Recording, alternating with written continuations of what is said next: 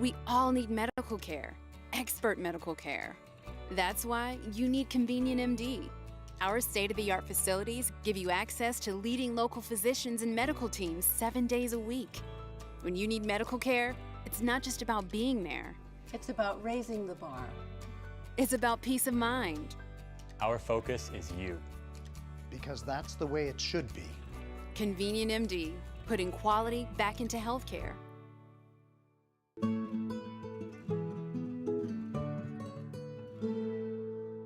My name is Krista Oliveris. I attended Newport High School. I played soccer since I was about 5 and track and field middle school through high school. This is my varsity letter for soccer with my pin. Sports was everything. I was very shy and timid. I don't think without sports I would have gained the confidence that I do now. But it taught me patience. You had to be patient. You had to practice and practice. Wanted to get that goal or wanted to get to the finish line before everyone else. We've got my middle school and high school have broken records. The first one here is the 200 meter. I broke this in 2009, so my freshman year, and it has my time. And then the next one that we have is the mile. This was also freshman year, and the time to go along with it. Huge impact in my life, learning that you're gonna fail before you succeed.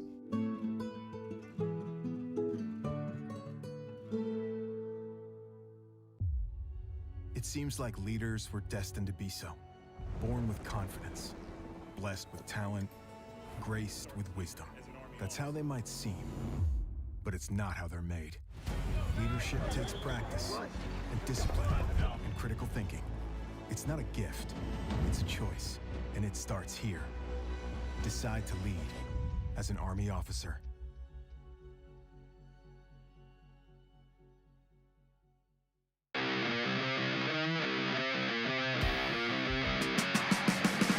Every athlete at every level has goals. Whether it's running marathons or owning every obstacle on the course, no matter your goal, chocolate milk helps you recover, refuel, and rehydrate. Chocolate milk, official sports drink of Prospect Acres Obstacle Course. Special Olympics New Hampshire is back. In 2023, Special Olympics will be offering a full schedule of sports training and competition events serving more than 3,000 athletes in the Granite State. We need volunteers statewide to make our more than 65 local programs work. Are you interested in enriching the life of an athlete? Let's get you hooked up with a one-day event or local program that's near you. We're everywhere in New Hampshire with lots of volunteer opportunities. Go to sonh.org for more information.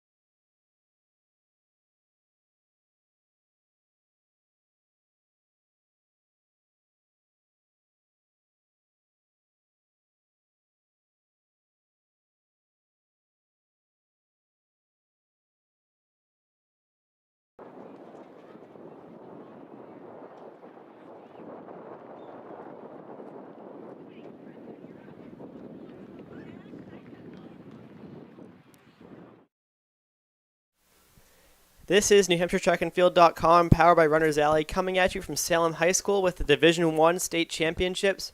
Today's Meet Hub is brought to you by Tim's Truck Capital. We've got a great meet in store, as we already have the field events going underway. It's almost 4:10. So right now we've got you over with pole vault and high jump.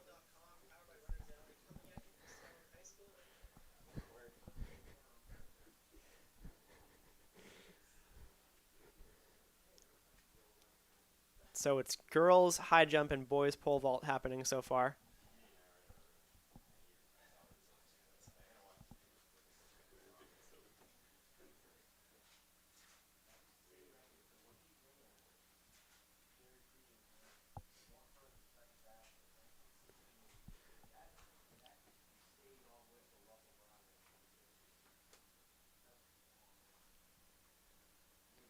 So today's weather is looking pretty good. Better than yesterday for sure. We've got, looks like Portsmouth is going to make the pole vault there. Nice. So yeah, as I was saying, we got some nice weather today. It's not quite clear skies, but definitely better than yesterday. It's sunny out. A little bit warm. But nothing that these runners can't handle, so it should be a great meet.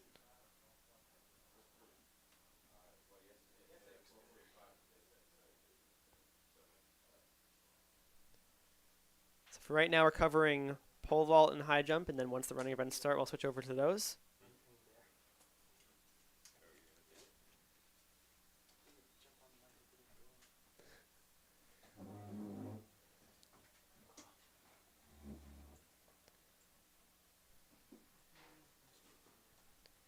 Now we have Davio DeLuca, pole vault expert, hopping on.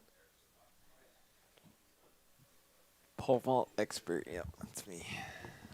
I did pole vault one time. Well, that's more than I did. What was your height? 7'6", maybe? Somewhere around there. I was thinking you were going to say no height, but that's... Hey, no, I made opening height. Nice. I was very proud of that. So let's actually see if we can pull up. Yeah, I was trying. The Wi-Fi is not great here, I will be honest. Yeah. I think we had that problem last year. Plus, it's tough. We just have so many people here, probably also all using their phones at the same time. So, you got to hand it to schools having terrible Wi-Fi. With that being said, though, thank you to Salem for hosting us today. Yeah, we got a pretty snazzy press box up here. Yeah, and I will say, as someone who's raced here last year, it was a wonderful track. A little windy, but it's a really, really nice track. I know it's fairly new. Oh, yeah, I forgot you raced here. That's fine. Yep.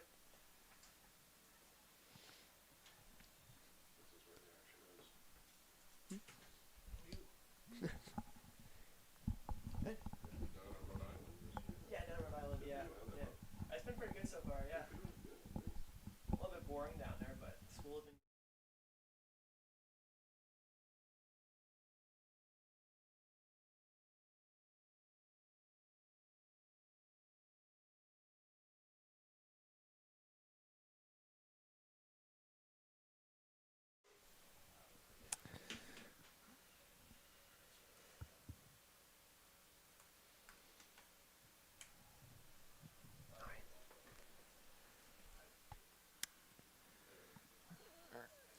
So we got boys pole vault and girls high jump happening right now. Let's take a look at the pole vault start list. I believe they were at 9.6 right now. A lot of Portsmouth in this.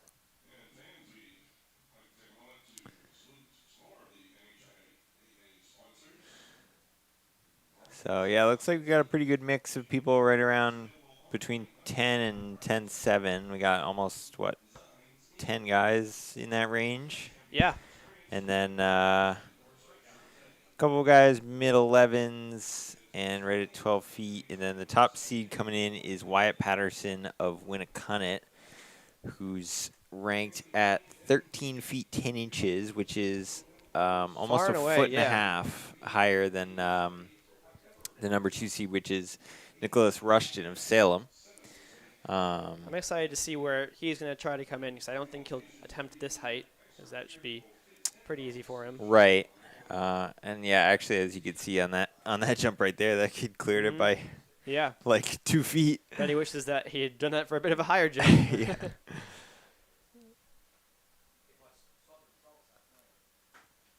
Now, interesting question, just for a hypothetical scenario. Say you have a seed at 10 feet. Are you allowed to be confident and come in at 10'6", or do you have to come in at your seed height? I think you can come in whenever you want. Interesting. So you can come in at 100 feet. If you get it, you win. I think so. I'm not sure actually what the rule is on that.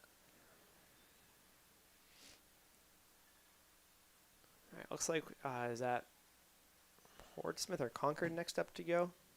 Must be Portsmouth.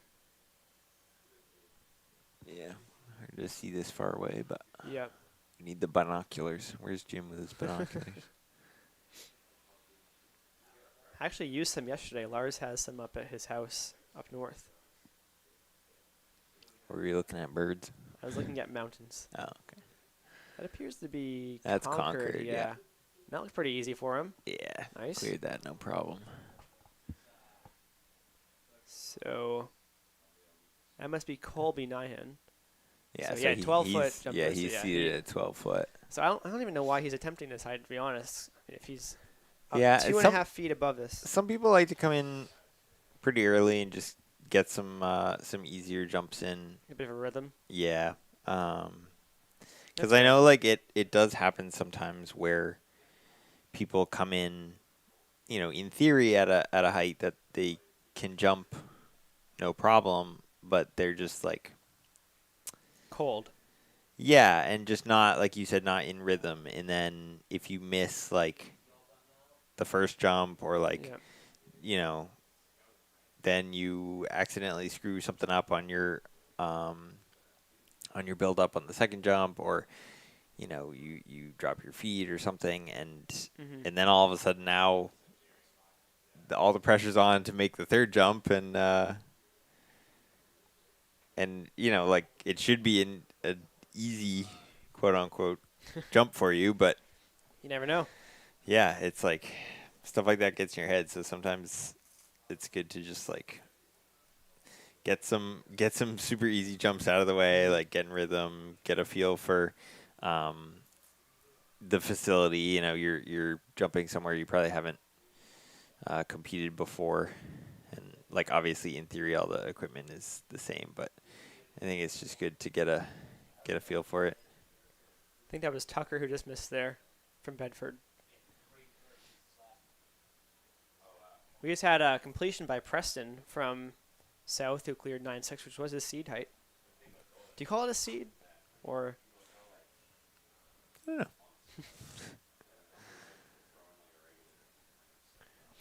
Is it seated? I think, well,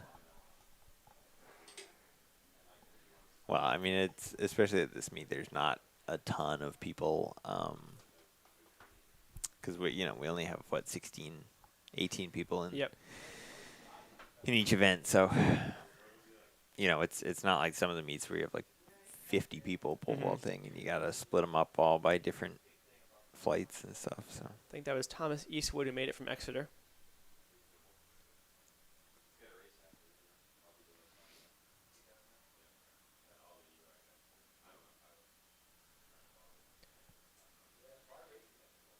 Looking at a girls' high jump.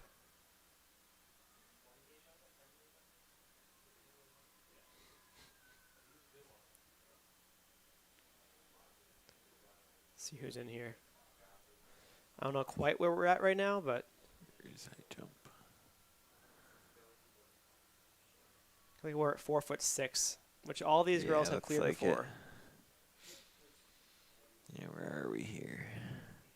Ooh, this will be a pretty good battle. This is going to be really exciting, actually, yeah. Yeah. High jumps, obviously, because the heights are shorter than pole vault, the margins are a lot tighter. So, an inch or two makes a really big difference. Where, in pole vault, you can beat somebody by a foot, and it's not, crazy. But if you beat somebody by a foot in high jump, that's Right. that's pretty big. Yeah, we do have 3 girls all at 5'4". Yeah, somebody at 5'3", somebody at 5'2", so pretty good mix in there. Then we have 7 of them at 4'10". So if any of them have a good meet, then they can definitely get into that scoring range. Well, right. I mean, that's the thing is like, you know, say like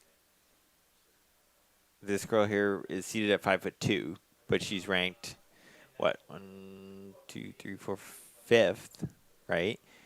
But if she PRs by like 2 inches, She can which win. is doable, Yeah.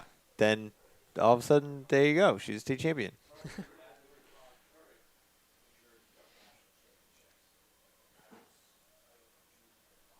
Interested to see because I know Jordan Wheaton is one of the premier hurdlers. How she'll balance that, as I'm sure she has many times before, but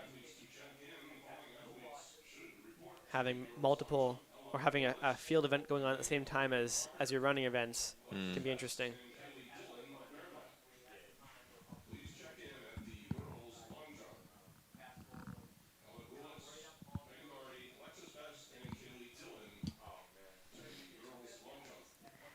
I always had it easier. I only had one event to do.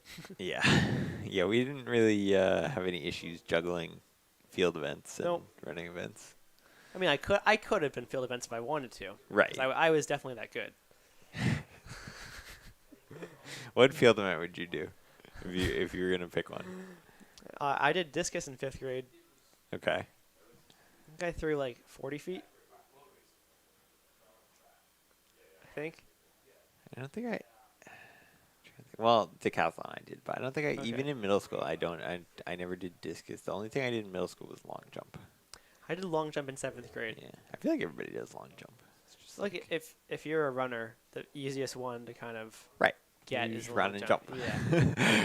Whether you're good, whether you're bad, you can't really screw up a technique. Well, that being said, of course there's a very big technique, but the basics are not like you can jump.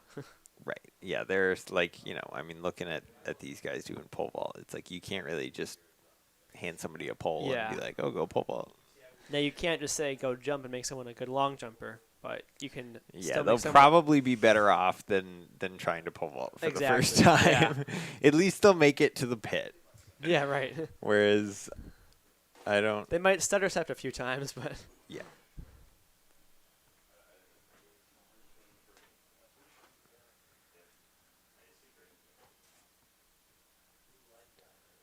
Let's see, so we're still at 9-6. I think we're at 4'10" now, looks like, for girls high jump. So they're moving up pretty fast. Yeah, they are getting up there.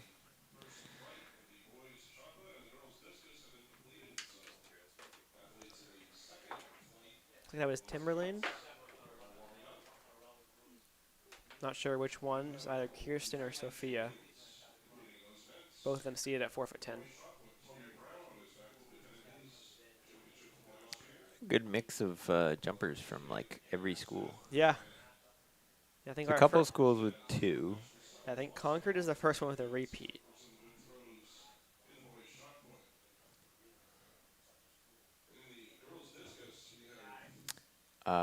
So running events will start at 5 o'clock. Okay. So, like we said, field events started at 4, so we'll get a bit of a head start with them. So we'll have an hour of field events and then start on the track. That's what I liked last year, is that by the time the 32 came around, it was nice and dark. At least mostly dark. Yeah, that was a pretty cool atmosphere for the 3200 last year. Still a bit humid out, but for the most part, it was yeah, not it bad was pretty conditions. humid. I remember that. Yeah, but I don't know. Just nighttime races are so cool. Mm-hmm.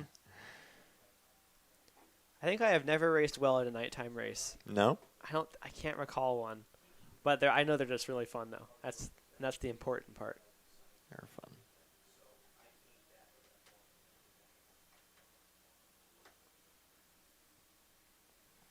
I don't think I've done too many nighttime races. I'm trying to think. Yeah, I haven't done. I never did one in high school because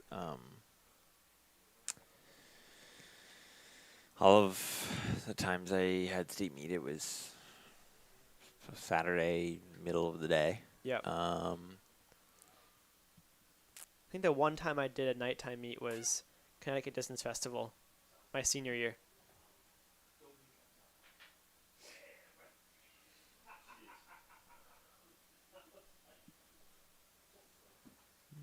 Oh, they spin the board around on us? They did. Huh? They spun the performance board around on Oh, pole vault. no. Well, we'll have to guess then. Well. To my eyes, that looks like 9 foot something. No, I don't know. I mean, we're probably still on 9.6. Yeah. Think, right? But Maybe 10 feet by now, but it's too bad.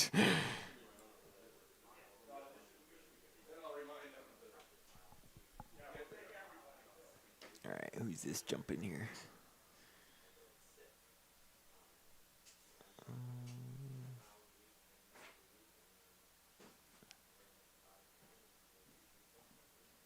Can't tell. I think the pole vaulter was Raven Olson from South.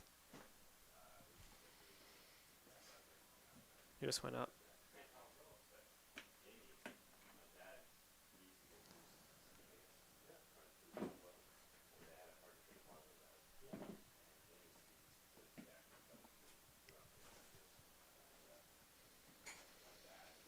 Still a bit over a half hour until we start our running events.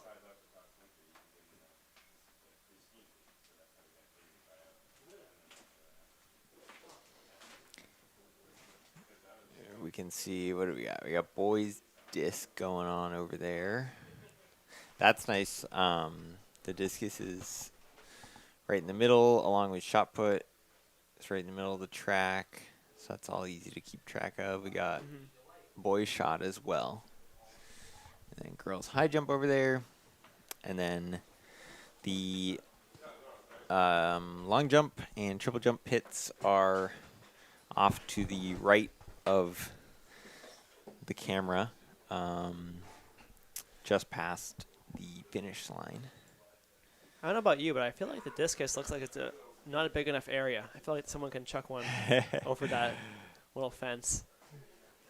That's all right. They got a headwind, so. Interesting. Yeah, it is important to note that the field that's behind the track makes it kind of windy. Yeah, there's a big open area across from the track with additional fields, baseball fields over there. Wasn't too bad last year at D1s, but I do remember having a dual meet here that was really, really bad with the wind. Yeah, it's pretty windy today. Yeah, you can see things blowing around. A nice clear. I think that's like One lane. Oh, it might be Portsmouth. Oh, yeah, you're right. One of the many Portsmouth pole vaulters. Yeah, and just squeaked over that one. Looked like he was pretty pumped about that. Yeah, we got a lot of Portsmouth pole vaulters. Oh, my goodness. 6 of the 18 are Portsmouth. Jeez. But yeah, it is nice. A lot of the field events are pretty centrally located today. Even javelin's like just on the other side of the back stretch there. So everything's pretty close together. I know some facilities things are a bit more spread out. It's a bit of a hike to get to some of the field event areas. But everything here is nice and close together. It's nice as a spectator, you can watch multiple events at once, and also just if you are in a field event and a running event, you can pay attention to the timing of what's going on the track and your field event. Yeah, I mean sometimes it's 400 meters away and you have to like sprint over to you're on like things out. the other side of a building or something, and you're like trying to figure out when you need to get back for your running event or when your flight starts for a field event. So, or even it's great, if you're just in line to go for your field event, you can cheer your athletes on who are in the running events.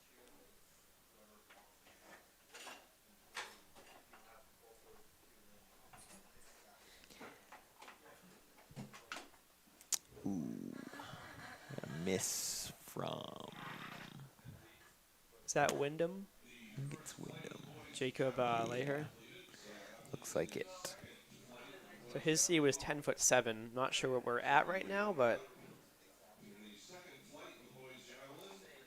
hopefully he can get over that bar and get into the next round.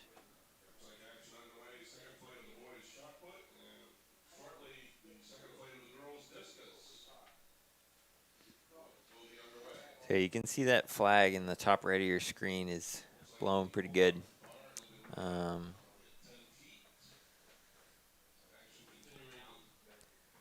Yeah, I mean, it should be not too bad.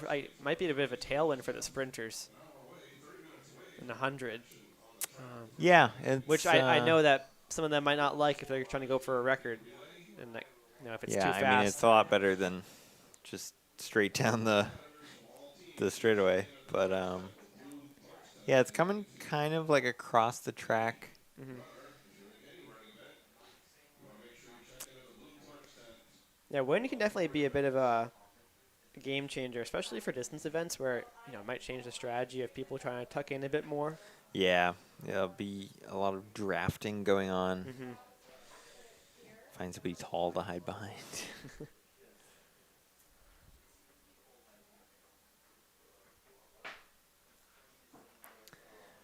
But I imagine the wind will drop down a little bit as we get closer to sunset. Yep, that's usually how it goes. That was a launch of the javelin. Looks like boys' javelin's happening. Maybe just warming up at the moment. Ooh. Dang, they can throw them far. Yeah. Although I should be used to it by now. We actually have a guy at URI who is going to nationals in the pole vault, or in the javelin, I mean. That's cool. I think he threw it 75 meters, which is just ridiculous. 75 meters. Which is like... That's like 230 feet or something? Yeah, a little bit more than that, I think.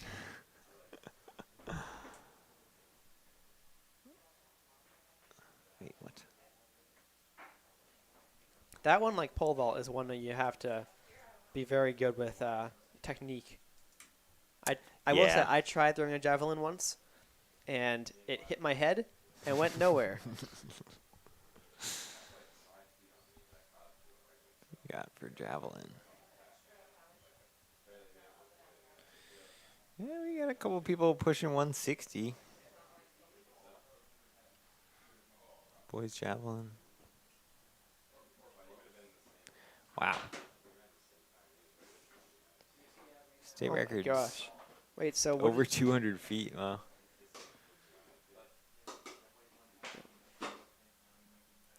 Yeah, that is not half bad.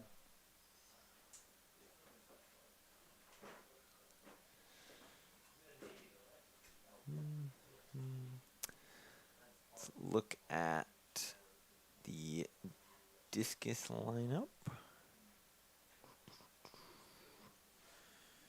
Boys discus, which... Oh, no, wait. No, do we have... No, not boys discus. Boys are on shot put. Girls discus.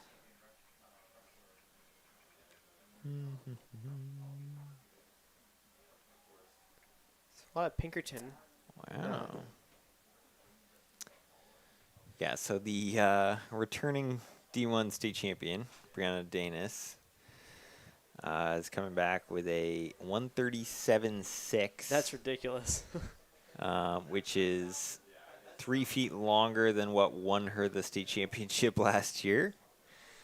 And she's about 20 feet ahead of second, which is Madeline Novak of Nashua North, who also has a pretty darn good mark of 118 feet and 4 inches. So yeah, this is going to be a boring event today. that's crazy. Hopefully for their sakes, it ends up being a boring event. Yeah. But you never know.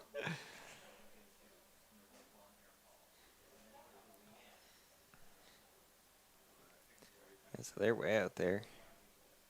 You got 3 Pinkerton girls in the top 6. I believe they're one of the teams that's in the running to take home the titles today. Yeah, they're usually up there.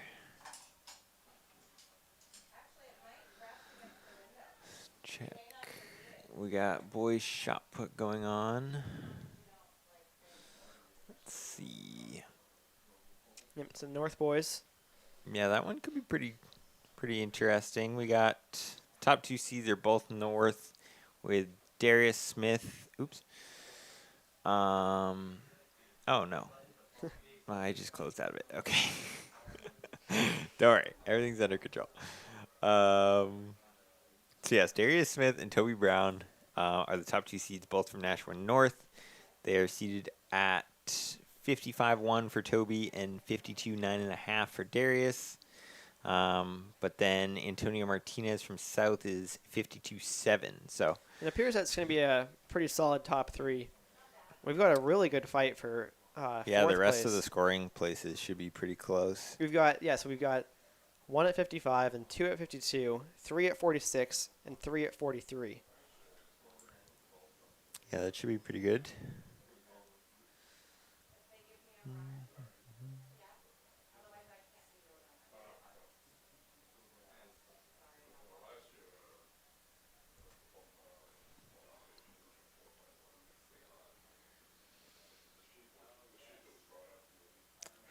Yeah, it's too bad they turned the performance board the other way. Yeah. Because they did have it facing us, and we could see exactly what height the pole vault was on. But Wonder if we can turn the camera so we can see the high jump happening. Because you can only see pole vault right now on the camera. oh yeah, have to go upstairs. I can get that.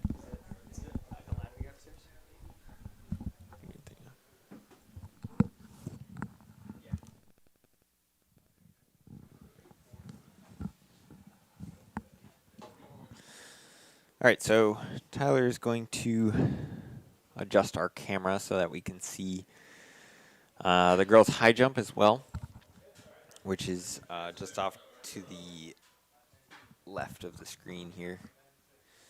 I think some of the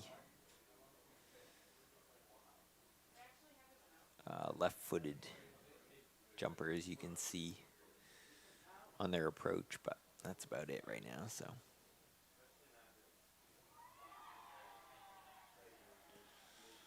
All right, yes, so now we can see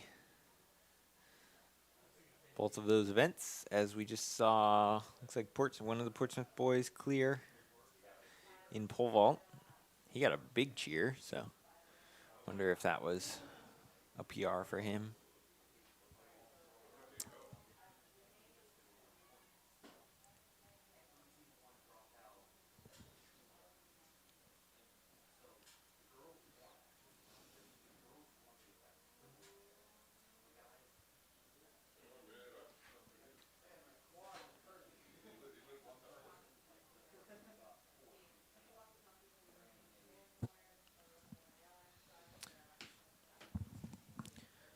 All right, Tyler is now back from his camera adventure. I survived. So hopefully you can get a bit of a better view. Another Portsmouth one going over. I heard some loud cheers when I was up there. Yeah, that was one of the Portsmouth boys went over and everyone went crazy. So Of course, Portsmouth is our defending champion in the boys' side. I believe they had a lot of graduations last year. Of course, Nate Fletcher, who was probably the MVP of the meet. yeah, he was worth 30-something points, I think. He won the 300 hurdles, came back 10 minutes later, won the 200, and anchored their 4x4. I think he didn't do javelin, but he was the number 2 seed in the javelin as well. Yeah, that kid was good at pretty much everything. Yep. We had a Seacoast like a Seacoast All Sports Awards thing, and spring track it's like there's like an awards thing for spring track, whoever's like the top athlete, and I just walked in. I was like, I have no shot winning this. Nate Fletcher's guaranteed to be the guy.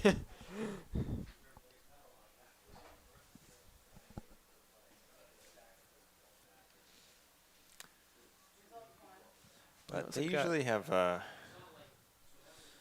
pretty deep team, so I Yep. think even with the graduations, they should be in pretty good shape. It's kind of hard to easy to forget that they were D2 only a couple of years ago. Yeah, the whole time I was in high school, I was racing them at state meet at D2s. I think they moved up my junior year, if I can recall correctly.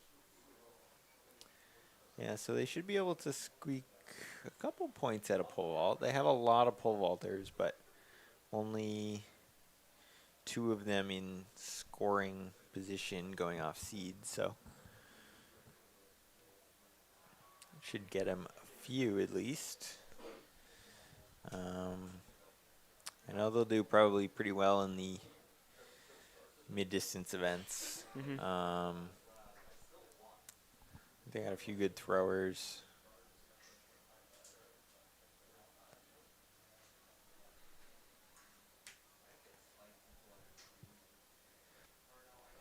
Regarding the running events, I have my 2 picks for events of the days on the boys and girls side. What do you think? So I think girls 100 is going to be really good today.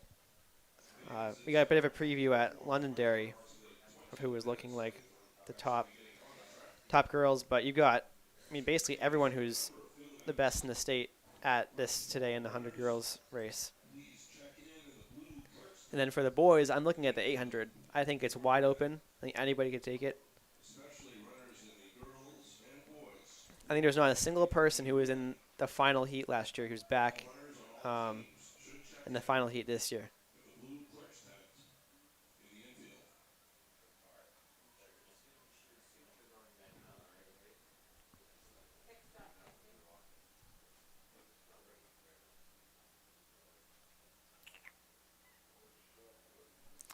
That's a great question, Wyatt. Interesting. Okay, I was so actually thinking about this. I was on my run today, and I was thinking about this actually. All right, so I'm going to read out this question in the chat here. We have Wyatt asks, if Gandini had a freshman year divisional meet, do you think he would have gotten the Triple Crown, or would someone like Valancourt have broken it up? So here's my take on this, okay?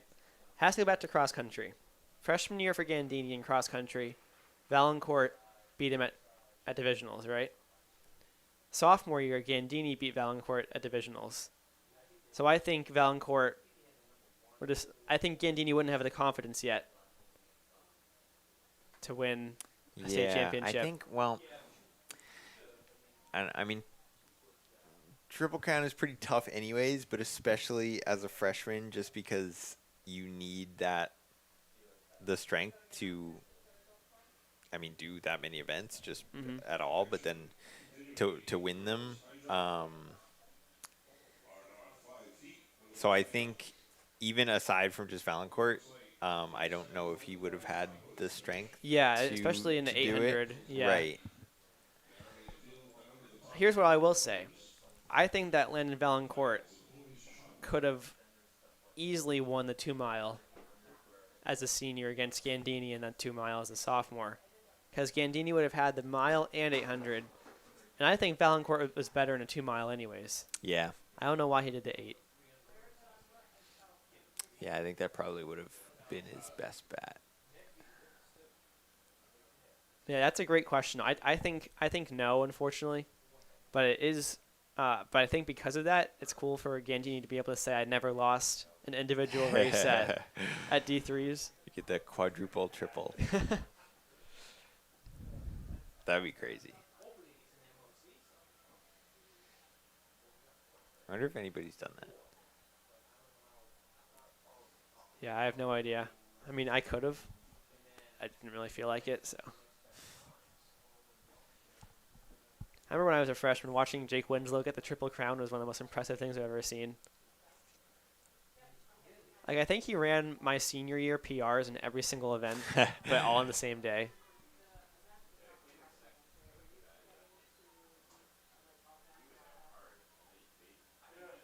He actually nearly had the meet record in the 2 mile that day. He ran like 9:18, the record's 9:15. Which is crazy because it's the last event in Yeah. the triple. Because, yeah, I mean, a lot of times if you're doing the triple, then the 1600 is going to be your best race. Well, in I theory. don't know. I think actually that's not true, because I think that when you get to the 2 mile, you're like, all right, I can just leave it all out here. Whereas in the mile, you're trying to run as slow as be a possible. little bit careful. Yeah. Yeah, that's true. All right, Wyatt, any more hypotheticals you want us to answer while we're waiting for the running events to start?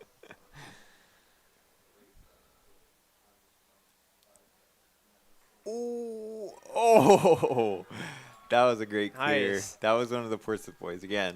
So a lot of good success for Portsmouth so far. In He cleared it, no problem, but then he didn't push his pole back, and it landed on the bar and slid all the way across the bar and dropped, and the bar didn't fall off. That was close.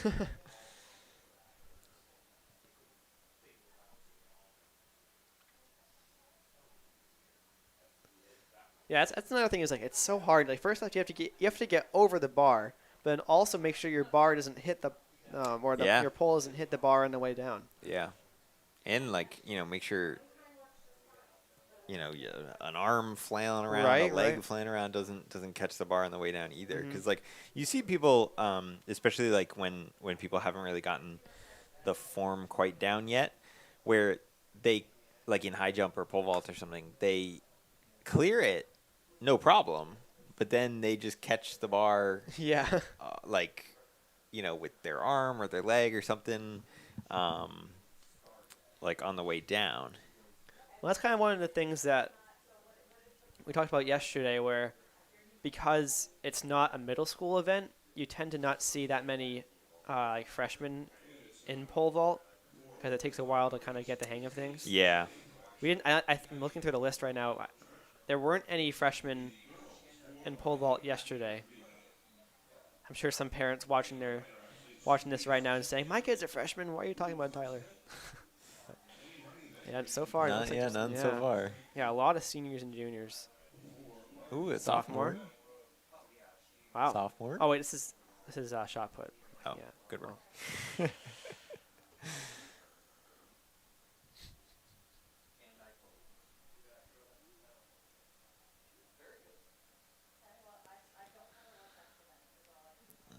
I stand corrected. There actually are a lot of freshmen in this pole vault. There are 3? Yeah. That was pretty good. But I mean, to your point, all the guys who are the top in the event, are older. So there is a learning curve. Right. Yeah, because the 3 freshmen are seated 9-6, 9-7, and 10-1. Although, if you look at Concord there, Colby Nyan is a sophomore. He's seated at 12 feet. So that should be a good battle next year between him and Wyatt Patterson. Yeah. Yeah, so Patterson, the top seed, is a junior, so he's got another year. And he's at 13-10. Wow. Yeah, I think it's like why you might be able to see, sophomores and freshmen do better in running events, because anybody can have the talent to go out and run really fast, but like talent will only get you so far in pole vault, where you need to have the skills to have the technique and be able to do that. Yeah, I think it's also a lot more common to have like a good running program or a good running coach in middle school than like a specific field event coach, which obviously makes a big difference. Especially that young when you're trying to learn the sport. A lot of middle schools don't have a coach that is like an expert pole vault coach or something. At Dover, we had a guy who was a pole vault coach, but he would come maybe once a week. In high school, though. Yeah, in high school, yeah. Because, like you were saying, they don't have pole vault in middle school, so that one doesn't apply. I guess. But a lot of the like field events that are really like technique based, like you need good coaching for that,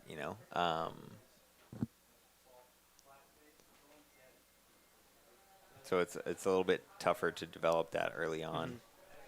Yeah, I think a lot of head coaches end up being like former runners as opposed to former field event competitors. I don't know if that's common, but I know our head coaches throughout my career have all been runners. I think it's just like it's hard because the field events are so specific. Yeah.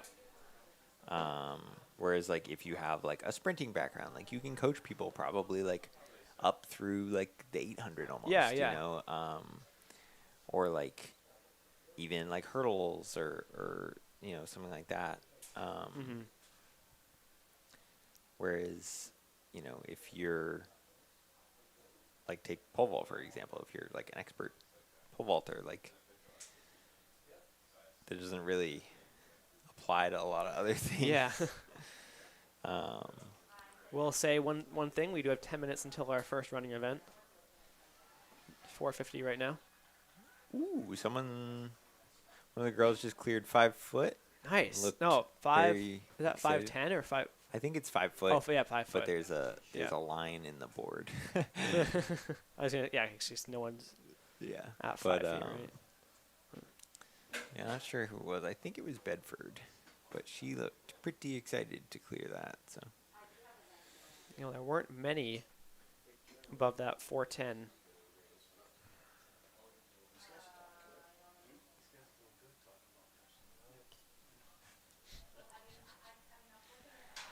Let's see, where's girls high jump over here?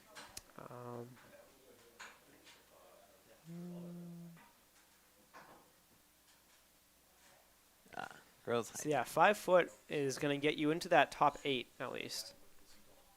For seedings at least. Yeah, so I think that would have been Grace Odell, I believe, of Bedford that just cleared that. So that would have been a PR. First time at 5 feet, if that is indeed her.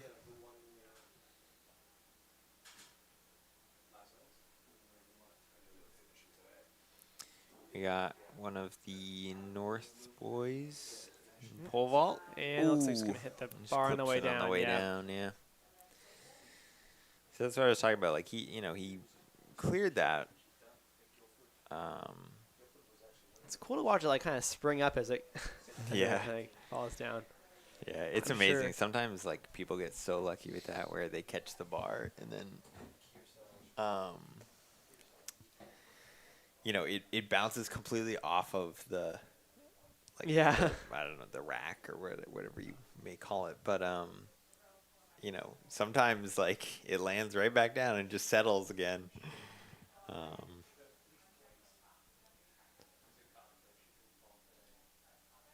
Well, in terms of running events coming up, 4x8 is first. Always the question that you have is who's going to be running the 4x8. Yeah, a lot of times at state meet we see the top individuals taken out of the 4x8s, just because if you put them in, say like multiple individual events, you'll just get more points out of it than having them run a 4x8 and having their impact basically divided in 4. So to put them in an individual event is just a better use of their energy. Because if you do have them in the 4x8 and then all of a sudden like they might not be going like all out or whatever, but then they get to the individual events and you might be losing more points having them be tired already than you gained by putting them in the 4x8. Exactly. One thing I will note, so for Dover coming up, so Izzy McIntyre I can see her warming up for the 4x8 right now. She's been hurt this season, so she hasn't gotten the time to be in individual events, but she was double state champion indoors. So that'll be interesting because she'll be going all out in the 4x8, which could give us a good shot. Yeah, that's pretty interesting because obviously, like, she's someone who, would be one of those top individuals.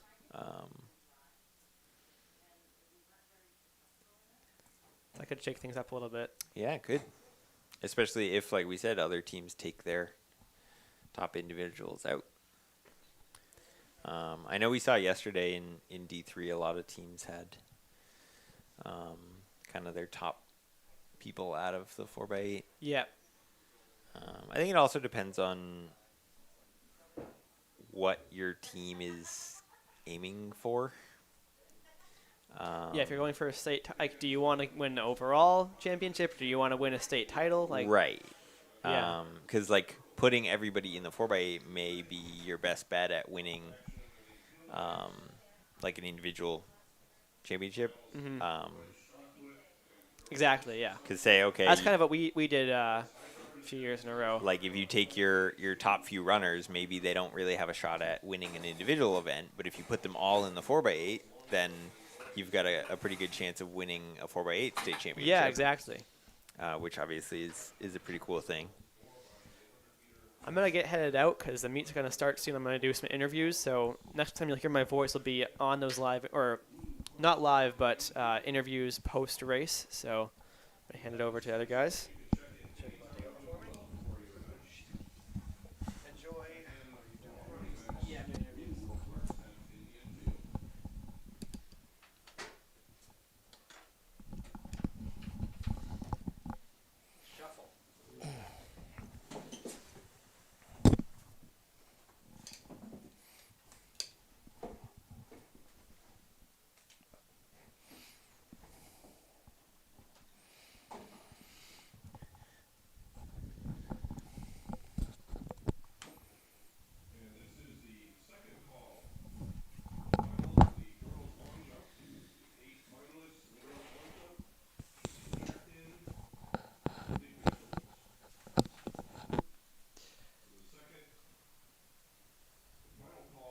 Just a few minutes away of getting started on the track. Once again, this is NewHampshireTrackandField.com, powered by Runners Alley Meat Hub. Today brought to you by Tim's Truck Capital.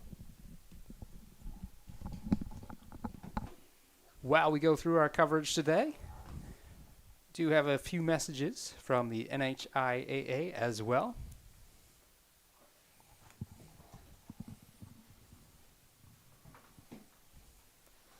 Service Credit Union. Service Credit Union is the official credit union of NHIAA and NH High School Sports. Learn more about how they can help support your financial goals too at servicecu.org/NHIAA.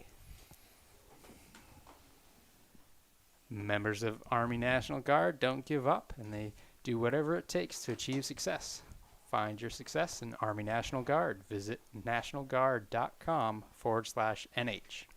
And be on the lookout for upcoming Guardians of the Granite State event, where your student athletes could win scholarships and more.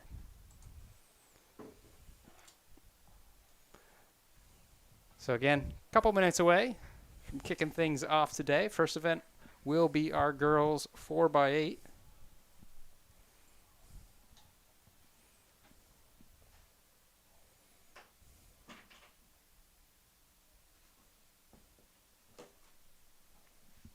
Haven't quite seen them get to the line just yet.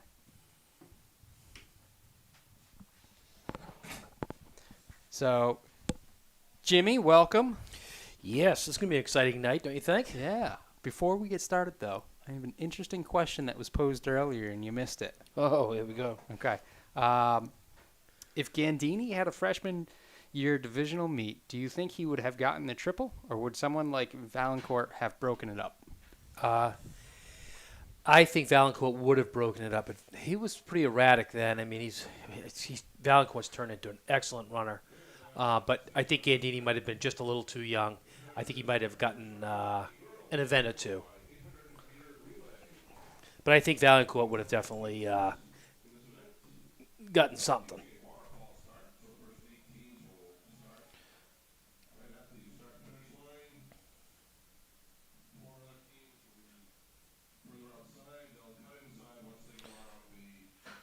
So the start list in Heat 1, and the only heat, we got Bedford, Exeter, Pinkerton, Portsmouth, Elvern, Nashua North, Dover, Nashua South, Bishop Girton, Manchester Memorial, Concord and Keene. Bedford comes in with a 950.75, approximately 16 seconds better than anybody else.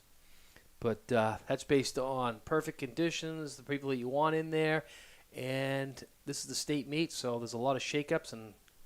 But I'm looking for Bedford to take this. Yeah, we were just talking about that, how, we don't know whether teams have their top athletes in it. Because obviously they might be trying to score more points with them in individual events, but Bedford's got a pretty good gap there. So we saw that last night with Messinic girls. They came up, they weren't even really on anybody's radar, and they took a second. But today, Bedford and Pinkerton are going to be battling it out, so they want these points. A 950 and a 1006 and a 1006. Exeter stuck right in the middle, but hey, we're off.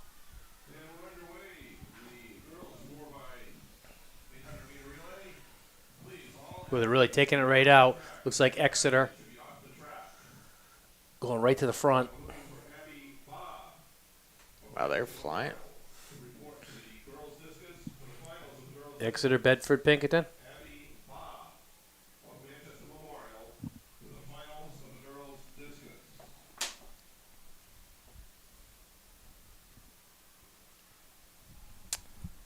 Yeah, they went through the 200 in about 32, 33. Pretty good. Not too bad, no. That's not bad at all. Let's see what the 400 split is. But, yeah, they went out hard.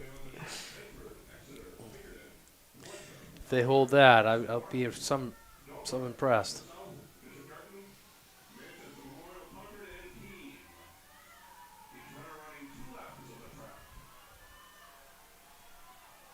Not too bad, though.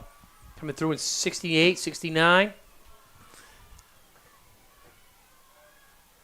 Our three favorites, Exeter, Bedford, Pinkerton, Elvern, Nashua North, and Concord.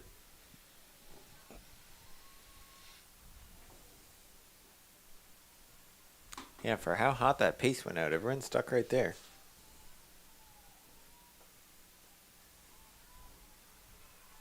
Wire to wire right now for Exeter.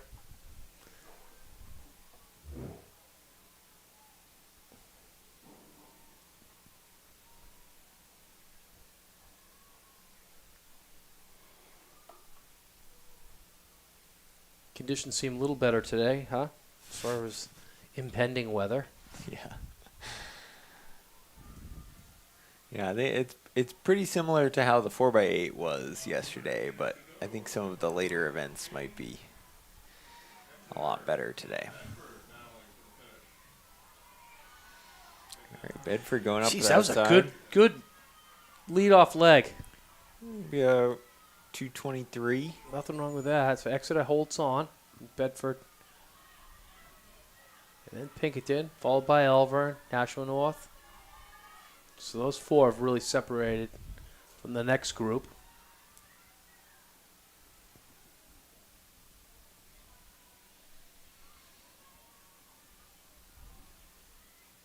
This front battle's great, though.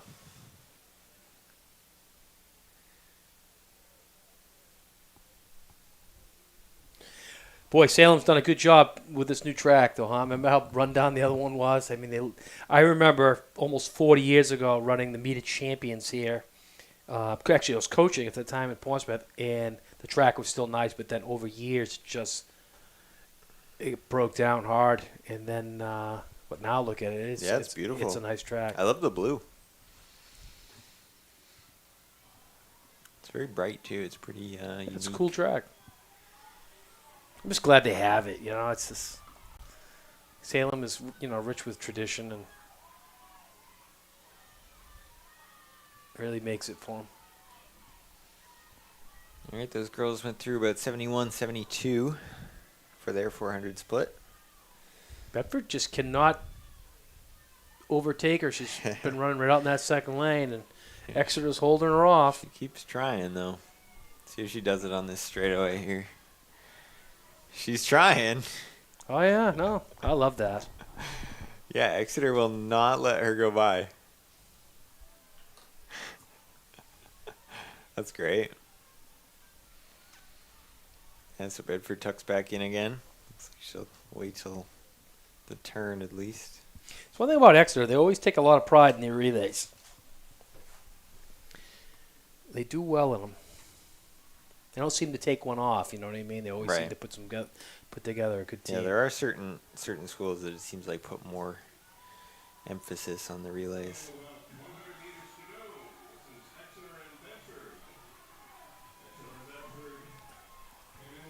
She held her off, so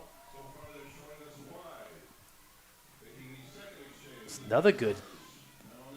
224, 225 for Bedford. Exeter 224.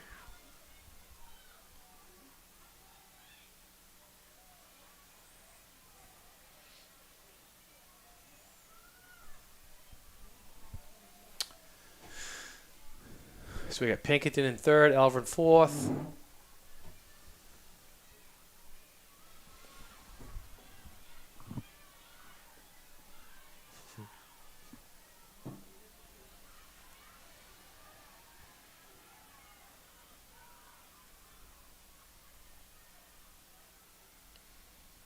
Yeah, looks like Alvern's going after Pinkerton a little bit.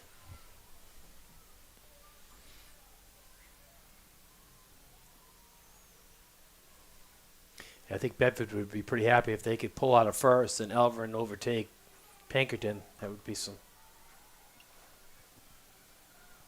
that would help their cause tonight. Definitely.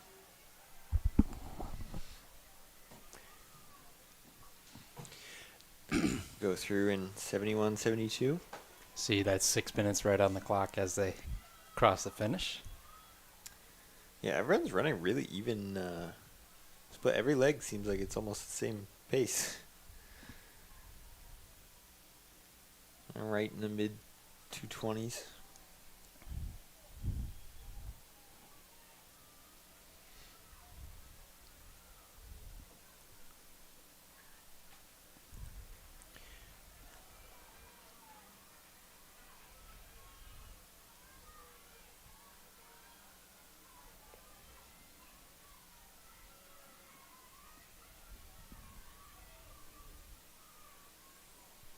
Concord won this last year, 949.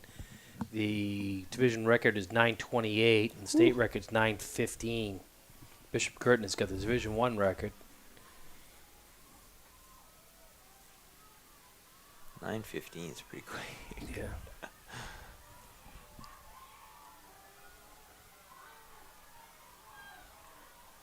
Ooh, here comes Bedford. Gonna hand off exactly together again. I think the hammer could be shut down right now because Bedford's they got a pretty good anchor leg here.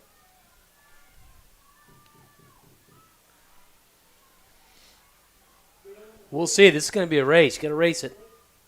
They're taking it out hard. Pinkerton's in third, a fourth actually. Elverin overtook him.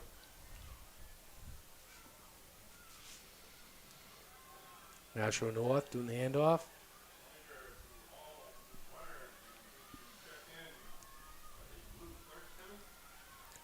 Yeah, Bedford's trying to get some distance, but Exeter's not going anywhere.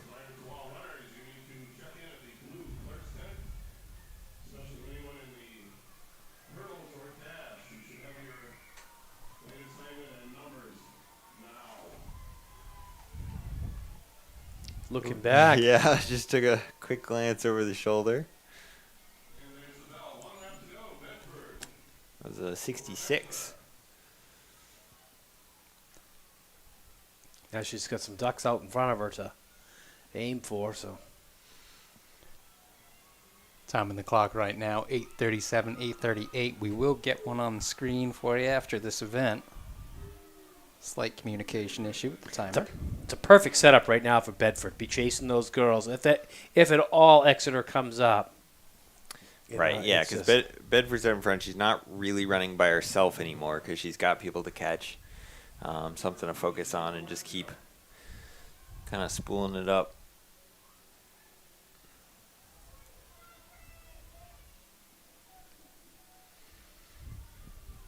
That way you're not just trying to outrun the girl behind you.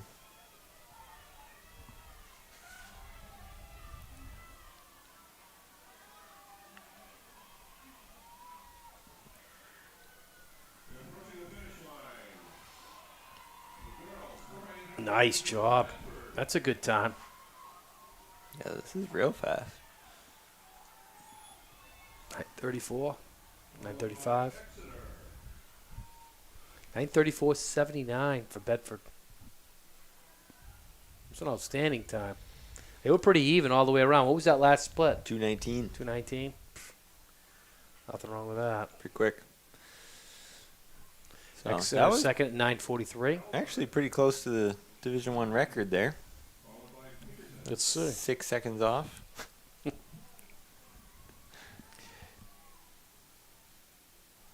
Yeah, it's a definitely 9:43 Exeter.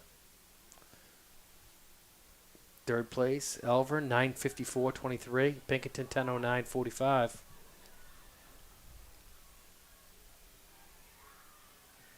That's excellent, considering there was only one team seated under 10 minutes in the first place. Nashua North, Girton. Dover, actually Dover and then Girton.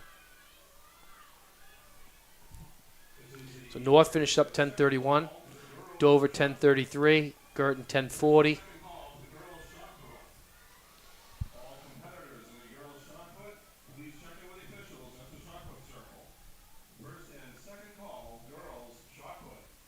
Yeah, that's interesting. Bedford ran 2:23, 2:25, 2:25, and 2:18. Pretty Or good. 2:19. Yeah, that's great.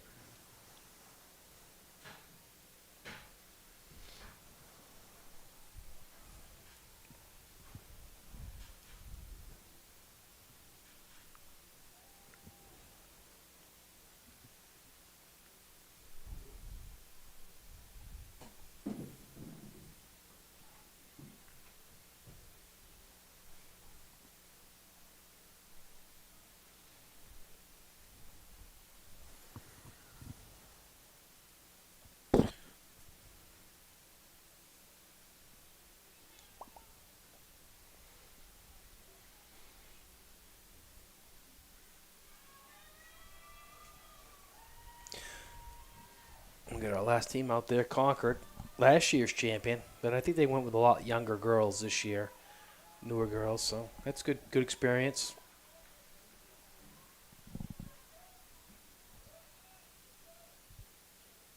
Okay, now we got coming up on the track. We got Bedford, the number 1 seed, coming in with an 8:10. Portsmouth with an 8:18. Exeter with an 8:19. Pinkerton with an 8:22. Nashua South with an 8:26. And you got Merrimack, you got Londonderry, Manchester Memorial, Nashua North, Wyndham, Salem, and Keene. Last year's winning team was Londonderry. They ran an 8:11. Division I record is 7:57, and the state record is 7:47, which is pretty good. But Co-Brown put up a 7:54 this year. Yeah, they went after So- that one. But 7:47, that's a real good one. Yeah. So here's another one where Bedford definitely wants to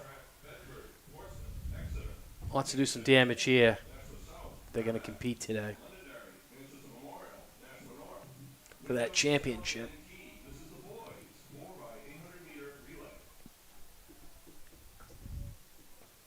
Got Nashua South out in front, followed by Portsmouth.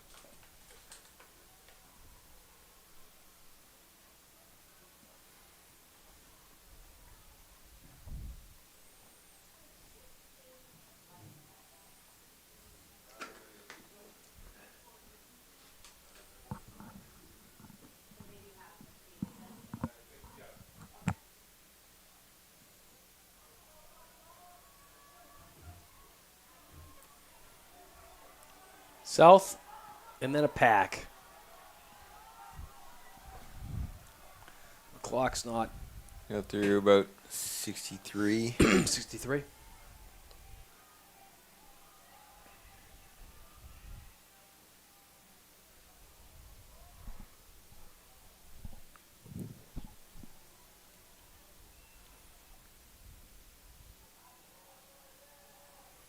Pinkerton's trying to make a move up to towards the front. Memorial's going with him. Portsmouth's starting to drop back.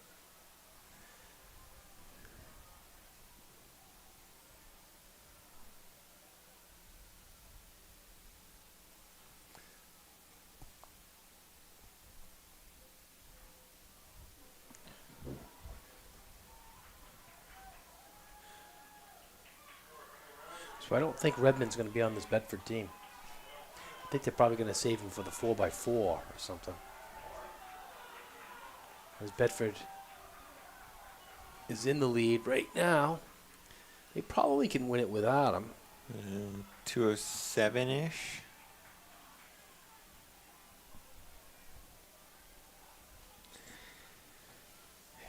Yeah, I mean, if you do have him, that's a pretty big boost, though. We ran a 155.7 the other day in the relay split. That was pretty much ended the game right there. Yeah. But do you want him here or do you want him in the 4x4 to end?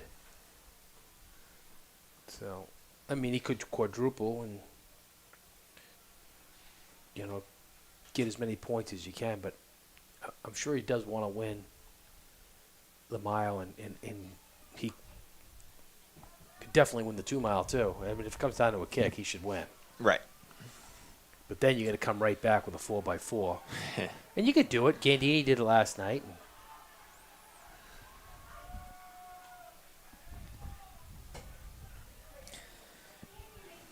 Yeah, which, I mean, a lot of times the 2 mile does come down to a kick at these championship meets just because people are a little bit careful with it.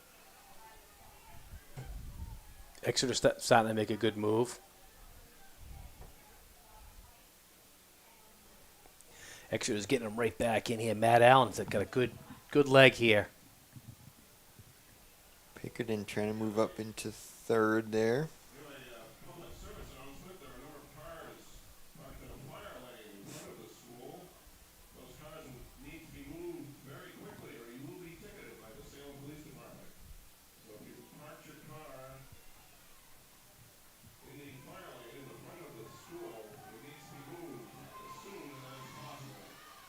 Yeah, Exeter's going to get him.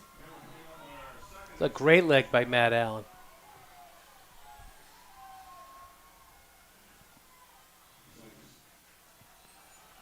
It's okay. Exeter's putting some of the chips down for this one. Why not, right? State champ's state champ.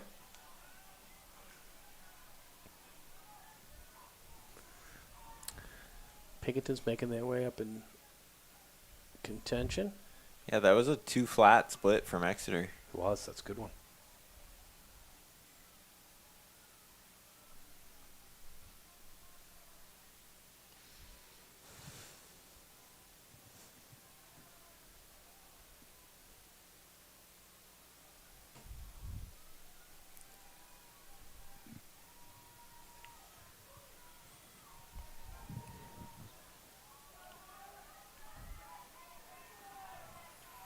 Wow, really opening it up now. Yeah, that was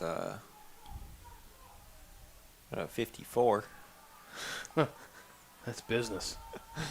Let's see the split. It was a 55 from 55? From Exeter. Yeah. We'll see when the piano drops. It's probably going to drop. But I think he's got a pretty good lead. I mean, he gained 4 seconds on Bedford just on that last lap. Yep. And I think 4 or 5 seconds on the previous leg. So.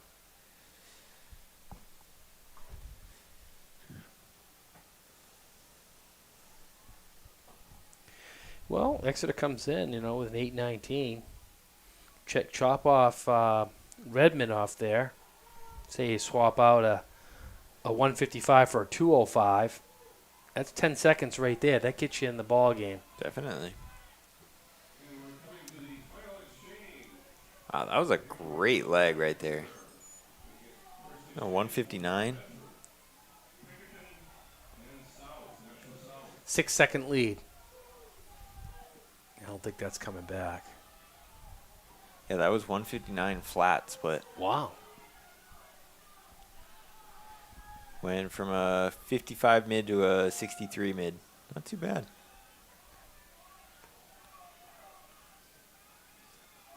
It's increased it up to 7-second lead, so I think Exeter's going to be in good hands. Yeah, that might have done it for him.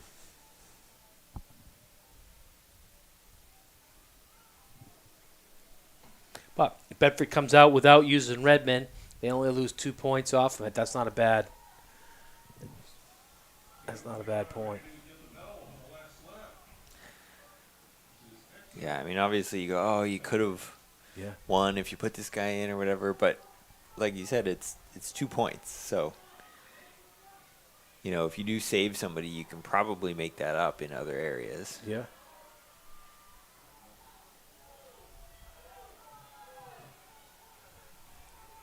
This kid flies. I mean, he looks good. He's definitely just increasing his lead. Yeah, they're putting more of a gap in it. Dropped 2 seconds on that last lap. 56 for Exeter to a 58 for Bedford. With a battle between Pinkerton and Nashua South.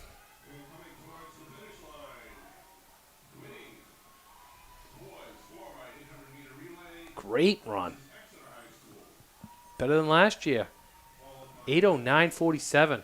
Excellent. 8:09:61 officially. And Bedford second. Bedford 8:19:11. Pinkerton third. Nashua South fourth. Pinkerton 8:25:65. South 8:26:37. Portsmouth fourth. Portsmouth fifth. Yeah, Merrimack Portsmouth sixth. 8:37:20.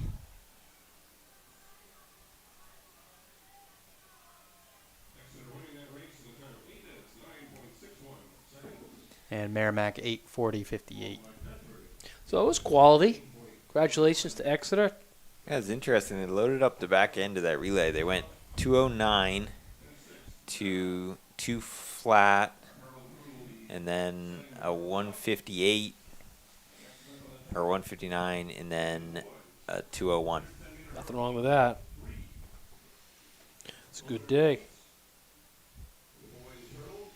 That's pretty good. They got 3, 2 flat guys.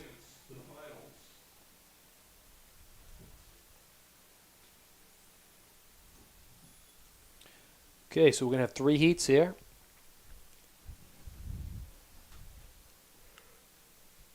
Of the 110 hurdles. So we're going to have Jose Rivera, Manchester Memorial, John Child of Pinkerton, Eric Morelli of Winnicott, Rory Olson of Nashua South, Jaden Cody of Bedford, Josh Kelly of Portsmouth, and Kyle DeSilver of Nashua North.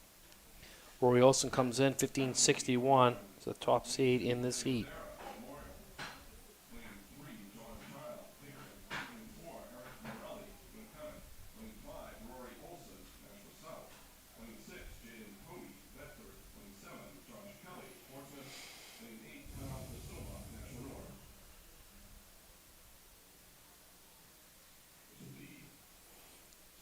Last year's winner was Bryce Foster, 1541, Division I record. Billy Powers, 14 flat, state record, 1393. Also, Billy Powers, who won it back in 2018.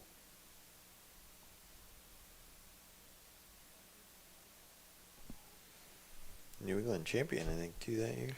Yes, he was.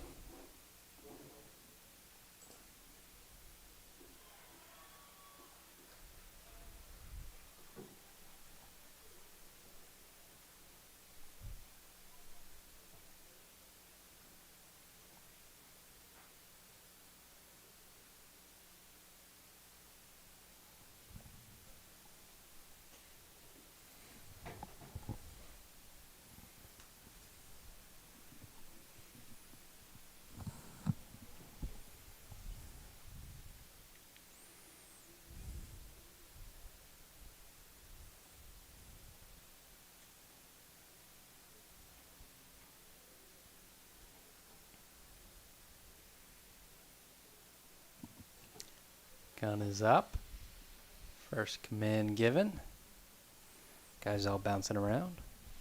Interesting to see how they deal with this wind. We did mention it's pretty windy out there today.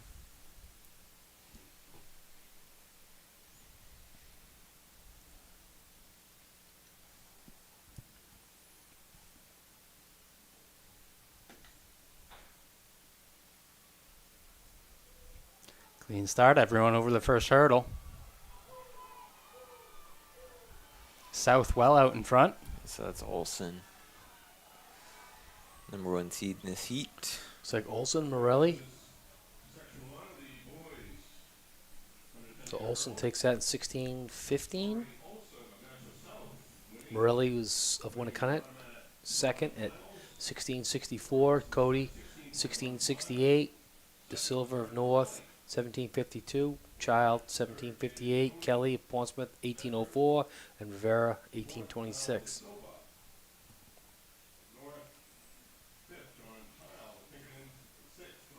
Close one there for second. Yeah, very close.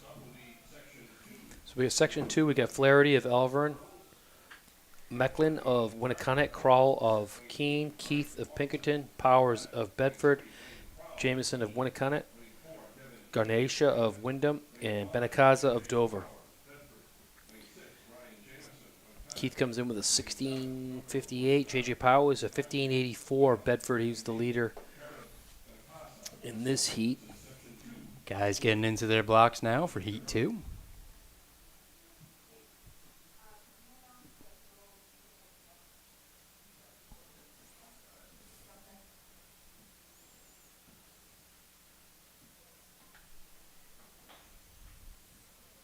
Fair start.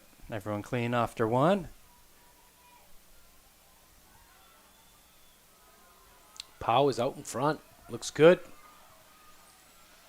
Oh, he's attacking it. He's making a statement today. Yeah, that was very smooth. So Powers takes that in 15:92.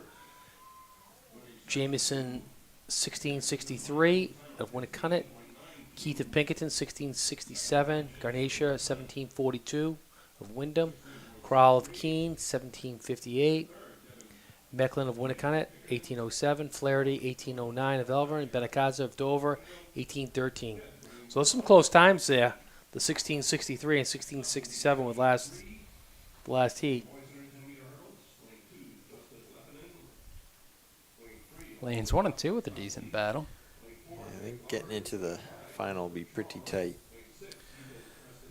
So heat 3, we got Lepinen of Wyndham, Duffy of Winnicott, Lovern of Portsmouth, Chong of Bedford, Teixeira of Nashua North, Delavu of South, and Micus of Central.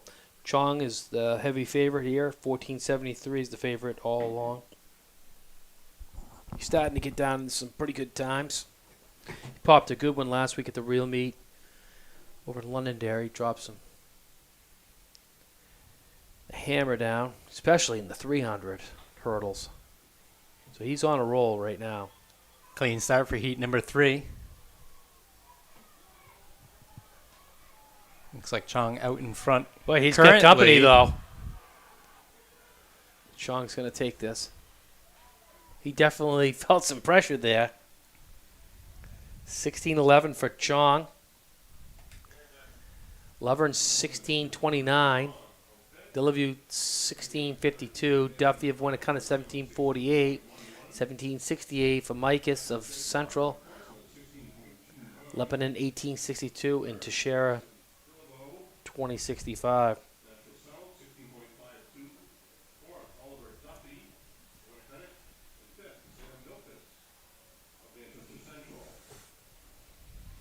So he made it interesting, Lovern, but he pretty much ran what his seat time is.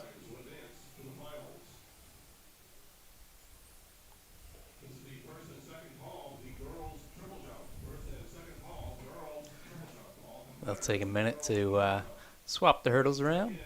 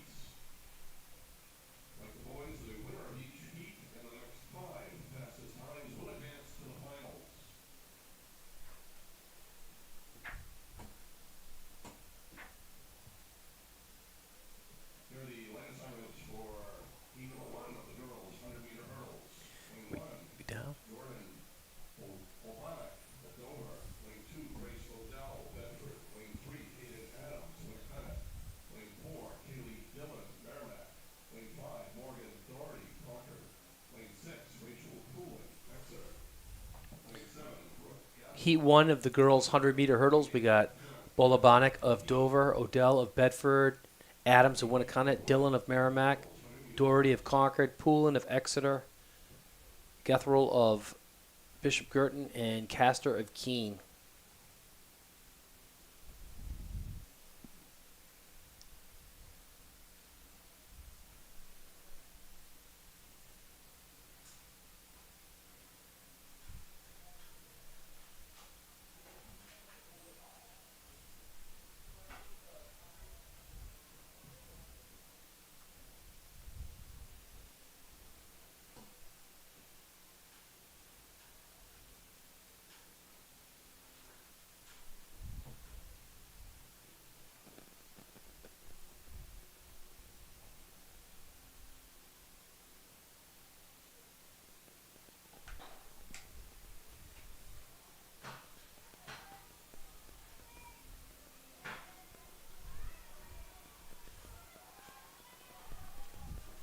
Looks like Dillon. Oh, wow. She's got company. Doherty.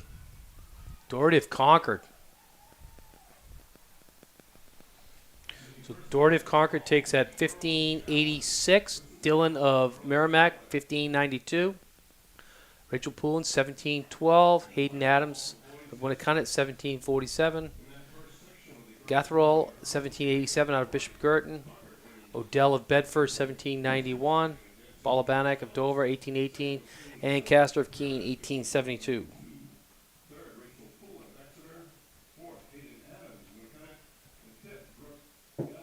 Doherty really took that one.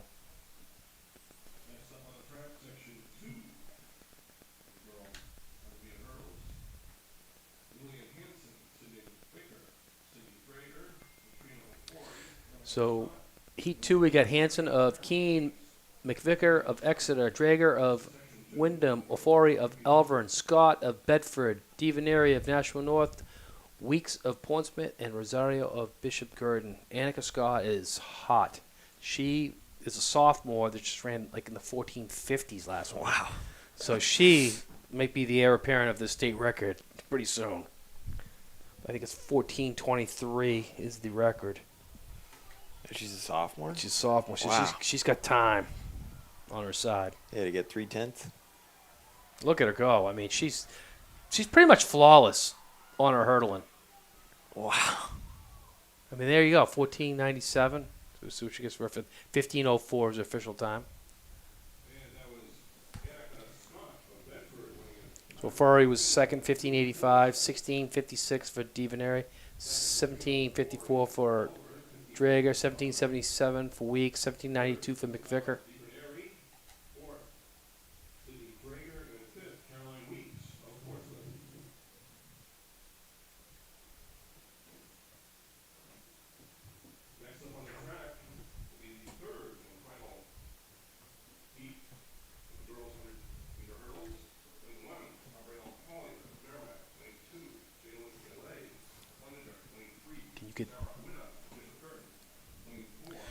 Lane 3, we got Collier of Merrimack, Gillies of Londonderry, Witter, Girton, Nada of Portsmouth, Wheaton of Pinkerton, Muller of Concord, Kirk of Dover, and Perenuzzi of Keene. Overwhelming favorite in this event is Jordan Wheaton.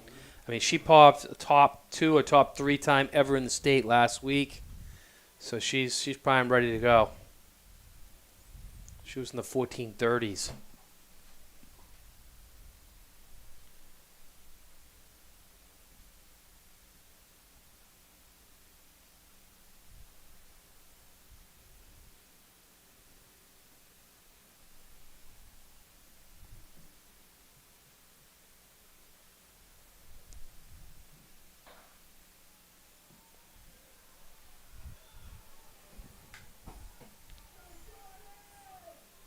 Look at her go. I mean, that's unbelievable. She just powers through. Wheaton all the way. Wow, she's nice one. 15, 16 for Wheaton. Nada second was 1656. Witter of Girton 1742. Kirk of Dover 1763. Perenuzzi 1836 of Keene Collier, 1868 of Merrimack Galise, 1898. So it sets up a good final between Wheaton and Scott. Yeah, that'll be a really good battle. Only about a tenth off in the prelim times.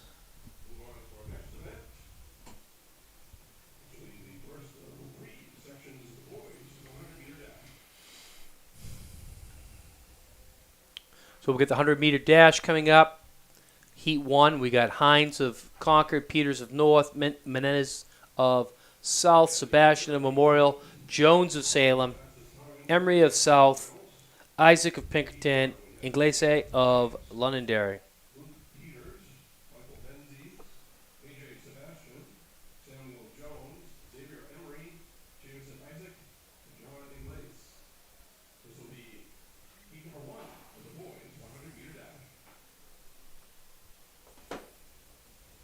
It's definitely going to be one of those marquee events. Chris Stevens will be going for a big-time record. See if he has it in him. He popped a 1077 early in their year. Last week he had a 1082 and a 1085. So he's really consistent on getting into the 10s now. Yeah, that's pretty good if he's run it a few times like that. Micho of Pinkerton popped off a 1095, so he's got some company. Sebastian is just out of the 10s. So could be anybody's event. We'll see what happens. But he's definitely the favorite. This he's only a junior also.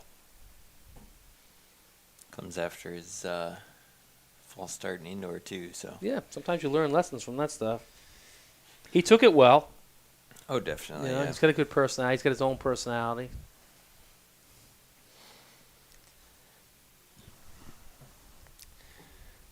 He wasn't a poor sport about it. But I think he'd like to come back here. Wow, it's a tight one. It looks like a Sebastian, I think. So who got that? Yep, so Sebastian took that in 11:33. Emery 11:44. Sam Jones of Salem 11:45. Oh man. Jameson Isaac 11:69. Menez 11:77.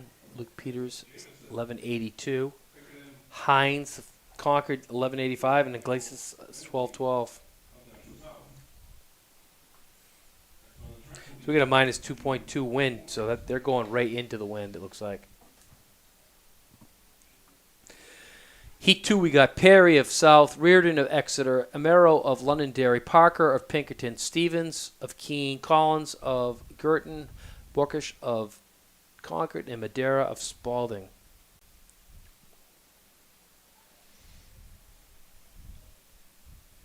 Flag isn't showing a lot of wind on it, but it. Yeah, you can see the flags out here on the discus area here. They were blowing pretty good, so. No. Flag looks good right there. That's what we want to fire the gun right now. Yeah. Time it right. Probably want to wait till they're in their blocks, though. Yeah. Usually helps.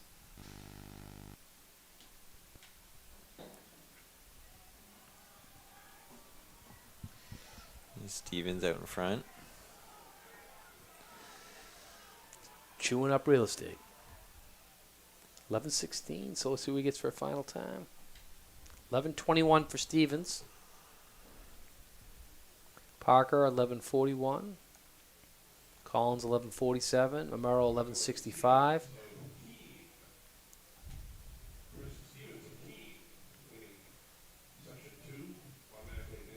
Reardon 11:70 of Exeter. Borkish of Concord 11:76. Madeira 11:86. Perry 12.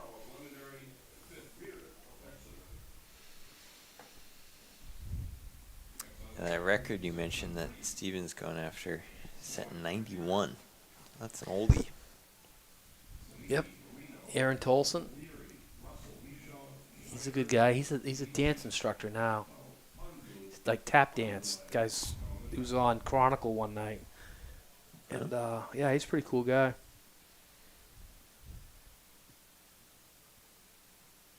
He's got quick feet. That's what you need. Heat 3, they'll come up. So taking a look at Heat 3, looking at Zanny of Salem, Marino of Concord, Ogbanarmi of Bishop Girton, Russell of Bedford, Richard of Pinkerton, Shiner of South, LZ of Manchester, and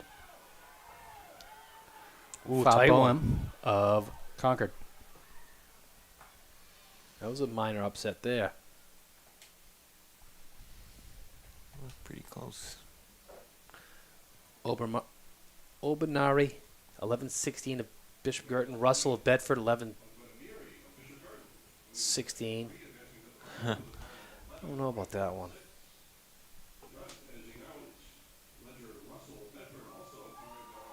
Interesting. It was Yeah, me showed in that one. That I don't know if it was same time close. I think we're gonna reread that again. We're Yes, I was going to say, Miss showed was 11-16. We're not exactly on the line, so it could just be our perspective as well. Yep. But they'll give them both. My guess is it's pretty fairly separated, though. But again, it just goes to show we're not completely on the line. Plus, a slight angle with the orientation of the camera today. So the camera gives a little distortion to you. So they're basically Yeah, identical that's true. times. Yeah, you can note that line if we look at it again.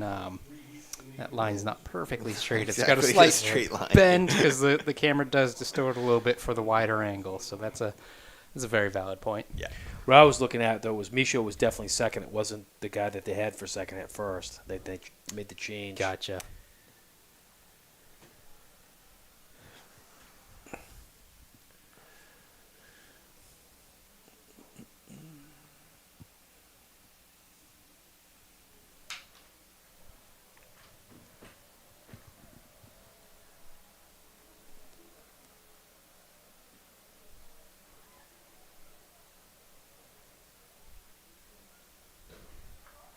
So we got Drager of Wyndham, April of Timberlane, Sipple of Pinkerton, Best of Merrimack, Cooper of Concord. I probably messed you up. That's all right. We'll get the results right here. Best takes that in 1261. Sipple of Pinkerton, 1281.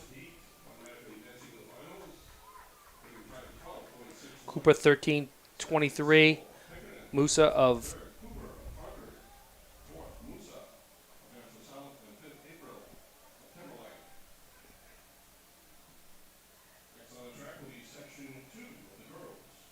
It's a close one right there.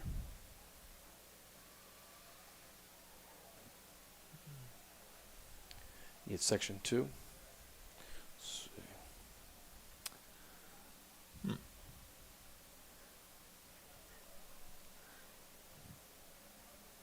We got Man of Central, Braille of Pinkerton, Ortiz Blanco of Salem, Jenkins of Portsmouth, Braswell of Nashua South, Rodriguez of Memorial, Ortiz of Nashua South, and Quirk of Concord. Lily Jenkins comes in with a 12:35, and Braswell comes in with a 12:30. So they're in lanes 4 and 5. That should be a good battle.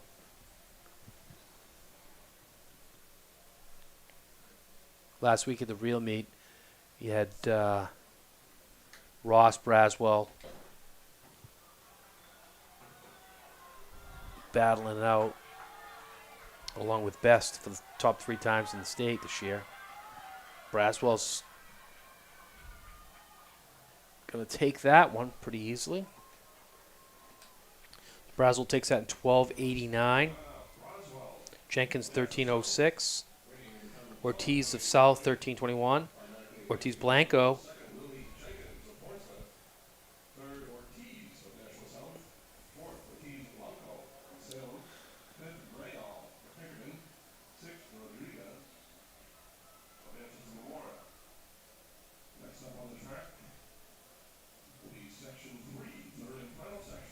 Third section, we got Zanini of Salem, Marino of Concord, Ogbanari of Girton, Russell of Bedford, Michaud of...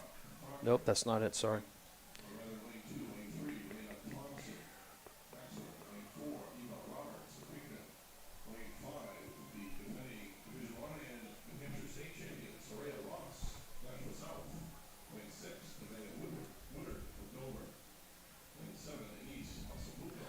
So, Heat 3, we got Tanea of Concord, Thompson of Exeter, Roberts of Pinkerton, Ross, the defending champ, South, Woodard of Dover, Massambuco of Central, and O'Keefe of Bedford.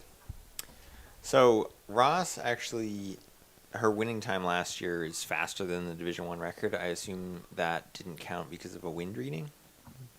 Do you remember that one? I don't remember that one, but it probably. I know it says See it? so she's a defending champ. She ran a 12:19 last year. Division One record is 12:24. Yeah, I'm sure that's probably what it was. Yeah, that's an old one. That's 1988 for that record. And Angie Johnson, she was tough.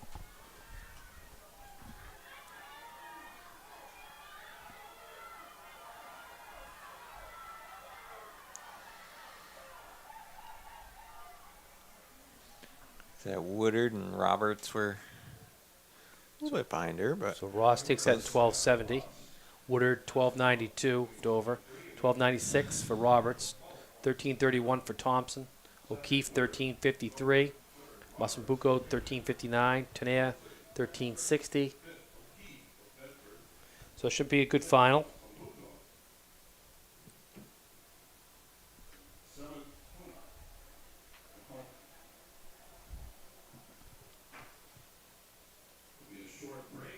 So I think we have a short break right now. We'll see if we can't get our camera trained on a field event. And we're going to step away from the mics, but we'll keep the stream on. But before we do, just a couple of housekeeping items, I guess you could say. Some more messages from the NHIAA. Championship apparel is available online now from our partners at Northwest Designs, Inc. Commemorate your championship experience with an event tee or sweatshirt today. Store link is at nhiaa.org. From free checking to the right savings accounts for your whole family, Service Credit Union is there for all your financial needs. Learn more at servicecu.org/NHIAA. Injuries and illnesses don't have appointments, so neither should you. Convenient MD is ready for whatever brings you in from 8 a.m. to 8 p.m., 7 days a week, and no appointment needed. With over 30 locations in the region, expert care for both kids and adults is just around the corner. With that, we're going to go ahead and step away for just a moment, and we will leave you with this pole vault, so we'll keep that on. And we'll be back in time for the finals in all of our dash and hurdles.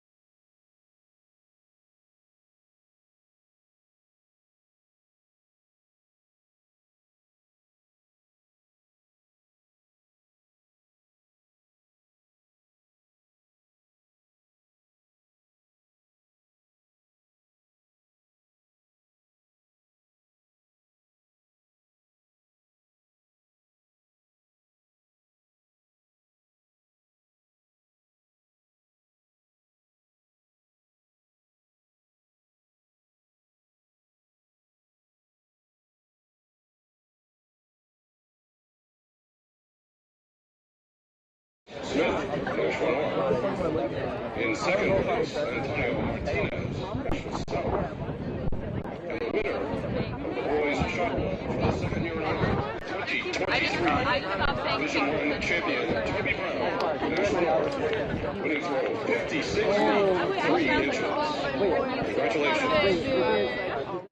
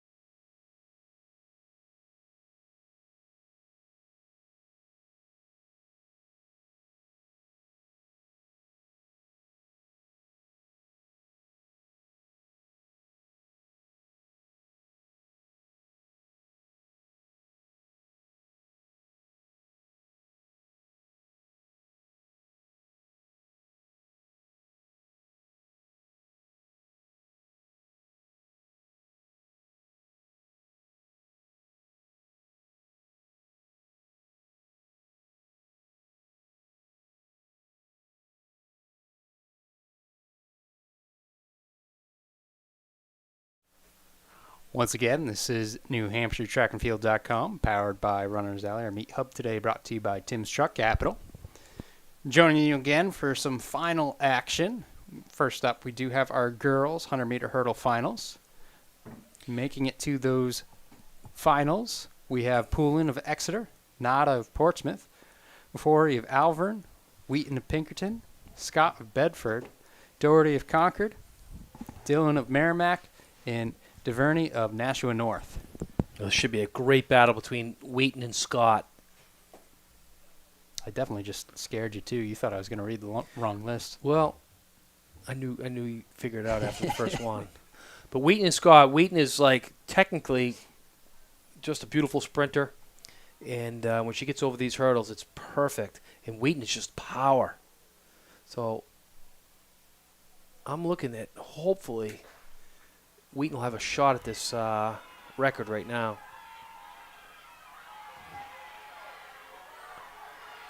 Look at that. Scott took it to her early, and then Wheaton's power is going to bring it right to the finish. Outstanding. 14. Let's see what she gets for official time. 14:53 for Wheaton. Scott, 14:78.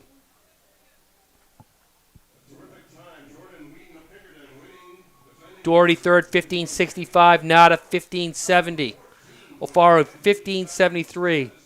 16:02. So what was the Division I record? Betsy Garnick, 14:43. It's not quite. So not quite there, but she's still got a few more races to go. Like I say, that state record's 14:23, and she did get into the 14:30s last week.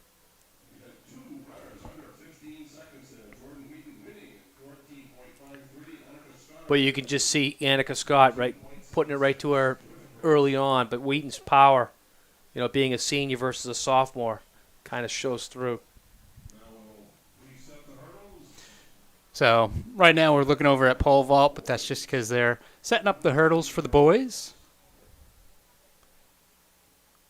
In our boys finals in lane 1, we have Keith of Pinkerton, Jameson of Winnicott, Laverne of Portsmouth, Chong of Bedford, Powers of Bedford, Olson of South, Delavue of South, and Morelli of Winnicott.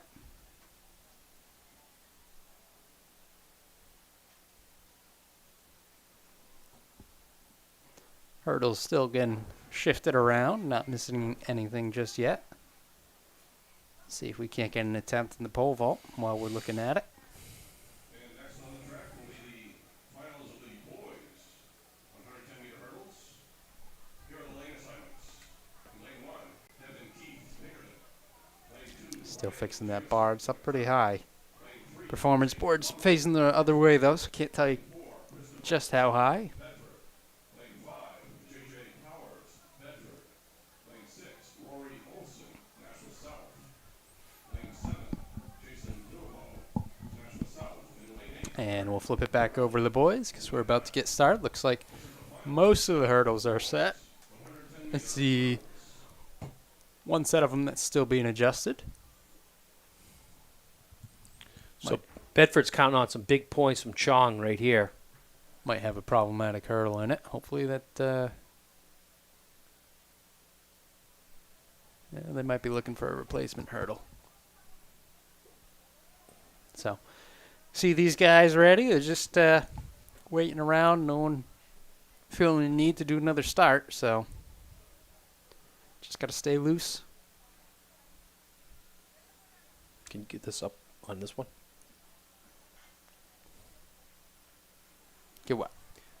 This heat. This final. Maybe. Share with the rest of the class. There we go. Yeah, it looks right.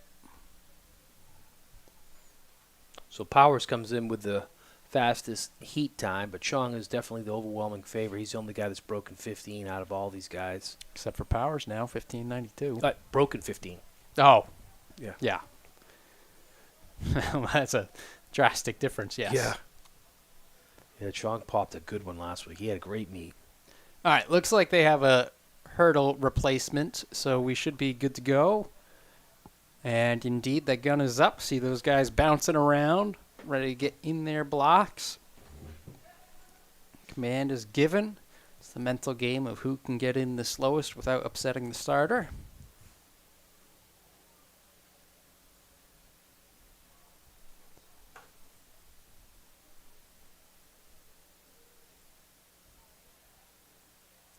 Everyone's set, so we get up. Off. Everyone clean over the first couple. It's like Chong and Olsen.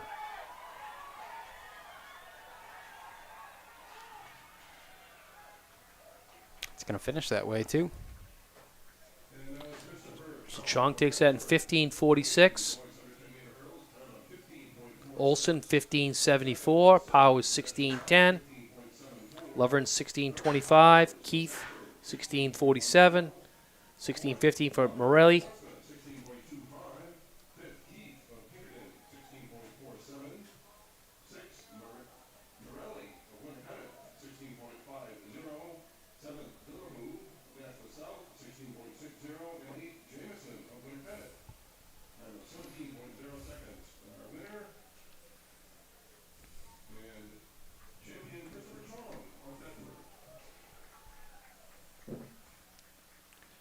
So they held the form pretty good there.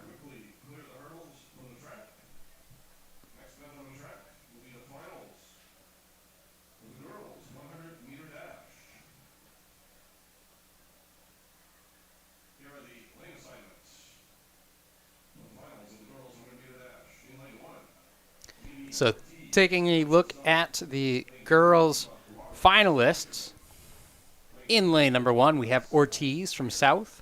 Lane 2 is Roberts of Pinkerton. Lane 3 is Sipple of Pinkerton. Ross is in lane 4 for South. Best is in 5 for Merrimack. Braswell in 6 for South.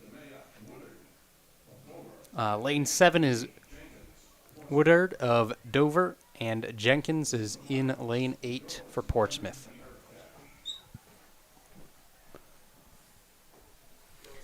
So what do we think? Best, Braswell, Ross. It's a tough one, huh? Ross looked really good last week. They popped off the 12:25, a 12:27, and a 12:30. So we'll see what happens.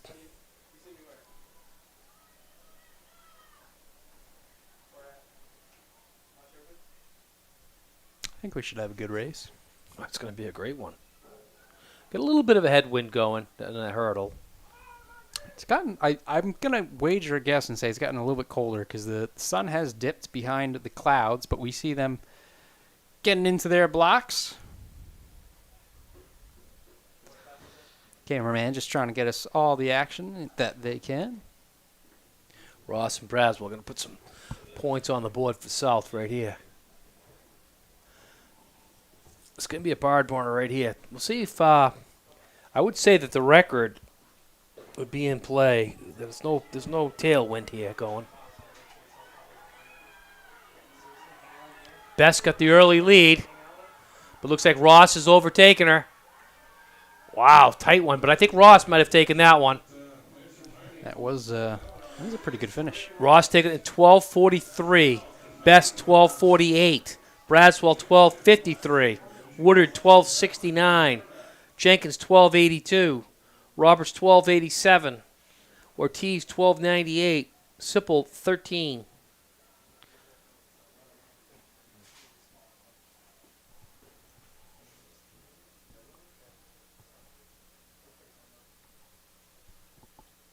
Yeah, a few close battles in there.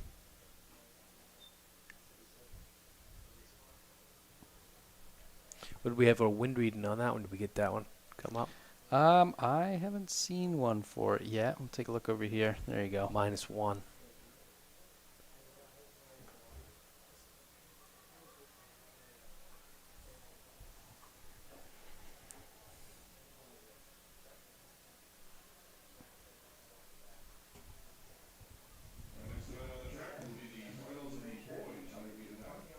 Okay, next up is our boys. Lane 3, Caden Esau, Pinkerton. Lane 4, Chris Stevens, Keene. Lane 5, Malik Upland Mary, Burton. Lane 6, DJ Sebastian, Manchester Memorial. Lane 7, Jared Russell, Just heard that starting list from our public address announcer. He's got the inside information that we don't currently have, so figured we'd try and bleed that in a little bit. He paid his bill. Yeah, we didn't. I think I think someone might be doing it old school and running him results or heat sheets as needed. Yes, He does have a runner. He might have had to call them earlier anyway. All right, do you want me to call this one right now blindly? I'm going to say Chris Stevens. So But that could be the old jinx right there, though. So we got Schneier of South, Marino of Concord, Michaud of Pinkerton, Stevens of Keene, Ogbunameri of Girton, Sebastian of Memorial, Russell of Bedford, and Parker of Pinkerton. Stevens got the early lead. He's being pressed hard by Sebastian. And he's way out in front. He got that one. So Stevens takes that in 11-18. Ogbunameri, 11-30. No, I know it's me. Ogbunameri. It's a good battle for second, third, and fourth. Yeah, wait for it to come back up through. Again, view you're looking at slightly warped because of the lens, slightly not on the line, but we can see just how close it is. 11:35, Sebastian 11:36, Michaud 11:38. That's some tight times right there. Parker 11:54, Russell 11:61, Schneier 11:63, Marino 11:63. Yeah, I see those last two guys there, lanes 1 and 2. Very close, but we can go ahead and move on.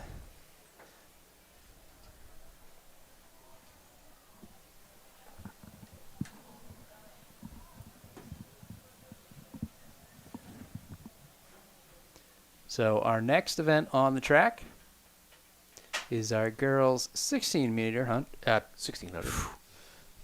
And with that, I'm going to pass it back to Davio. All right. So right now we've got the favorites, Fiona Lee of Bedford, comes in with a 5:08.90. Quite a big difference between her and the rest of the pack. Lily Thomas comes in next with a 5:26. Meadow Gregory 5:28. Kudalatis of Winnicott. Bedard of Merrimack. Nyan of Concord. Witkowski of North. Klinger of Wyndham. Marzoff of Pinkerton. Vera of Portsmouth. Anderson of Elvern. Moranti of Bedford. And Krantz of Memorial. I'd like to welcome Sam Hiltz, last year's New England champion in the 2-mile, 3,200. Actually, it's a 2-mile down there. Yep. So he's going to help work this mile with us. And what are you thinking, Sam? I'm just really excited to see how this race is going to go. Obviously, the heat sheets show that Lee's got a good cushion, but you never know what's going to happen in a championship race. Maybe see somebody be a little bit more aggressive than they're used to, and they might take it. And I'll try not to cheer for my alma mater too much in Nyan, but you know, I'm excited to see how she's going to do. And Lee already ran the 4x800, so okay. So you don't know what's in her legs. And she ran a good heat. Would she run 218 or 219? Remember? 219, yeah. 219. Yeah, so Bedford's relying on her for some points up today. Yeah, the rest of the scoring places are super, super close together. Mm-hmm.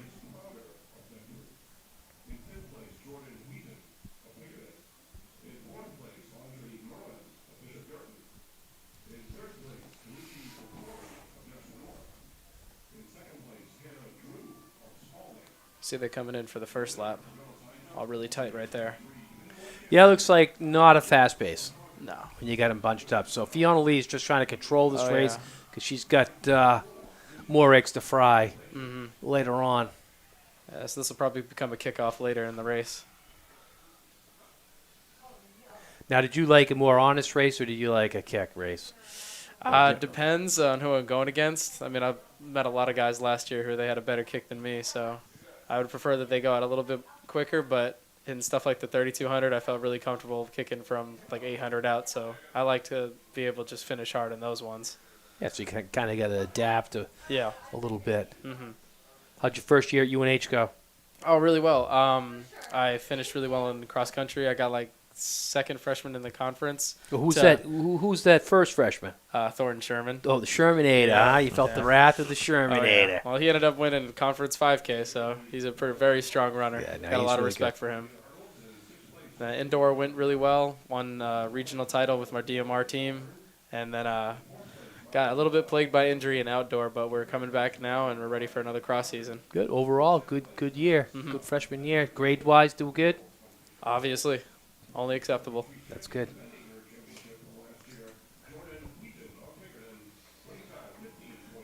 Boy, they're just sitting there. That's it. I'm saying that if they let Lee run the way that she wants to run, it's very unlikely that she's not going to win. So I'm hoping somebody else tries to push her here. Well, you got to be careful here. Is someone else who has a really good kick that you not that you might be underestimating. Oh yeah. They just slowed that down to an 87. Wow. Oof. So my feeling is about a good kick is this: you don't have to be fast to have a good kick. You just got to have a good kick. And sometimes some kid will reach down really deep and pull one out because the adrenaline level that they've never seen before. Because now they're in a championship race. Someone's going wide right now. And all it would take is her to get boxed in with a group of runners. So Kudalatis has got the lead right now, and she is one of those girls who has some good speed. Oh yeah, you don't want to mess around with. Meadow Gregory's got good speed.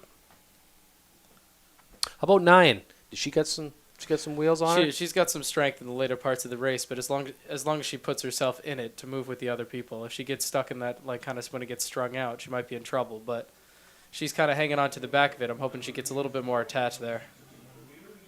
Still, regardless, if anyone's gonna try to beat Lee with this kick, they got to make it really hard and really fast. There goes Lee up the outside there. All right, here we go. Okay, Kudalatis and Lee. Lily Thomas of Salem. Just keeping Lee on the outside. That's a good move. She should shadow her around this turn. Don't give her that inside. And That's a big surge, though, from Lee. Yep.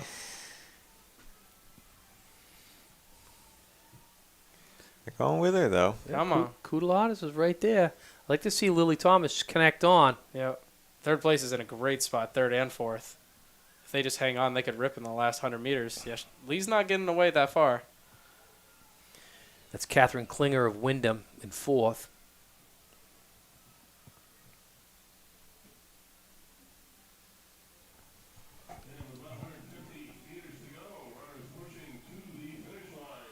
Yeah, she's pushing now.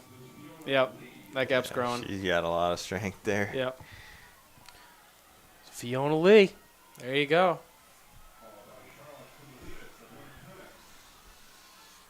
Yeah, this is much slower than her seed time, so she's definitely got a lot of energy left. So Lee, Kudalatis, Lily Thomas. There you go, Molly. Kudalatis came in 5:23. Thomas 5:26. Lee took that in 5:21. Lee split about a 70 in that last lap. Pretty good. That's a good finish. Klinger 5:28. Bedard 5:29. Nyan 5:30. Gregory 5:34. Bukowski 5:34. Vera 5:43. We'll see if this boys team plays out the same way, but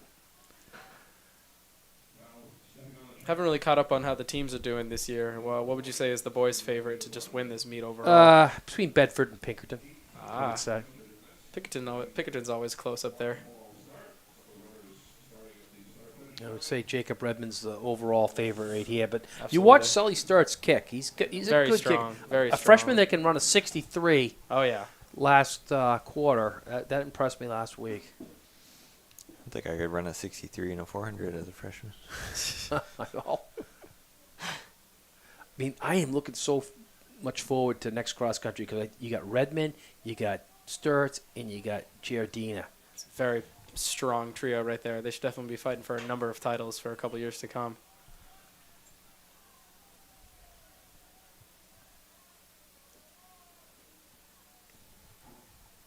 There you go. First seed right to the front. Yeah, he's got a lot of confidence. No reason not In his to in the ability. position he's in this year.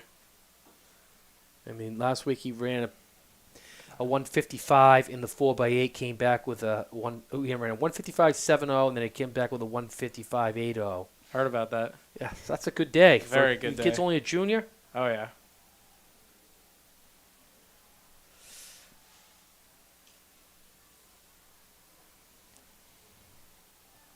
He chose not to run the half today. Mm-hmm. Heard he would have had a good seed. Top seed in that? Yeah, Yeah. but I think he's got his eye on that 2 mile. That he's got to break it up a little bit. Mm-hmm. So the pack's already getting strung out a little bit, but everyone's still right there. So not a very quick opening, but we'll No, see not how at it all. goes. Yeah. Not at all. And we just saw the girls' race speed up a lot in that final lap. So it looks like we're going to see something similar today.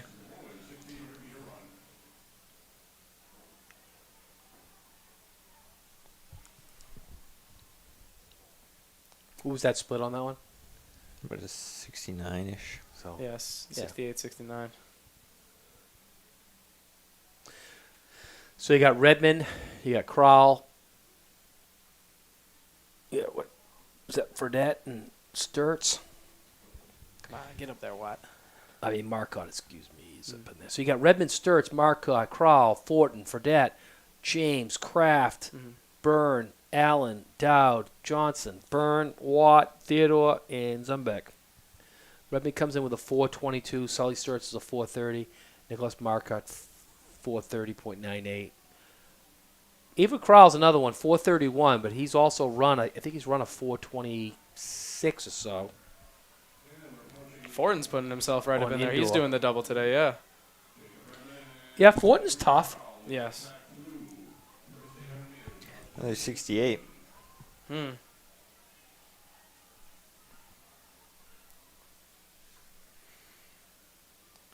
Sturts has fallen off the pace a little bit, but he came from like 7th place That's last all right. week and was 6th or 7th place and dug down deep and pulled out a second Oh, to yeah. real meet.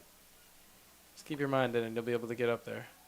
This train's pulling out of the station right now, so Yeah. he's got to Strong pack of 3 that's getting up there. yeah, got to play it smart. Oh, yeah. Yeah, that 200 right there was significantly faster. Yeah. He's really opened up the stride now. He'll probably just continue to do that for the last lap.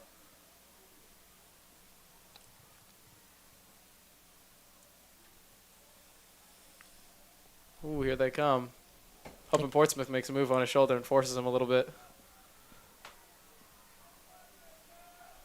Come on, boys, hang tough. I mean, Crowell's right there, and Crowell's a good kicker. Oh, yeah. I don't think he's got Redmond speed, but Redmond looks really smooth right now. Yeah, That he's was going already. 64. There you go. Way to wind it up. Yeah, I wouldn't be surprised if he goes under 60 in this. Yeah, he's putting the pressure on now. This stride looks really good. so Sturts is in 5th place right now. Let's see if he can make any. Hold on, type- make some type of connection move. on 4th. It'll be good. Oh, I think he'll get 4th. See what he can reel in here. I like this kid for a freshman. But Redmond and Crowell. Oh, yeah. Crowell's holding his own. He's going to come in 2nd. Yeah, after a point, that gap didn't really grow, but it's still there. Yeah, it was basically just that one big surge right at the beginning, and then you just I mean, held they're it. still going to run a decent time. Oh, yeah.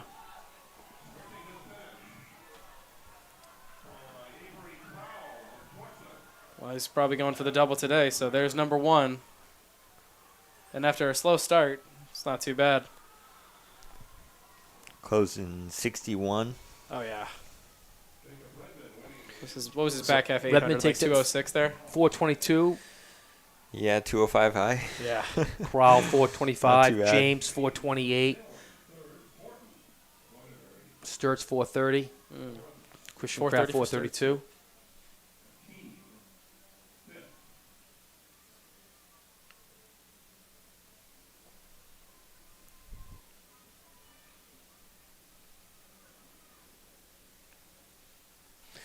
James from Salem 428. Not bad. Make the hometown crowd happy.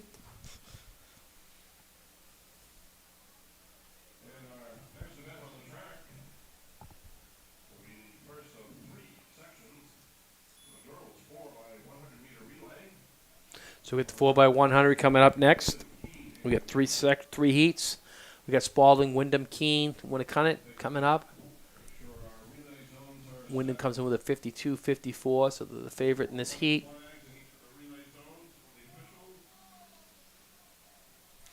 Again, we'll say the 4x100 doesn't always come to the fastest team.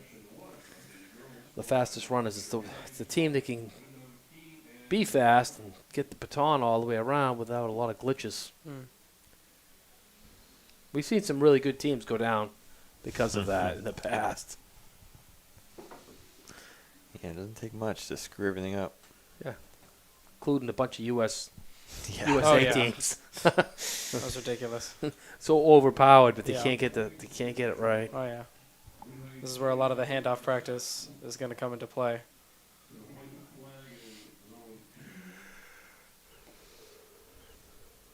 Greg, you're the expert on this one. You want to talk about it? No.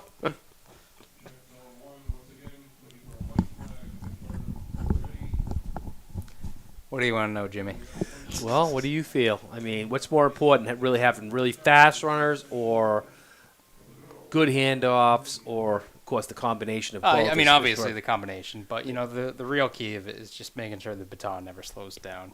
You know, you can have the fastest people out there, just like you guys are saying, and if you can't get that baton going correctly, it's never going to work. So that's the real thing to watch with handoffs. You know, you can have good handoffs, bad handoffs, and acceptable handoffs, everything in between, but it's all about whether or not the baton slows down.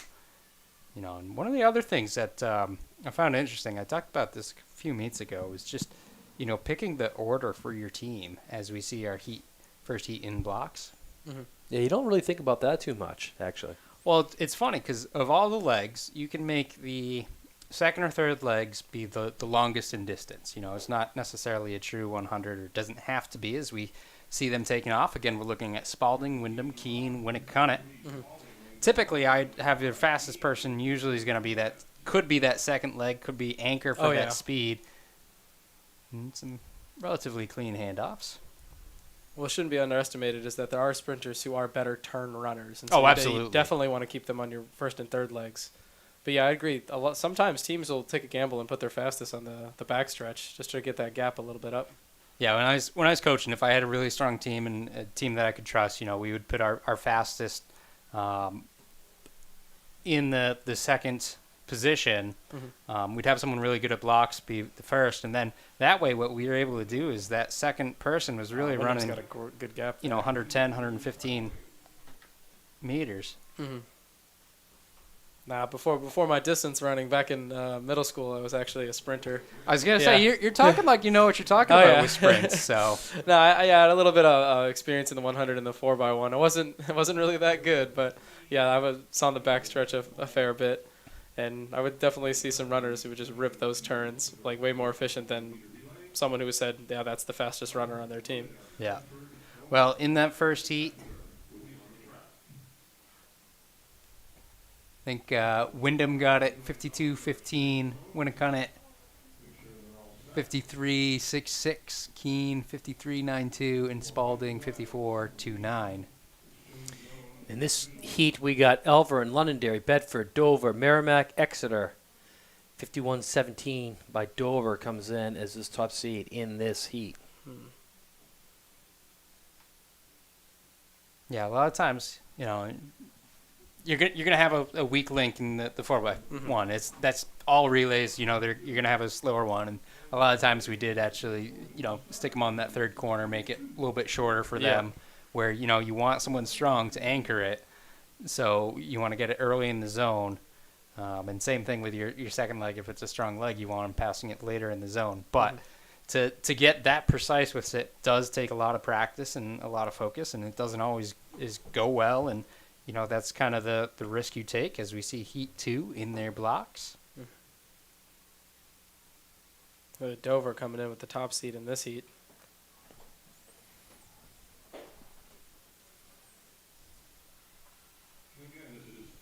So again, special emphasis on these handoffs, making sure everything's clean. Just like I said, Dover making up that stagger really quick.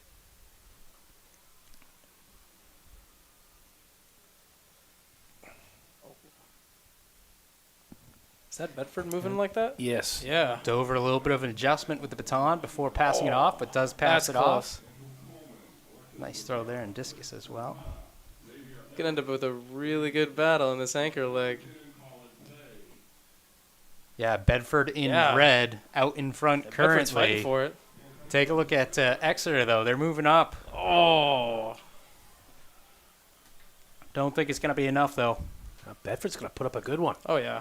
Wow, look at that. 50-57. So we'll see what it hashes out to be. 50-62 for Bedford. Exeter 50-92. Dover 51-25. Now, Bedford definitely just showed out today. That was a great time. Elvin 51-63. Londonderry 51-84. Merrimack 53-59. But you know what we got in store right now, right? Third. The new state record holders. And they're fast. So we got Concord, Memorial, Portsmouth, Nashua South, Pinkerton, and North. Nashua South has run the two fastest times ever in state history, 48.40 or 48.47. And look at Pinkerton right there at 48.98. And Portsmouth's put up a 50.02. So there's some great races there. But that last heat, they could get in. They could get in there. They could definitely get in there. Oh, But yeah. you watch this South team. I don't want to jinx them because they've been running so well. But this team is the real deal right here. Oh, yeah. And I any other year, I mean, Pinkerton 48.98 on the season. That's still That's a very win. fast. So, it's not like, yeah, South is the favorites, but Pinkerton's right there. You yeah. you mess up in the tiniest amount, and Pinkerton runs it perfect. They're gonna get you. Yeah, I feel kind of bad because girls sprints is definitely one of the more gray areas. I remember when I was racing, I wouldn't catch too many of their races, but I know of some good South runners, and I know Ross has been killing it for years. So a team kind of led by her is definitely projected to win. Like I said, don't want to jinx them. We've been pretty good about that this season. Well, Not doing it. yeah, well, the 300 last night, I got to tell you, Tyler Sheedy, that hurt. Oh, what'd he do? Kid was leading, and the kid fell flat on his face right before. It was heartbreaking. Here we go, So fast bad seat. for the kid.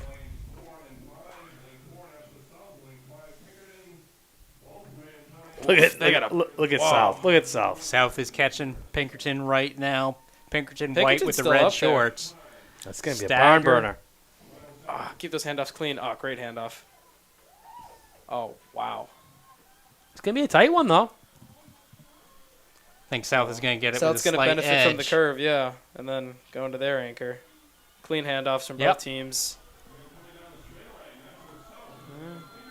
Pinkerton's not going away, but They're not. Yeah, South well I mean, out in front. they're yeah. Oh, that's fast. He's another one. Yeah. Let's see what that creeps in. 48.64. Ain't nothing wrong with that one. It's a little bit windy day. Mm-hmm.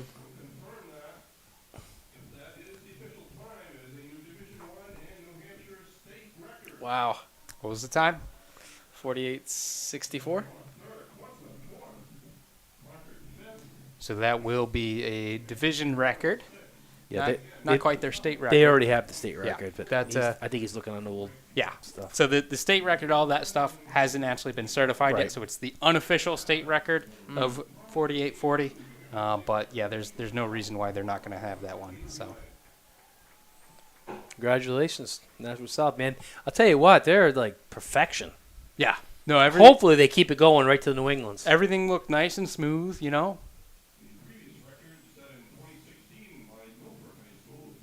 So it's good that they're able to perform today and get that division record in addition to their state record. It's that can always be a little bit of a question, but it's good that they're able to. So, all right, moving on. We've got our boys 4x100s next. We got Merrimack, we got Central, Dover, Exeter, Salem, and Spalding. 45-35 from Exeter. It's top seed in this heat.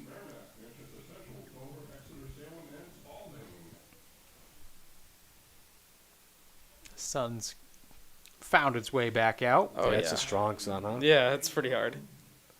Wasn't like that my year. We had a lot of cloud coverage. See those shadows creeping across the track as well. Yeah, I definitely like cloudy days Mm-hmm. versus sunny days for running. Nah, postseason always gets really hot, so it was gonna be warm. It's gonna be warm for MO season, definitely New England's. Oh yeah, I Yeah. mean, like we'll go from like 70 now and then 80 and then 90. Oh, It yeah. just it always has a habit of cranking up rough. like that. You know, some divisional meets obviously much warmer than what we're having this year, Mhm. but me and Champions New England's, it's pretty hard to avoid the heat. Oh yeah.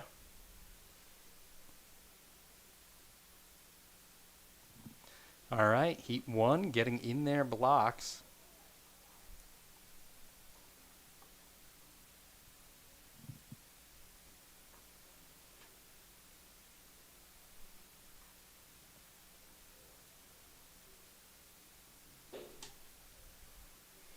Okay, they're off again. We're looking at Merrimack Central, Dover, Exeter, Salem, and Spalding.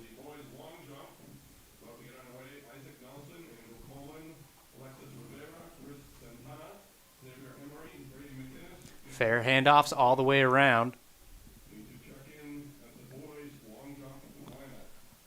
Second exchange zone.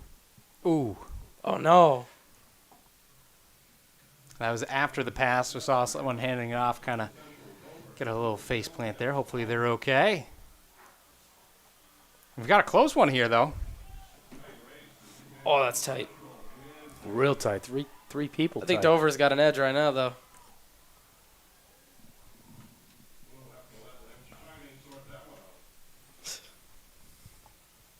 So we can see there, it looks like, what, lane 2 at Central? Central. And would they have 45.58 for time? Exeter second, 45.69, I think. I apologize. I think I mistook Manchester Central for Dover. I apologize there. Yeah, we let it happen. It was one of those rookie things we just. You're new. we just let it happen. We're just proud of you that you recognize that Dover also has green uniforms. Yeah. So that's good. Yeah. Got to get my colors right. That's really important. Last night we were doing geography with Cheedy, and it was a rough night. That was, oh my gosh. That was interesting, yeah. Oh my Division III geography. Oh, Sheedy putting the bottom. That's mistaken not geography, jinxing people. Yeah, it's not easy. Man. All right, heat number 2. So we got North, Keene, Wyndham, Portsmouth, Girton, and Elvern. Portsmouth comes in with a 44.65 to It's a good time. lead this heat.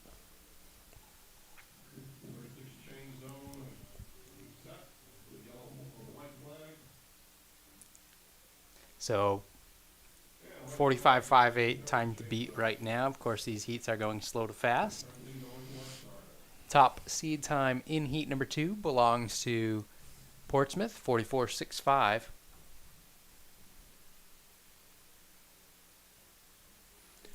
Times range from there all the way to 45.30.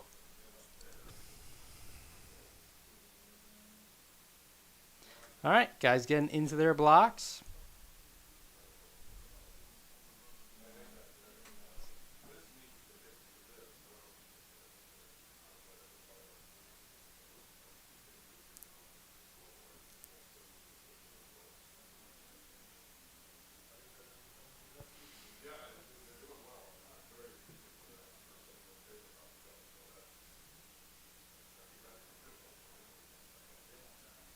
I was going to say that was a long That hold. was a long, yeah. But here we go, heat 2.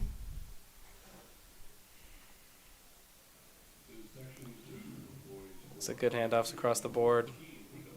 Oh man. I don't know. I thought Portsmouth was a little weak there. Oh, so- When you had to reach back for it like they did, that was tough because they were. Oh, who is that?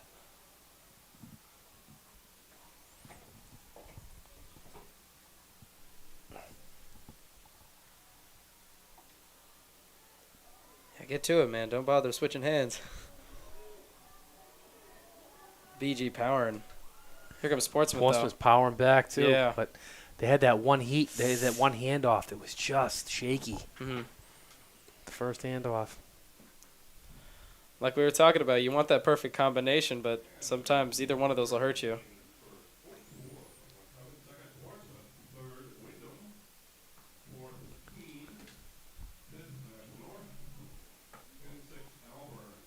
So Girton took that in 44.19.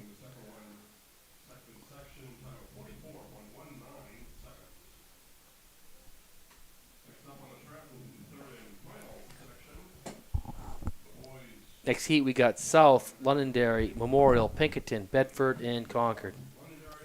Let's go, Concord.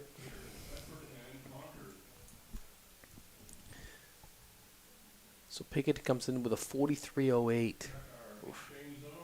Pinkerton always seems to have some fast sprinters that come out during this event. Oh, yeah. Oh, yeah. They take a lot of pride in this event. Absolutely. I would if I had that kind of roster.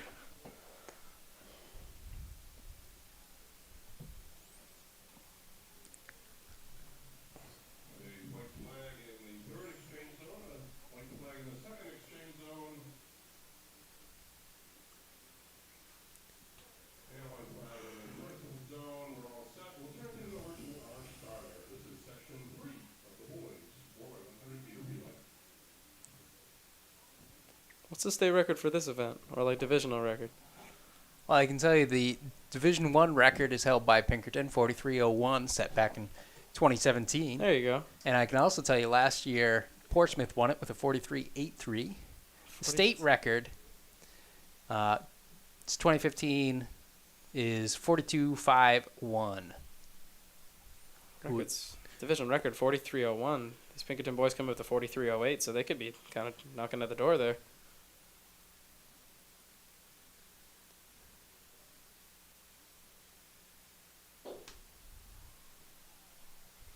All right, here we go. Third final heat.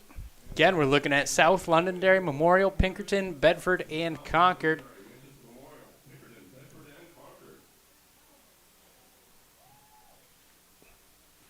Come on, Concord, stay with them. Pinkerton's looking good right now. Yeah, Bedford's looking good. Oh, guys. Got to keep those emotions in check there. Can't be a homeschooler. Pinkerton in white, Bedford behind them. Strong finish. Pinkerton, Bedford. Bedford's getting close, but I think Pinkerton's going to hang on. Wow, that was a good one, though. That ended up getting closer than I thought it would. Yeah. 43.05. 43-18, it did. And that's probably the battle of the two teams that we're going to win today. Mm-hmm.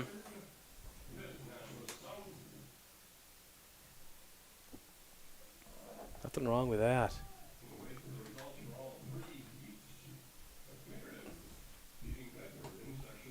So 43.05 Pinkerton.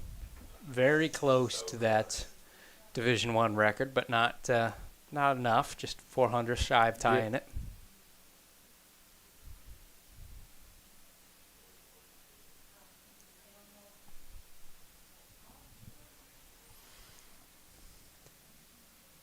And with the 4x1s complete, we're moving on to our 400, girls 400 to start. We're going to have 3 heats of these. We got Clayson of Pinkerton, Murphy of Portsmouth, Clifford of Winnicott, Houston of Keene, Hodgman of Keene, Coleman of Winnicott. We got a 104-16 and a 104-19 to Keene girls.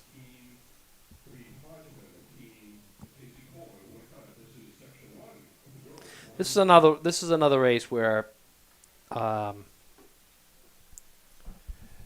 a really big time superstar in the making, Harriet Barber. I mean, she's that meet last week at Londonderry. She actually put up better numbers than Grace Devaney did her junior year. Yeah, that's a good person to get mentioned with. Oh yeah, and Grace Devaney is the 400 meter record holder. So, and Barber's only, like I say, she's only a junior, so that's going to be pretty good stuff.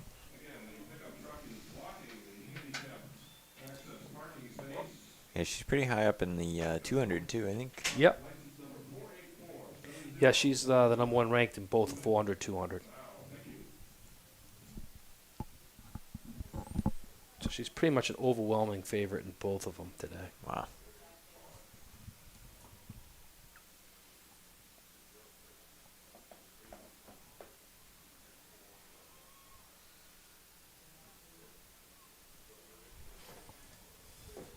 So we got 2 Keene girls.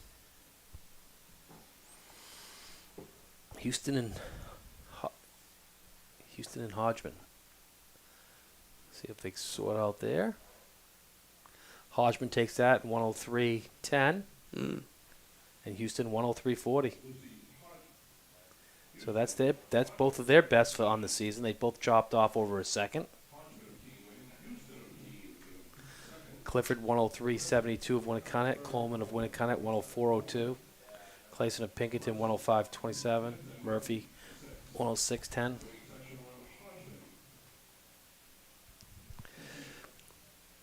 Heat 2, we got Denon of Bedford, Sandy of Memorial, Seneska of Central, Timmerman of Portsmouth, Sinclair of Girton, and Grant of Exeter.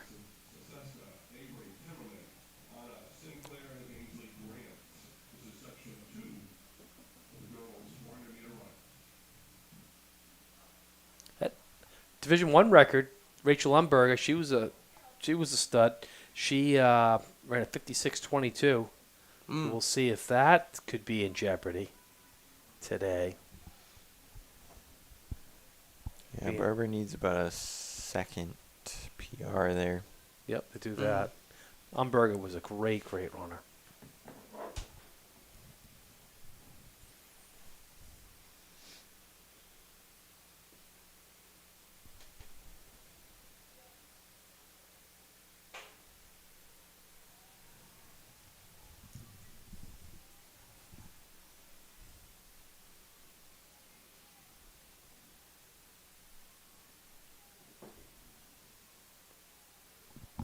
Out well right now.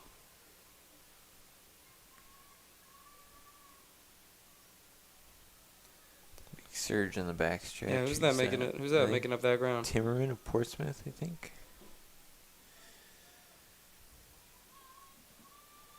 Sun's pretty bright, isn't it? It's killing me, man. Is it? Yeah, I'm taking it. I feel like it's got to be reflecting so much off my forehead right Yeah, now. kind of. I mean, if you left out all that hair on your head, it probably Ta. would get it. Yeah, so this is Portsmouth. Timmerman, Avery Timmerman. Yeah, she's got a big lead here. Oh, yeah. Finishing strong. Oh, this is going to be good. She brings it in quick. That'll be a great time. 60, 61, I think. Yeah. Yeah, 60.85 for Timmerman. Wow. Grant 62.93. Oh yeah. Sinclair 63.13. That could bump her up into the points there. Oh, I think it might. Forces the third heat not to mess around. I'll tell you that. I think I'm going to be handing this back to you guys. Spend some time with my teammates, but I'd love to be back for the 3,200. Okay. Oh, yeah? All right. Thank you. No problem. Thanks for having me. All right.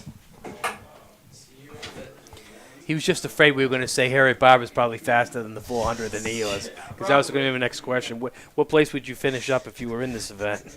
He's like, I'm going to leave now. No better than second. So we got Nab of Exeter, Muller of Concord, Sipple of Pinkerton, Barber of Central, Bowden of Timberlane, and Duchamp of Bedford. Now we'll see if Barber can repeat winning this event last year. Yeah, I'd like to see if she can get that Rachel Umberger record. Rachel Umberger was an unbelievable runner. I think she was like a 208 half mile or 209. Wow. And she had state records in 400, I believe the 800.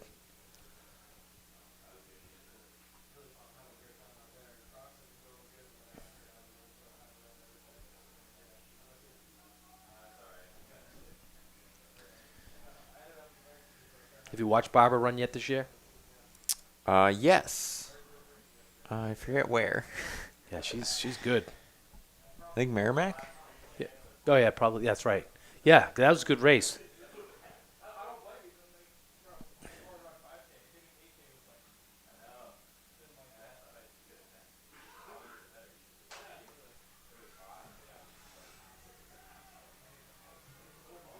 Well, she's going after it.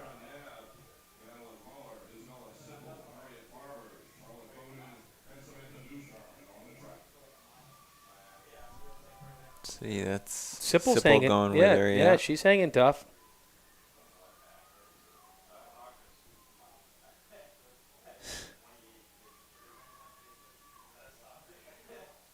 Yeah, Sipple's the only one close to her. Jeez.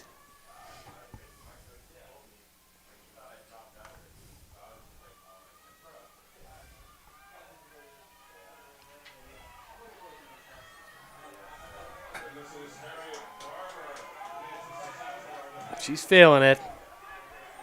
This could be. It's looking good. Oh, wow, I think she got it. Let's see if it holds. Yes, she got it. 56-2-0. Nice. That's a new Division I record.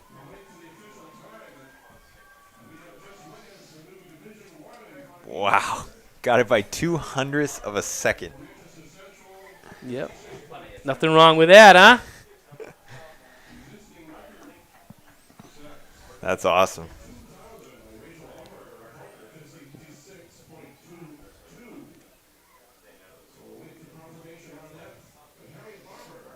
Harry Baba. The big record, though, is the 200. That record's been around since 1970. And I got some questions on that record. I really do. Because it's set by Kathy Lawson, 24:44, but it says 1970, and then it says state record is 1971. So did she really do it twice? I find that hard to believe that the time is the same. So I think they got to go back in the archives and really straighten that one out. Mm. So it's the same time? It's the same time, but 2 different years, 1970 and 1971. All right, so in the boys, we got John Colangelo of Bedford, Pettingill of Timberlane, Perry of South, Wuthers of Pinkerton, Prue of Exeter, and Carrion of Salem.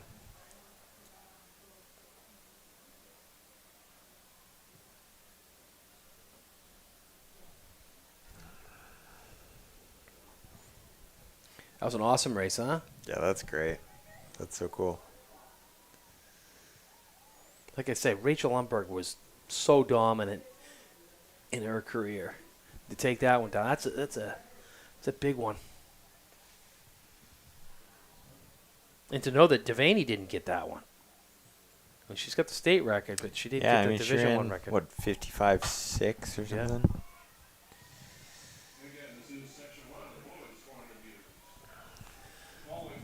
So Werther's of Pinkerton comes in with a 53.95. Him and Prue are the two favorites. Prue comes in with a 53.96 of Exeter. Emma Smith, Exeter. Kaylee Dillon, Merrimack. Ayana Brasmo, Nashua South. Ava Mullen, Concord. Ella Goulas, Concord. And Alexis Best of Merrimack. Those are your 8 finalists in the girls' tournament.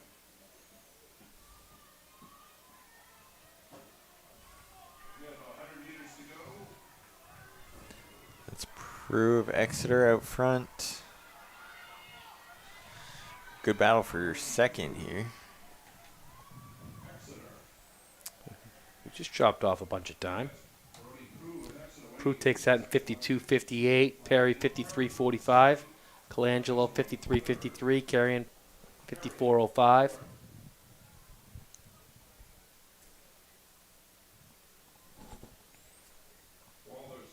That feels good, a little bit of breeze there. Yeah, it's getting a little toasty in hot here. and stuffy in this box. Can open it up for a little bit. Yeah. Remember last night? It was perfect. It was. Yeah. I can't say enough about How were you last night, I was Davio? not perfect. No. I had extra dry clothes for everyone. I really did. Even the ones I had on were still dry. I had rain gear in the car. No one asked for No. it. You guys had your little climate-controlled booth in there. I don't know if it was climate control, but it was at least You have closed. Section 2 over there? I do. I can get it here. You There got we it right go. there. Okay, we got Smith of Pinkerton, Grant of Exeter, Latendre of Bedford, Coventry of Pinkerton, Bowden of Timberlane, and O'Donnell of South. Look at that. You have it too. So now we got Coventry with 52.72 coming in as the top seed in this.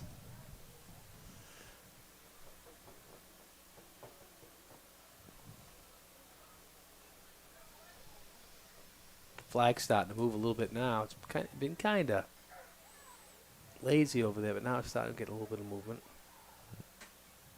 It's interesting with this door open. I can see it's pretty cool out there. Hard to tell from in here. That sun is sun bright, though.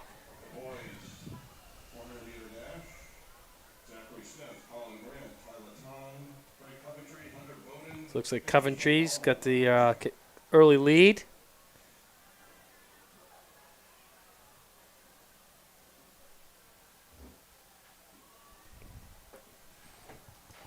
Yeah, he looks like he put up a pretty good time for himself.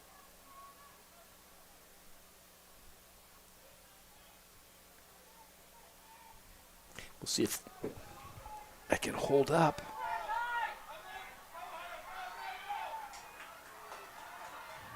Coventry. It's good company now, though. It looks like he's going to hold on. He really put a good effort in. So Coventry takes that in 52-62. Grand of Exeter 53-17. Coventry 52-62. Bowdoin 53-57.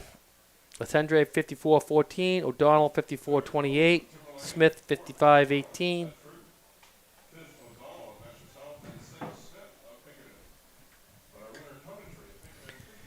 Heat 3, we got Harrington of Pinkerton, Plumley of Elvern, Haley of Portsmouth, Clegg of Londonderry, Nolan of Keene, Michaud of Pinkerton. Clegg comes in with a 50-07. We'll see if he can break that barrier. Nolan and Haley are going to give him a good little, I think they'll give him a good run for his money. Push him to that sub-50 time. Yeah, I'd like to see someone in the 49s today. Yep. Still going to be a little bit off the records in the 48s. Yeah, Woodman's got that, right? Yeah. So Clegg won this last year in 50.24. Division I record is Noah Woodman was just, he had a great career in Pinkerton, great career at UConn. He ran down in the 46s, I believe. Wow. So he's run a 48.74 Division I record, state record 48.24. He ran 46s, and he wasn't even the top guy on his team. They had another guy on his team named Wellington Ventura, who actually raced last night in the 400 intermediate hurdles for UConn. Put up like a 50-point.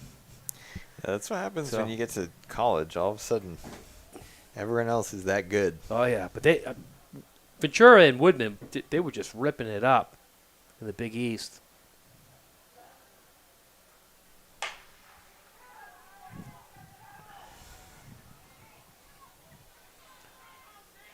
So it looks like Clegg and Haley.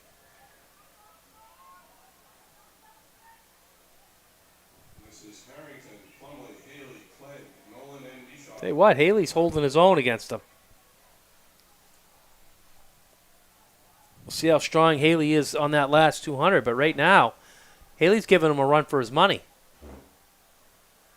But this is where Clegg is going to make the big move, I believe.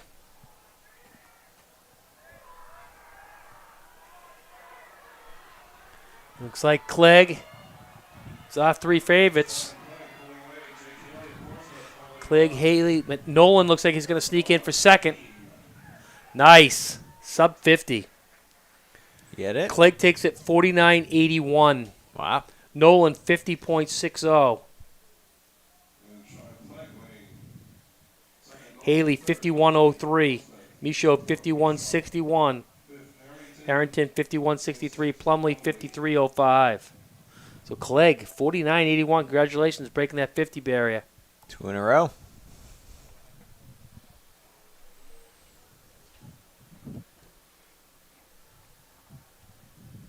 Haley was definitely pushing him.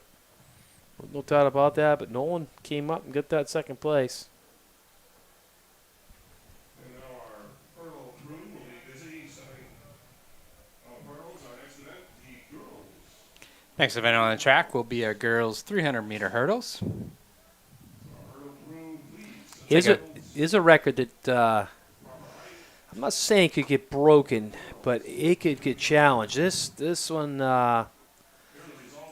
Janelle Thomas ran a 44.45 last week, shot 4.5 seconds off her time. Wow. And she's only run it a few times.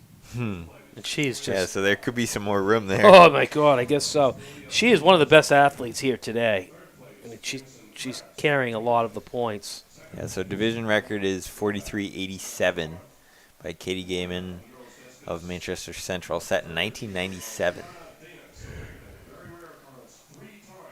While we wait for these hurdles to get set up, just a few more messages from NHIAA.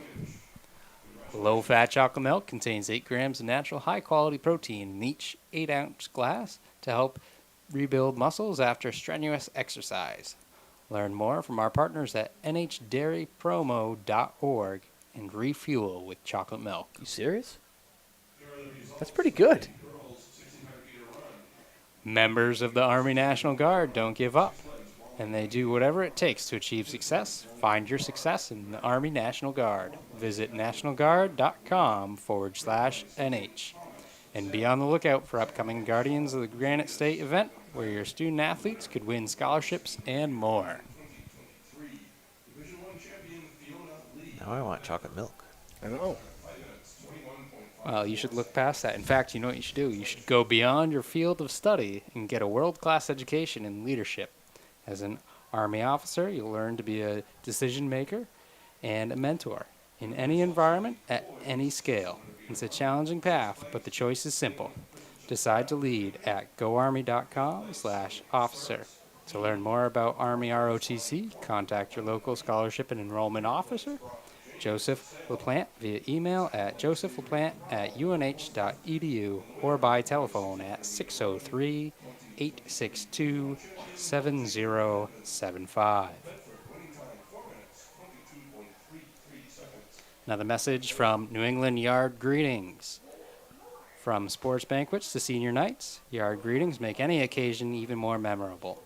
Let New England Yard Greetings spell out your personalized message. Learn more at newenglandyardgreetings.com.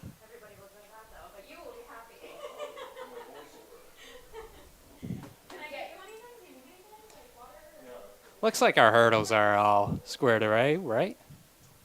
Yeah. Looking around, it looks like everything is set.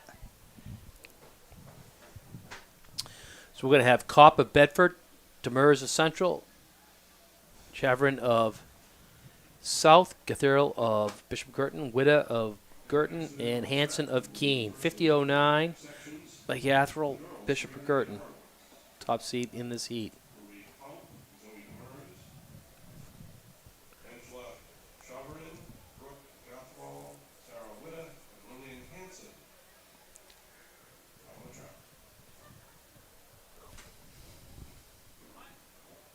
All right, girls in their blocks. We actually got a nice view of it. Normally, you don't get this nice view for the start of the 300 hurdles. Oh, yeah. Oh. There's a little bit of a false start out on the outside. I believe that was lane 5. Looked like they might have came out a little bit early. That's not good. Not necessarily the speed. I wouldn't necessarily say they fell out. Bishop though, Girton. so. You're right, light 5. So that was Sarah White.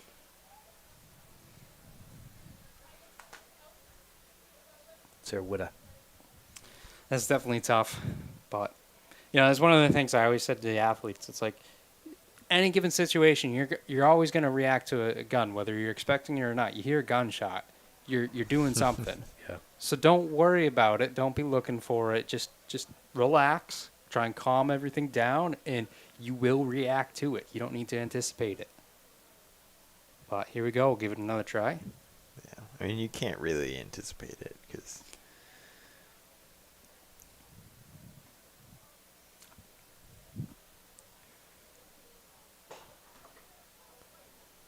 All right, this time everyone gets out of the blocks cleanly.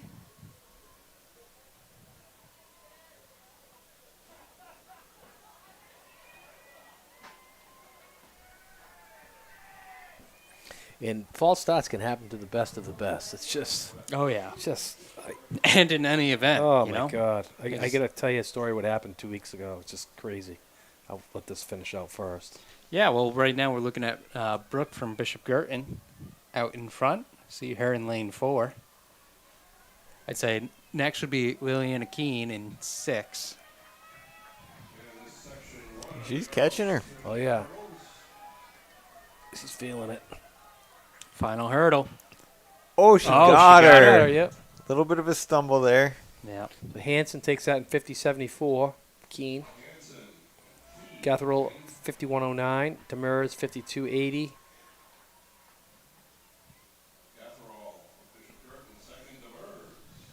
Chevron 52.81. Kopp 54.74. Yeah, Hansen had a really smooth last hurdle. How do you do this? Like this? No? Don't know how to do it. 2 fingers? Oh, no. What have I done? Oh, God. You messed it all up. He's- Sure. Thank you. You want one? Thank you. Greg? Thank you. Okay, Heat 2. Big shout out right now to Salem High School. Thank you for hosting and for the waters. We got Tina Brown of Nashua North, Ray of Bedford, Juris of North, Fry of North, Afari of Elver, and Ortiz of South. So a false start last week, 10 days ago, whatever it was. Cameron Miller of Louisville ranked number 2 in the U.S. at the ACC Championships, probably a half second better than anybody in the 200. Run a 19.93 and he false started. And Louisville loses the championship by 2.5 points. No. Huh? That's horrible. Isn't that crazy? That's what happens. All right, Heat 2. All right, so we got 47.80 Fries, top seed here, Nashua North.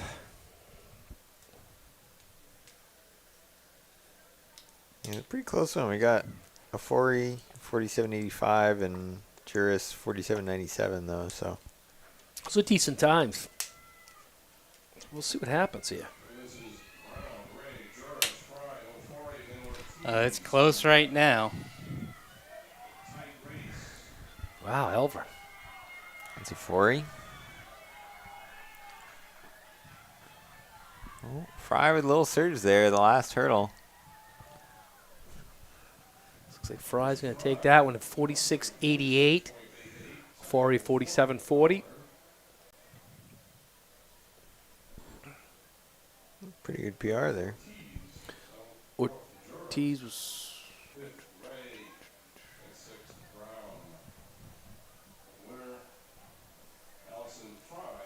Ortiz 48.48, Juris 48.98, Ray 49.19, Brown 49.68. Section 3, we got Muller of Concord, Devanary of North, Dillon of Merrimack, Thomas of North, Wheaton of Pinkerton, and Doherty of Concord. So Jordan Wheaton's already won the hurdles, the short hurdles, and Janelle Thomas is the favorite here, but there's something's going to give here, Wheaton and Thomas. I'm hoping it's a state record, state division record. Yeah, they got to shave a little bit off, about, what, 6/10? 7/10? So, it's doable. Especially with the progression you've said Thomas has had. She's got confidence now. Fair start for Heat number 3. She's already... Oh, that's Yeah, smooth. she's so She's smooth. already got right away from Wheaton already. Now look at that. Yeah, that looks We could so be seeing good. another state record, state division record here. See how she manages the last few hurdles. That's usually the key. Yeah, she's losing a little bit of momentum over these ones.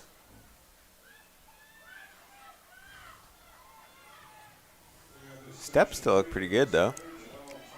Yeah, I can see a little bit of fatigue, but Yep. I mean the early form definitely helps.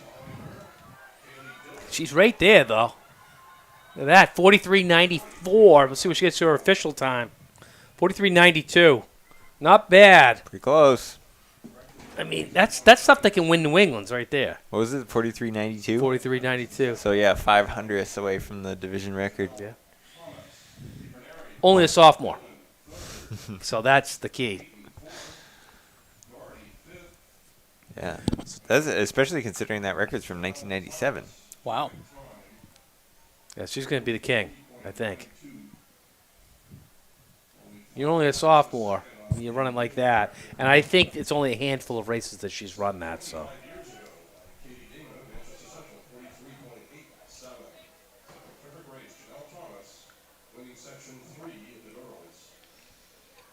Yeah, it's just that the strength for the last like few sets of hurdles really makes a huge difference in the 300. She could be a sub 43. I mean, there's been some great ones in this state that have done that. Allison Poulin made the Olympic trials. Oyster River. She's still a high jump record holder, state record holder. But she ended up being, I mean, one of the greatest 400-meter hurdlers to make the Olympic trials. I mean, probably besides, she's probably the second best athlete UNH has ever had on the girls' side in track and field. What's the first? Perrier? Yeah. That's what I would say. Yeah. But I'd say she might be second. Or pretty close. All right, so first heat of the 300, we got Casey of Exeter, Ganasha of Wyndham, Crowell of Keene, Chrisman of Keene, De Silva of North, and Cody of Bedford.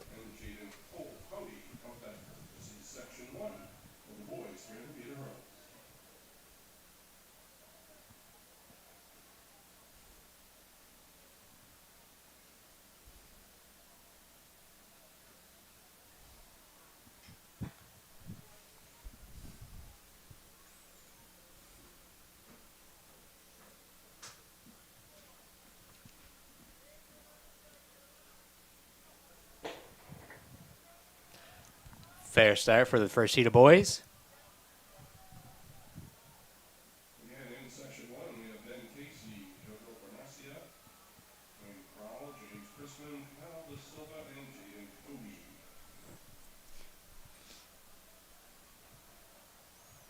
So you can see the progression of the third heat versus the first heat. When the third heat comes and they're approaching the hurdles, and you can already see a little bit of a pause or a slowdown. Yeah, they don't maintain that speed. Right. We got a close heat here, though.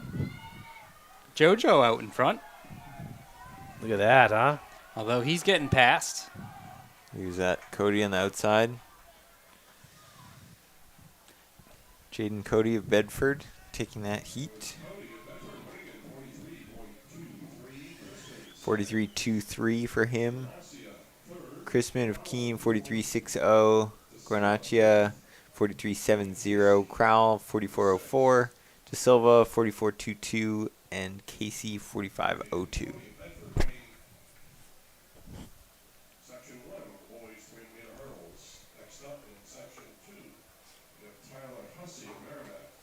Heat 2. See, in Heat 2, we have Hussey of Merrimack, Marcotte of Alvern, Fricker of Manchester Memorial, Lovern of Portsmouth, Duffy of Winnicott, and Powers of Bedford.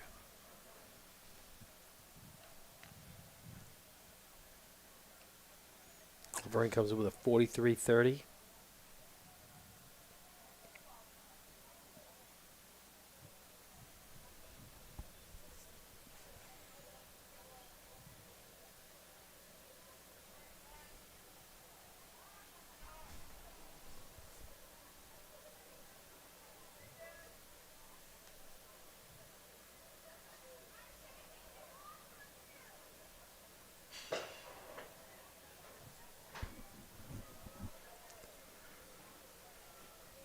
Oh, he's hitting it hard.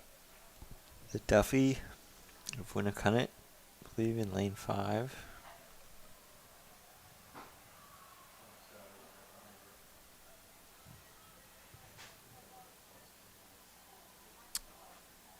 Oh, we lost somebody. Powers of Bedford went down.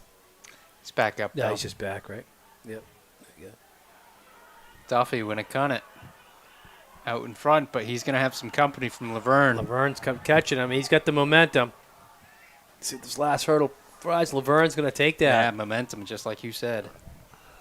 So Laverne takes that 42.29. Duffy 42.74. Marcotte 43.16. Hussey 44.47. Fricker 45.57. Powers 52.41.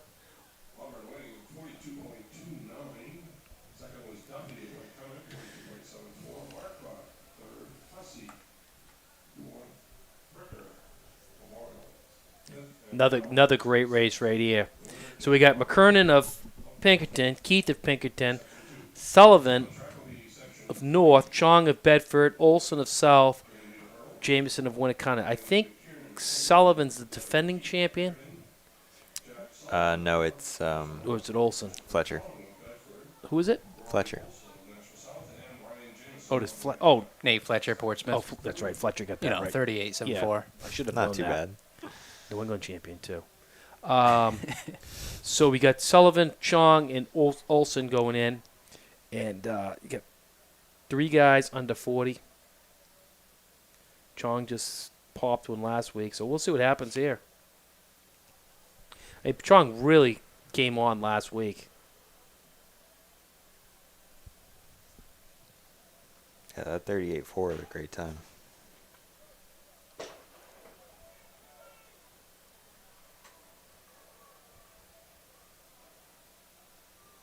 Well, there you go. This must be heat number 3. You can tell by the form, just like you guys were saying. I mean, Chong's time is right there with Billy Powers' time, basically. Powers, I believe, finished second in New England in the 300 hurdles. See if he can hold on here. This is a tight one. This could push to a good time. Wanting the willpower, you got to want it. Nice. So Chong takes that in 39.24. Olson 39.51. Keith 41.35. Jameson 41.73. McKernan 42.28.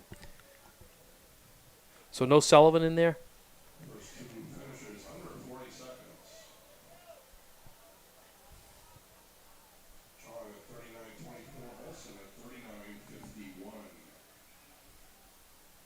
Yeah, no Sullivan.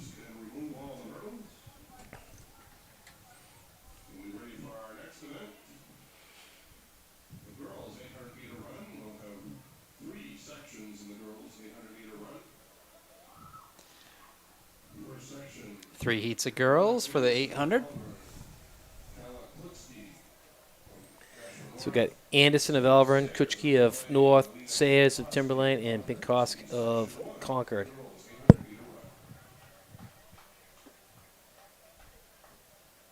So, Greg, what do you think the reason is we have 3 heats instead of 2 heats? Is there a reason on that one? So I think they're trying to do 800s in lanes, at least to start, obviously. Yeah. And this is a 6-lane track.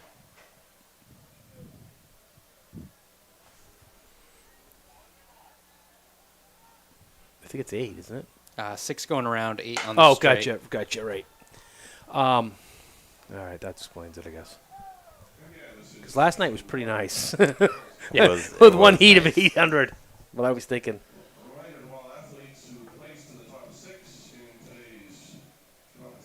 So we see him starting lanes, but right there, they're going to slowly start cutting in.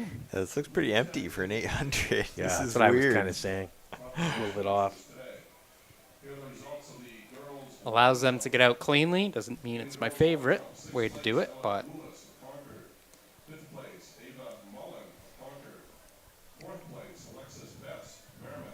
We have any team updates? we certainly can. Let's see what we got here.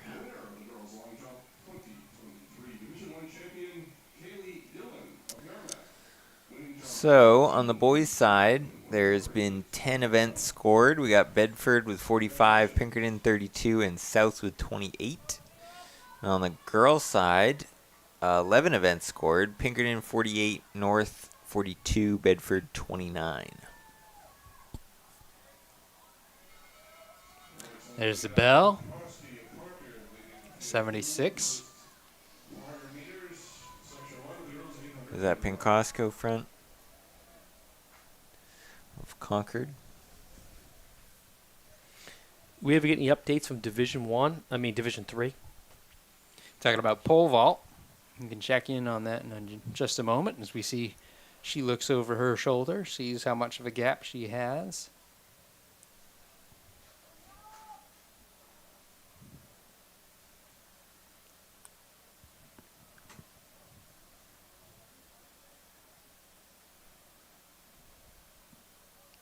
Checking back again.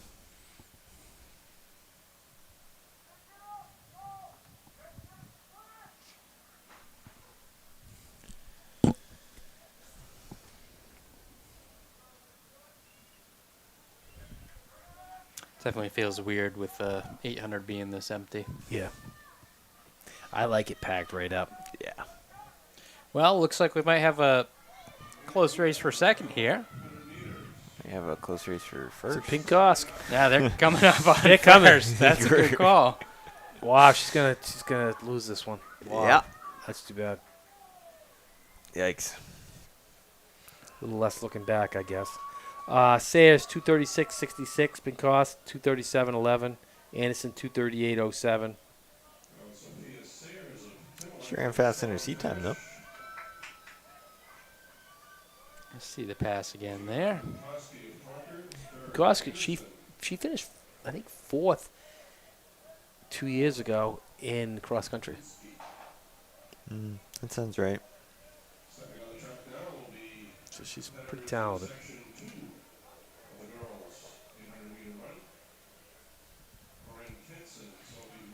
So section 2, we got Kinson of Keene, Mooney of Bedford, Vera of Portsmouth, Karen of Exeter, Boudreaux of Elvern, and Orleans of Exeter. So taking a look at pole vault does not Still look haven't like come we up, have an huh? update. That's the wrong meet. Nothing, huh? It's too bad. I'm sure there is an update. It just hasn't been made official yet.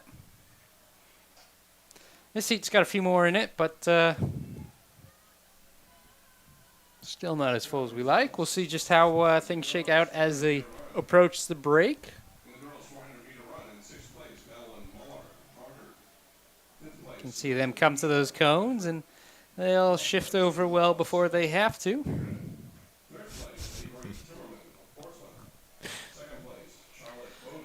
Tavio and I have been saying it all season long about running the tangent to the corner, Jimmy. Oh, yeah, I've been talking about that. I just haven't seen it, you know? Yeah. Everyone goes right to the inside. We'd like to, but we don't see it as much as we want to. So Karen comes in as the top seed in this heat, 231.05. Pretty bunched up here. It's a good competitive 800, but I think it's competitive enough that they could be in heat 3 too.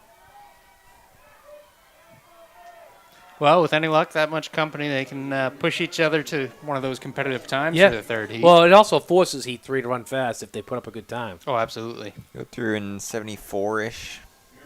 Couple seconds faster than the previous.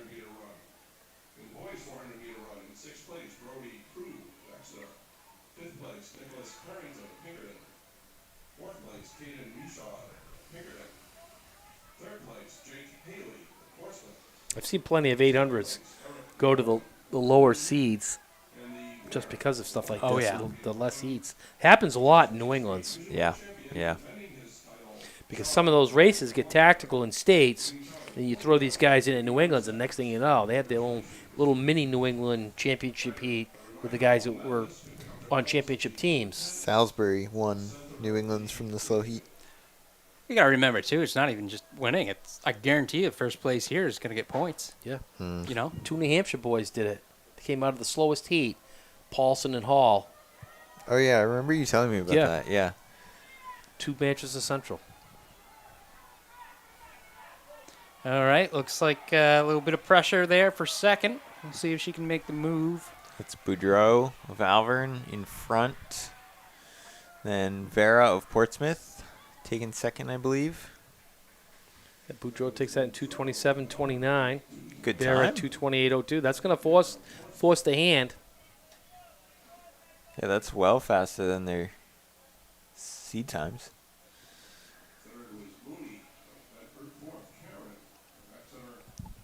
Yeah, so they could bump out a couple of the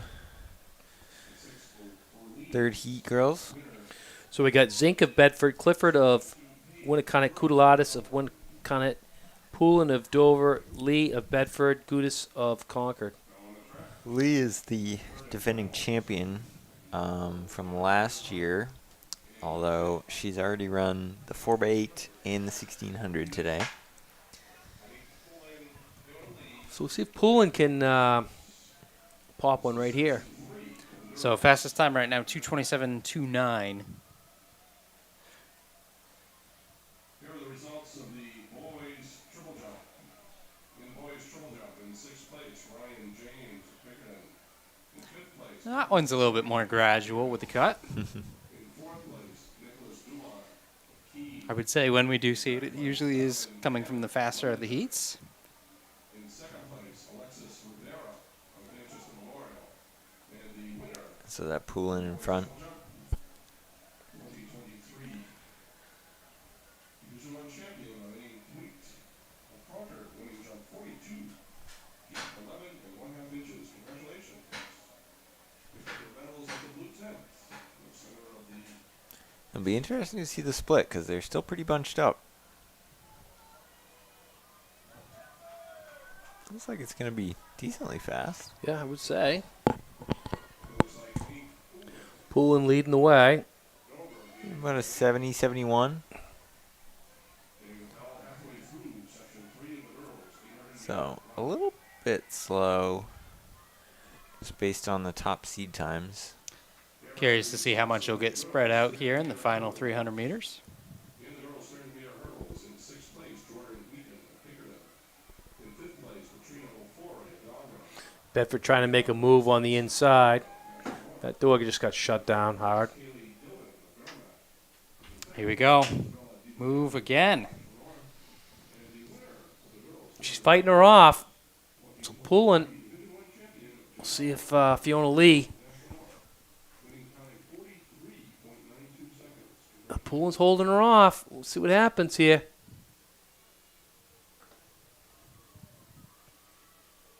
Here comes Fiona Lee. He looks pretty strong, though.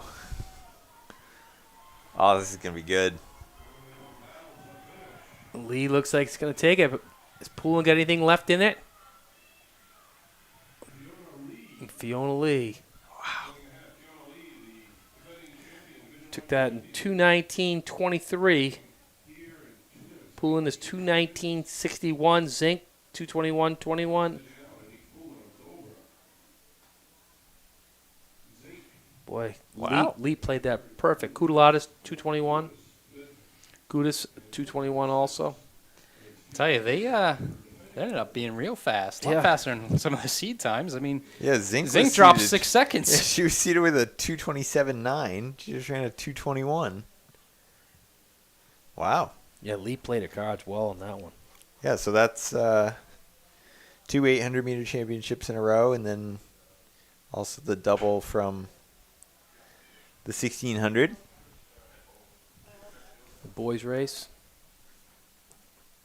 It's not voice activated, Jimmy. You gotta. Boys race. Oh, it's looking, it's going there.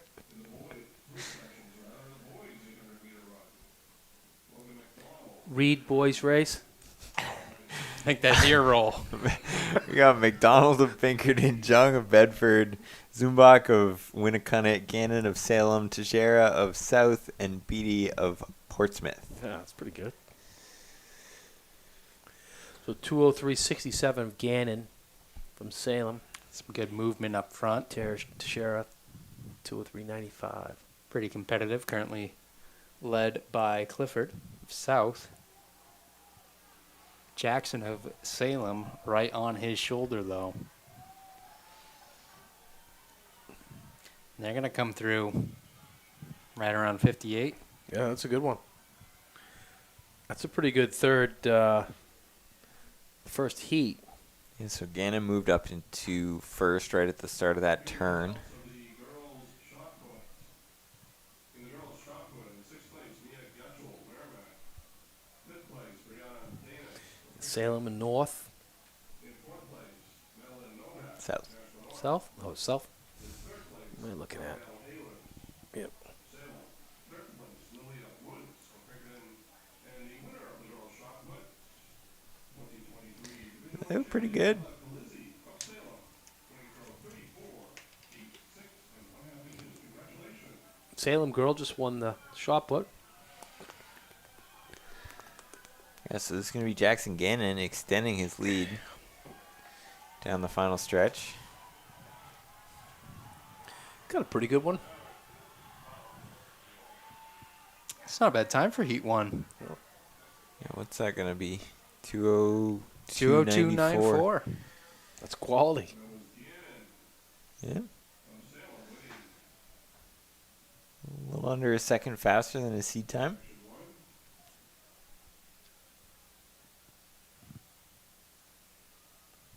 Heat 2, we got Cardinal of Keene, Johnson of Dover, James of Salem, Davis of Pinkerton, Millark of Exeter, and DePaul of Central.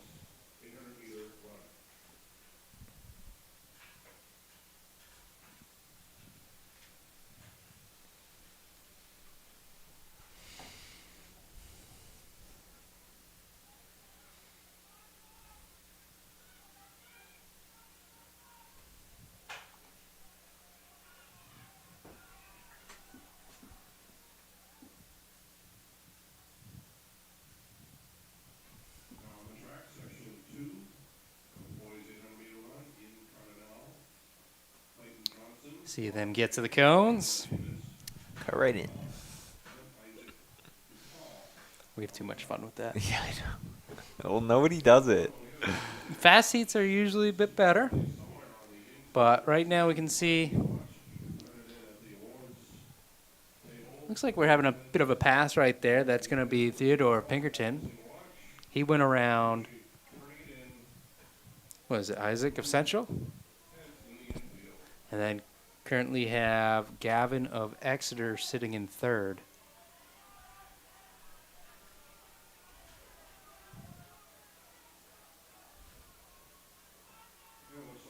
So they go 58 high. About the same split as the first heat. So Davis, Pinkerton holding on, but he's got some company here.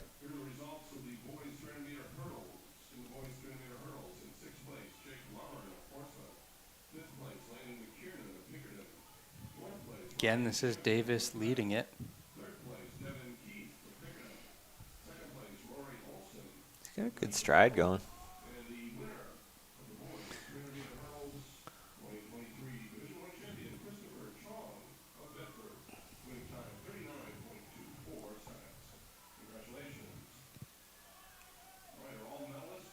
Davis leading, DePaul. Next in line to give chase.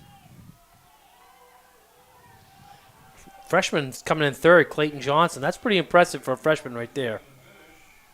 He might get second in this heat. It's coming hard. Oh, man, that was close. So Davis takes that. 2 minutes, .06. DePaul, 2:02. Johnson, 2:02. Millark, 2:03. Wow. 2:02 for a freshman is pretty good. That's incredible. Yep. He was the kid that did the camera work for us at the real meet last week. He's run a 4:37 mile also. You guys didn't do your own camera work? No, we had him. We had a freshman come along with us today. No, he's a good one. Yeah, all right, I mean, so those are really good times. this heat here, this will be a good one. We got Crowell of Portsmouth, Fifield of Concord, Mikulski of Exeter, Safstrom of Merrimack, Binder of Pinkerton, and Beckering of Bedford. Most of these guys just broke under 2 the other day. This is anybody's race right here. See him at those cones. There you go. Better. See? Oh, yeah, he's still out in 2. Worked perfect, man. Sean Fifield with the early lead. Ooh. What was that? A little bit of got tangled up there. Bumping. There's no place for bumping when you only have 6 guys out there. Come on. This is an 18. Well, when you take the full straightaway to cut in, there's plenty of room for it. Fifield with the early lead. He's feeling it. See what can happen. Wow, they're really smoking this one. 58. 58. Interesting. All 3 heats pretty close together first lap. Yeah, it was a 59, 58, 58. and the 58 in the middle was high. So that first heat could win this, depending on what happens right here. Just imagine if you threw all of them in one heat. That first lap would be nutty. Yeah. Yeah, I mean, they did. All 3 heats ran at the same time. Safstrom's going to take over the lead right here, it looks like, from Fifield. So there's some jostling going on right here.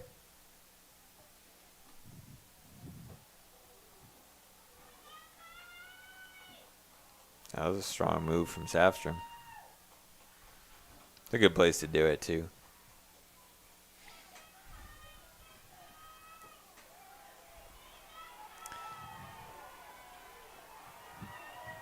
Yeah, that was great. He took it before the turn. Wow, He look powered at all that. the way home. That's a pretty good run.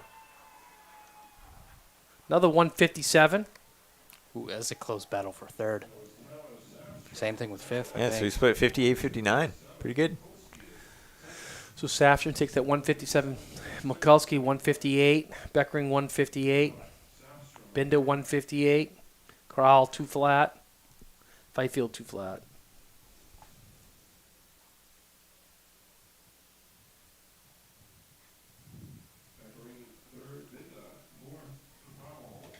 So 1 through 6 came from there. I don't know about that. That's a good question.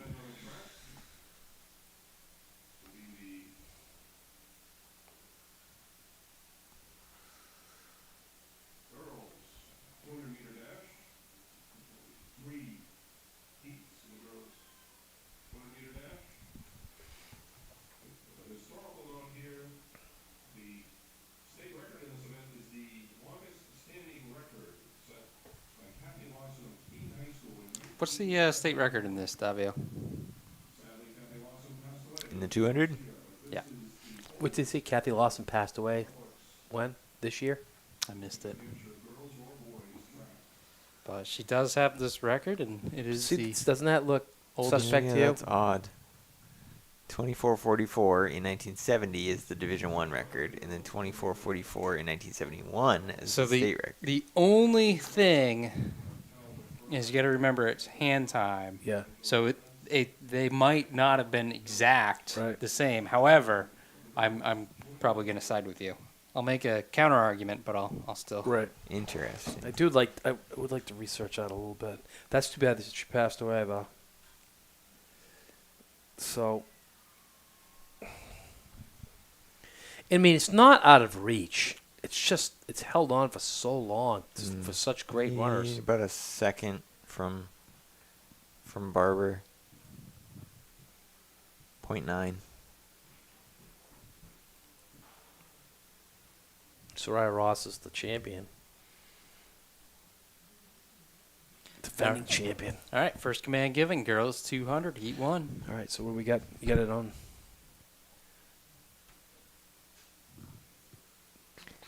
So I just looked at the boys 800. Davis snuck in there. He did. Yeah. Okay, so we got Braille of Pinkerton, Musa of South, McBride of Exeter, Scott of Bedford. Let me look at Scott. Sineska of Central, and Milks of Portsmouth.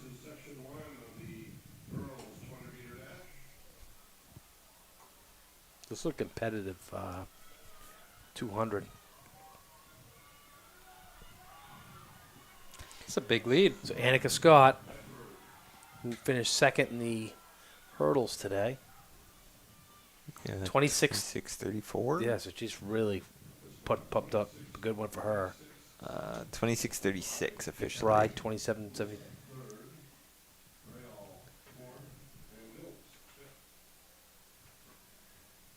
Yeah, that was almost a second drop from her seed time.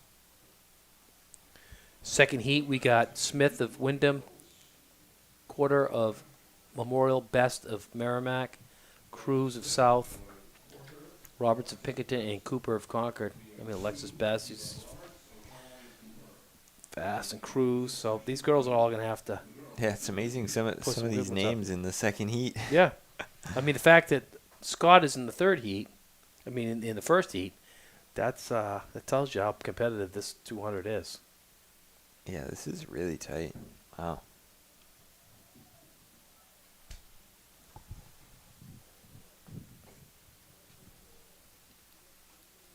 with this battle right here.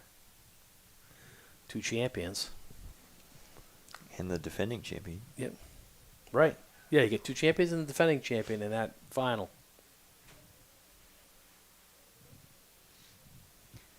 Heat number 2, getting into their blocks.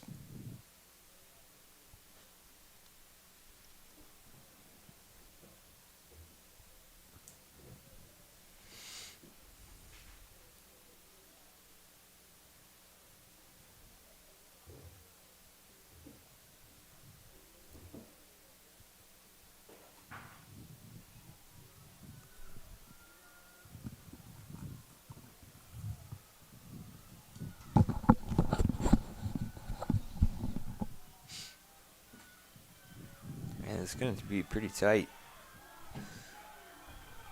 That looks like Cruz out front. Yep. And Cruz and Cooper. Cooper. And then Roberts. So Cruz takes that in 26-27.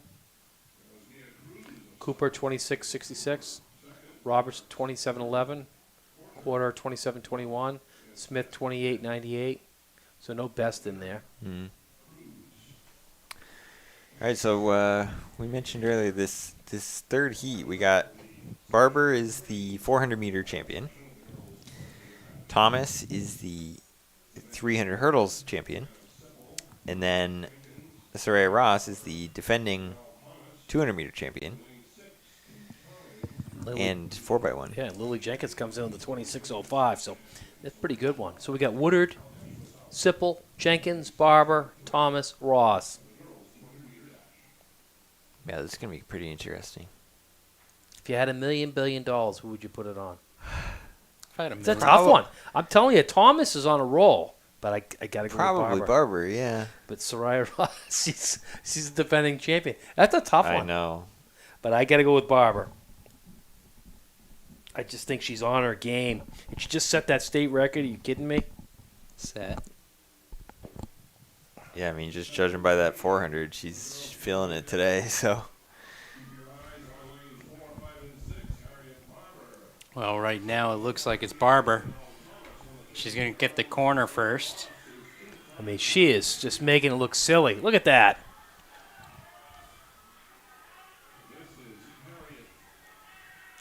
Thomas caught a little bit at the end, but Barber takes that. What's wrong with that, huh? By a decent amount.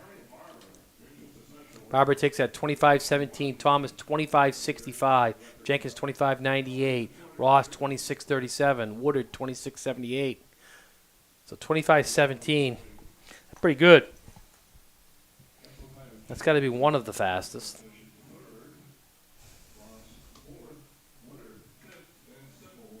So she's getting close.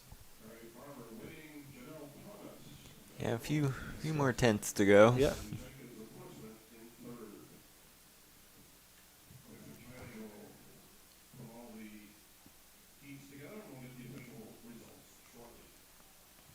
Jimmy, do you know what year they stopped doing hand timing? No, well, yes, actually, that's a good question too. Do you know what the? No, year that I'm not was? sure.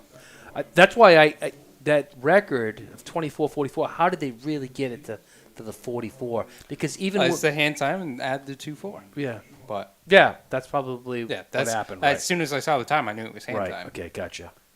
Um, But they already did the correction on it. Is Yep. what you're saying? Yep, they already converted it from Gotcha. hand time. Gotcha. So wait, what was your other question? When did they stop doing trials and finals in the 200? Oh man, I don't remember on that one.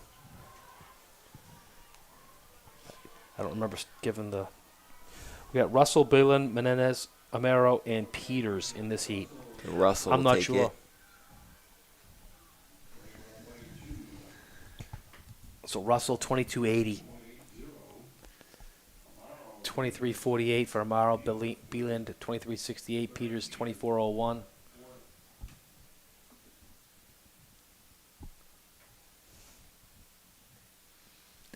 Oh man, Fletcher last year was 200th off of the division record that had been Oh, the set 200 by in Borromeo? 1986. By Barney Borromeo. Yeah. He was a stud.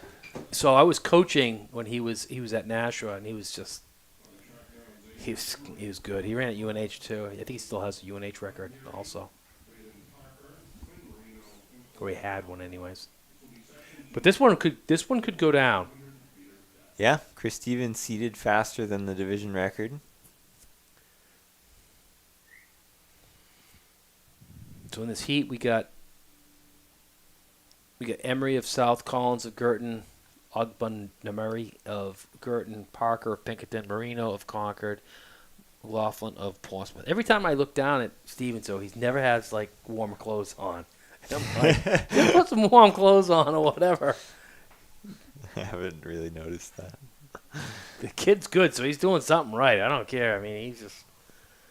But yeah, he could take that time down. I mean, he really popped a good one last week. Close one. Heat number 2. Wow, you call that one. Yikes.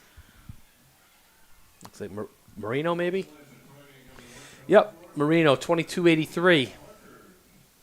Emery, 22.95. Everyone's running. McLaughlin, pretty well. 22.96. Yeah, Collins, 23.24. This time could go down. Seems fast right now. The flag is totally dead. Trees aren't really moving. Yeah, I mean, almost everybody in that heat beat their seed time. No one in that heat was seeded under 23, and we had 3 guys go under 23. So here we go. We got Brooks of Wyndham, Isaac of Pinkerton, Schneier of South, Stevens of Keene, Sebastian of Memorial, and Jones of Salem. I think this time could go down.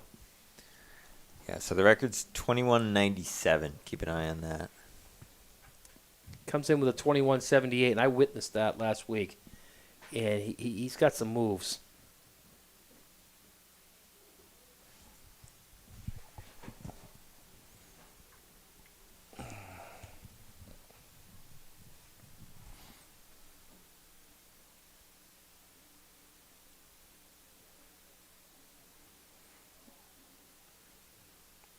So hopefully he has a good start and not a Greg Hall anticipation.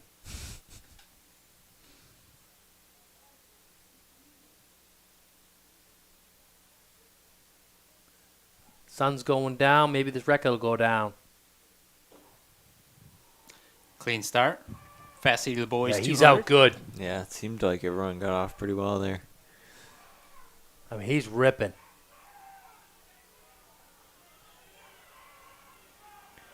But he's got company. He's not safe right now. That was pretty close. Yeah, pretty close is right. 22:32. What was the time in the first heat? 22:41 Sebastian, 22:59. 22:72 for Brooks. Jones 22:81. Tell you what, that first heat. Yeah, might get fifth and fifth? sixth maybe. Yeah.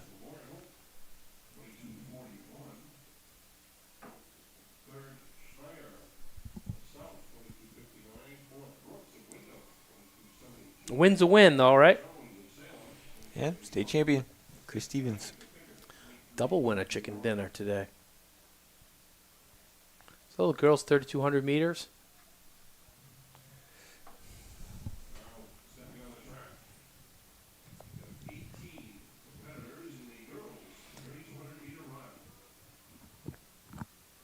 Could break this up into 3 heats. I was going to say only 1 heat of this. Yeah. All right, so you got Silver and Grew. I mean, those girls are just, I mean, they're always right together. Shelley Smith of Concord, Fondakowski of Girton, Spuler of Dover, Spuler, O'Neill of Bedford, Royce of Winnicott, Mahoney of Bedford, Bortz of Dover, Hayden of North, Melendez of South, Hoy of Keene, Blanchett of Dover, LeBlanc of Pinkerton, Mason of Girton, Backrack of Dover, Hiscock of South, and Katy Perry, South.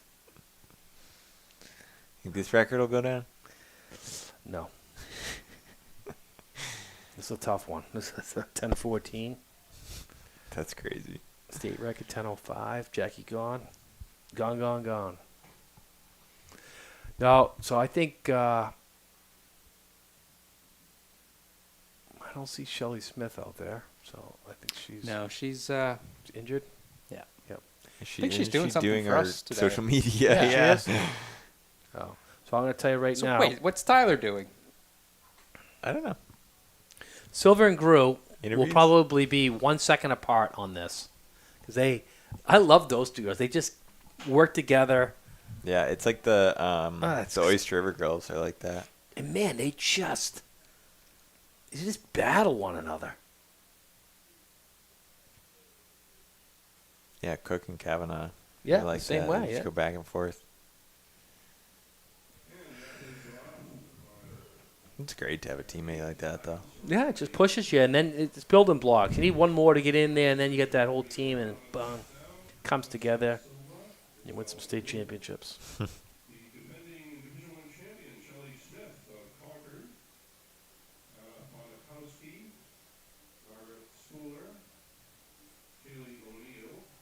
That's too bad about Shelley. I guess maybe I should have known that. It seems like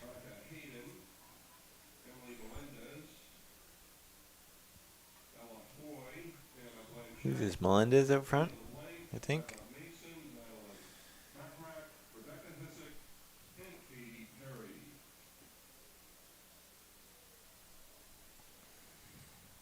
Can't tell what number that is.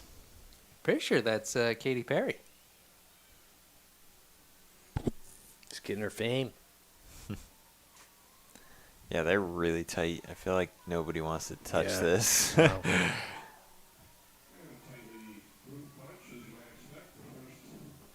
Yeah, nobody wants to do anything here. We're going to go through in 93. So that is not the pace that most of these girls typically run. Well, we can see there was a little shift up front. Now have Fondakowski. Fondakowski, yep.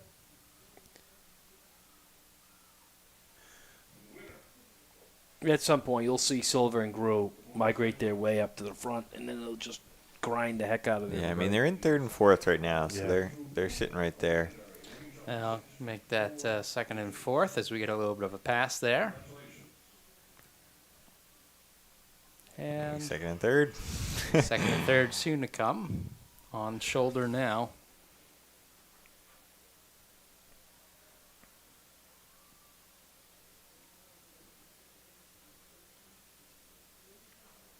I tell you, I mean, if you're doing the first lap and it's going out slow, why wouldn't you lead it? So Right. that's why. You know, we saw Katy Perry do the first lap of pacing duties. Yep. No one else wanted to take it. Yeah. Run your race, absolutely. I had to do that. I think my sophomore year it was Moskowitz, the senior year, and he was doing the 16.8 Right. 2 mile or 32, and I remember that race. So in the 32, you know, we went out like I'm pretty sure we went out slower than the girls' race. Oh. The first lap or two, and then so then I led it for I don't know a mile, and tried to push a little bit, and then you know Fontaine and Moskowitz were just like, all right, thanks, bye. Looks like we might have another lead change, maybe right on the shoulder. Opts not to at this point. Tucks back in before the corner.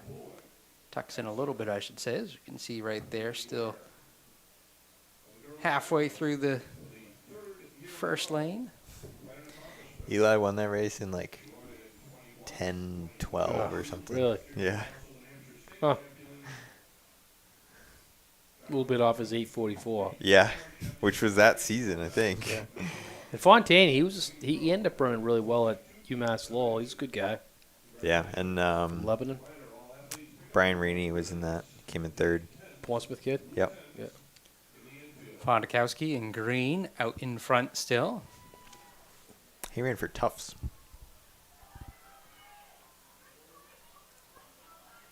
Sun starting to set here, Salem, New Hampshire. We gotta turn the lights on soon. Might have to. I don't know. We did it without lights last night. Yeah, we're a little bit later than last night, though. That's true. We did. Yesterday got moved up 15 minutes, right? Yeah, we moved up 15 minutes. We had 2 heats of the 800 instead of 6 heats of the 800. So you're saying we're a little bit. Yeah, it makes a difference. Oh yeah. Yeah. Yeah. Well, we were done on the track at before 8. Then you got to forget. Well, no, I guess that wouldn't make a difference. We are further west than Sanborn, but We're that much further west. no, I'm just being wise.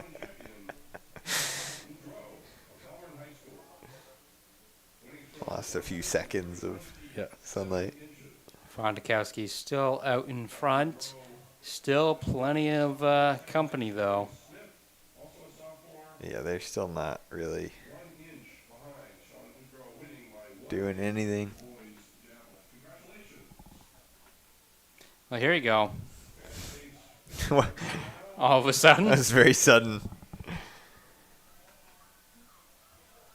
Yeah, so, I mean, they're going through the mile here at 6:08, 6:09.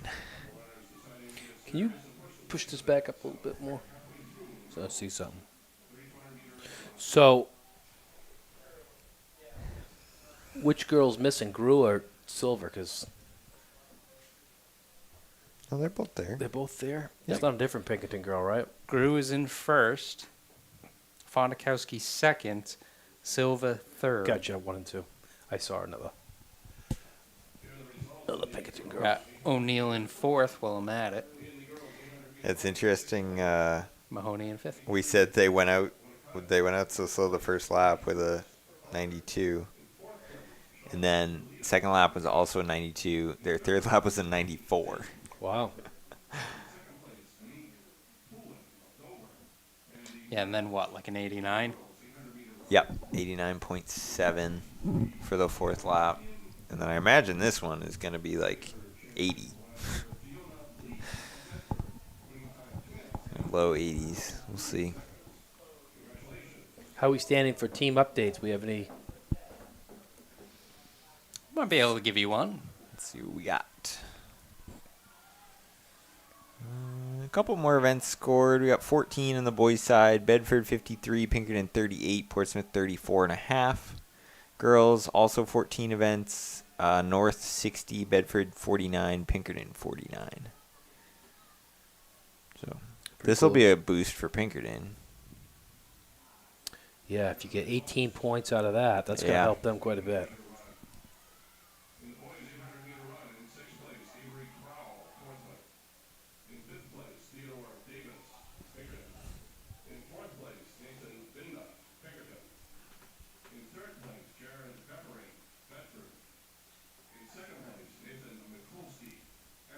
Isabel Pinkerton still out in front. Fondakowski, followed by Silva. It's interesting. Isabel had that little surge just to take the lead, and then she slowed right back down because they still only ran an 87 on that last lap.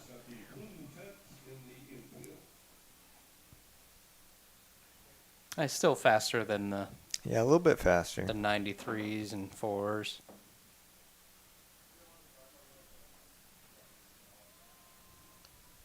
But they're still not really dropping yet. Which is why there's still such a tight pack up in this lead group. Well, here we go. Another move. Silva moving up. Takes second. Goes to the shoulder. Looking to get first here as well.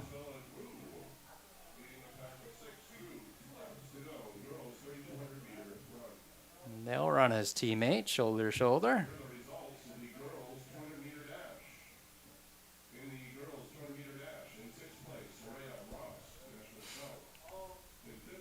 Saw Isabel look over her shoulder. Inside shoulder, I should say. Back to an 89. Bedford's got some serious points there they could gather up there if they can maintain. Yeah. Bedford and Pinkerton, I think are gonna jump up into 1 and 2 with just this event. Right. Well, I'd say you look at this top 5. There's a top 6 just hanging on there. They've really opened it up on the rest of the field.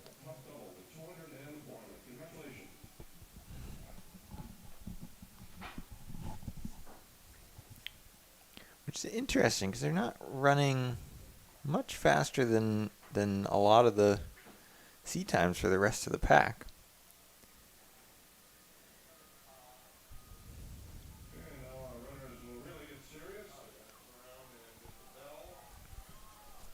One lap to go. We got 5 in it here. I didn't really I expected Grew and Silva to be a lot further ahead at this point. Well, she's taking off now. That's Silva out in front, our top seed coming into it.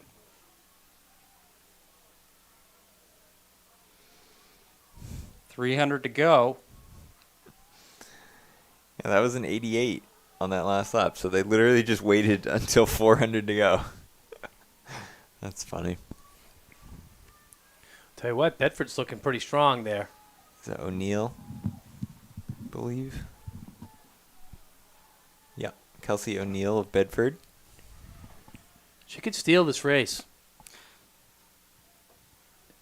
She's gaining. Yeah, she found another gear. She's coming around here. She looks like she wants it too. Tell you what, they messed around. 100 meters. Oh man, this is great. Yep, they messed around. And they played it too slow. Oh, let's see if she See can what hold happens. on. I don't think she's gonna hold on. Oh no. Good battle. Oh, that was so close. That would have been pretty cool. if she Pinkerton took that. they should have really not messed around with these girls. So Silver takes that 11:46. O'Neill 11:47. Royce 11:49. Grew 11:53. Fondakelski 12 flat. I mean, that almost played right into the hands, and that has championship implications with it. You know. Yeah.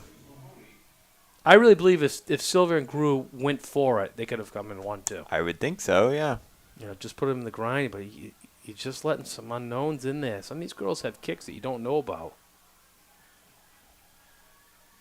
Yeah, I mean, it's like on paper, like you basically know that you can beat everybody if you just race it. But you don't know if you go out slow and wait till a kick if you can beat everybody. Sometimes you get a faster girl sitting in there you don't even know about. Oh, that last lap was a 72. It's pretty good. Wow. That's crazy.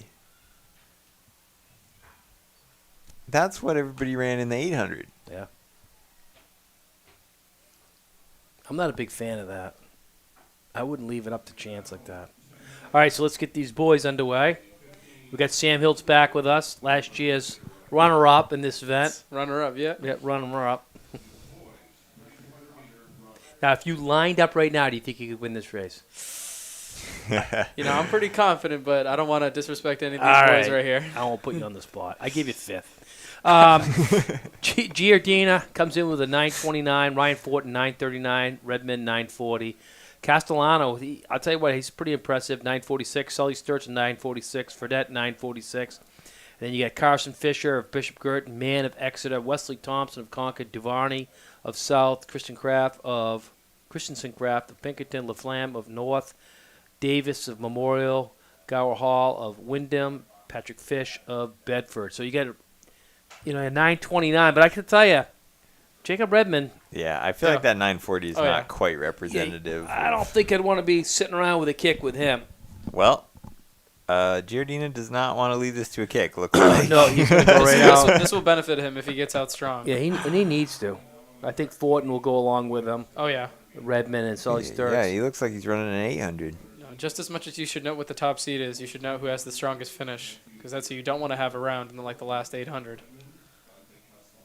But probably a smarter move by Fortin and Geraldine are just getting this cushion out right away. And they both like to go out fast. Oh, yeah. Get away. I mean, they went out in 32 flat. Yeah, that might be a little too fast. Don't think they'll be holding that for too much longer, but if they can, then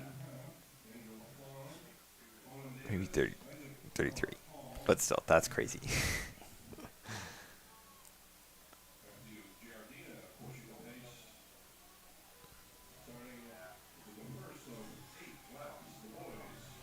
hey man, Giardina's gonna run his race if he's feeling confident enough to put some pressure on these boys. Yeah, why not go he for just it? went through in 66, 67. He's smooth enough on the track to do yeah. a lot of damage. There isn't many guys smoother than him. No, this kid's gonna be winning titles for as many years as he's in high school. But this pack can see him. He can't see the pack. So No. if they start linking up and start closing on him, it's going to be doomsday. Still, look at what he's done to his field. Got him, 2 guys chasing, second chase pack, third chase pack. Yeah, this is the complete opposite of the girls' race we just saw. Oh, yeah. How much you want to bet watching that girls' race has kind of made him think that this is the move. Are you starting to get shakes over there? This reminds me of Tyler Sheedy pulling away last Yep. year. And then now Yep. you're rethinking this through, like, oh, man, maybe I should have. Yeah. Knowing what you know now, Yeah. what would you have done differently? It's just looking back, it's like I think I ran my MOC's race really well, and I was able to connect with them at a good point. And in states, I never even tried to connect with Sheedy, and that just cost me so much. But I would have definitely tried to get with him a little bit closer to 1K 800. And I think that's the situation we could have here. If Fortin wants to go and try to beat what Giardina's putting down, he's probably going to have to get with him close. And you definitely don't want to have Redmond sticking around. Yeah, he cooled off to a 71 on that last one. Would they come through in 220? 218. 218, so Giardina, that's actually not that fast then. So yeah, it's coming back. You just got to think, if you're going in through and that split, and you just split that between like a 67, 71, you got to think if is that worth it in the long run. But right. You got to make a good, clean break. Yeah. But, I mean, even that 71, Fortin ran a 74, Fredette ran a 73, Redmond ran a 73. So 5-second lead. He was still putting space on them on the second lap. Still, I think out of that group we're talking about, the one person who didn't really bite on that much was Redmond. He hung back really well, so I don't know, he may be running the smartest, but we'll still have to see. I mean, Giardina is one of the smoothest runners I've ever seen. So oh, he is. And there's not a lot to him. He probably weighs, he can't weigh much more than 120 pounds. I will say, watching him and Harriman from Lebanon is insane. Those guys have form that I don't think I'll ever have. He's got that back leg kick. I mean, he's efficient. Yeah. Yeah, so right now he's dropped into basically his PR pace after that first lap. So that last one was a 73. So about 4.5 second lead. Well, that's good. I mean, you got that pack right there. They'll work together to I hope. Yeah. Yeah, I mean, he's still lapping faster than them, though. Yeah. Wesley Thompson needs to get onto that. Yeah, he does back. need to get connected. He's going to get stuck in no man's land in yeah, a lap. and you don't want to be stuck in no man's land, especially when it's Absolutely right not. there in front of you. This is connect on. It's a long race to get stuck in no man's land right now, so I don't know. He's got to get connected. Yeah, some lonely laps.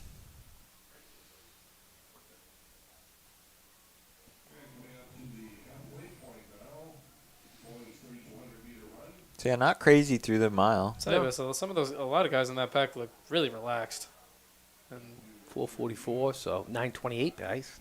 Yeah. 4:44 is good. Yeah. Yeah. Anybody can tighten that up at any point. So if Giardina's feeling some drive, he could drop a much faster one in this back half. Yeah, see that's the interesting thing is he has this huge gap now, but he's still running very controlled. Absolutely. So it's not like he's gonna blow up and everyone's gonna catch him at some point. Like he still seems like he's running pretty comfortable. Pretty comfortable, yeah. except that he now has like a 30-meter buffer. I will say, I guess that kind of runs in BG because I remember racing against Fonikowski last year. Yeah, He he get liked a good to do lead. that, yeah. And I wouldn't say he ever really died. He just stayed right at that pace. He was pretty smooth, too. It was really smooth. So you got Giardina, Fredette, Redmond, Fortin, Sturts, and Castellano. Carson Fisher. Sturts is still hanging on. It's right where he needs to be if he wants a time that he's never done before. A lot of change of lead between the Merrimack and Bedford right there.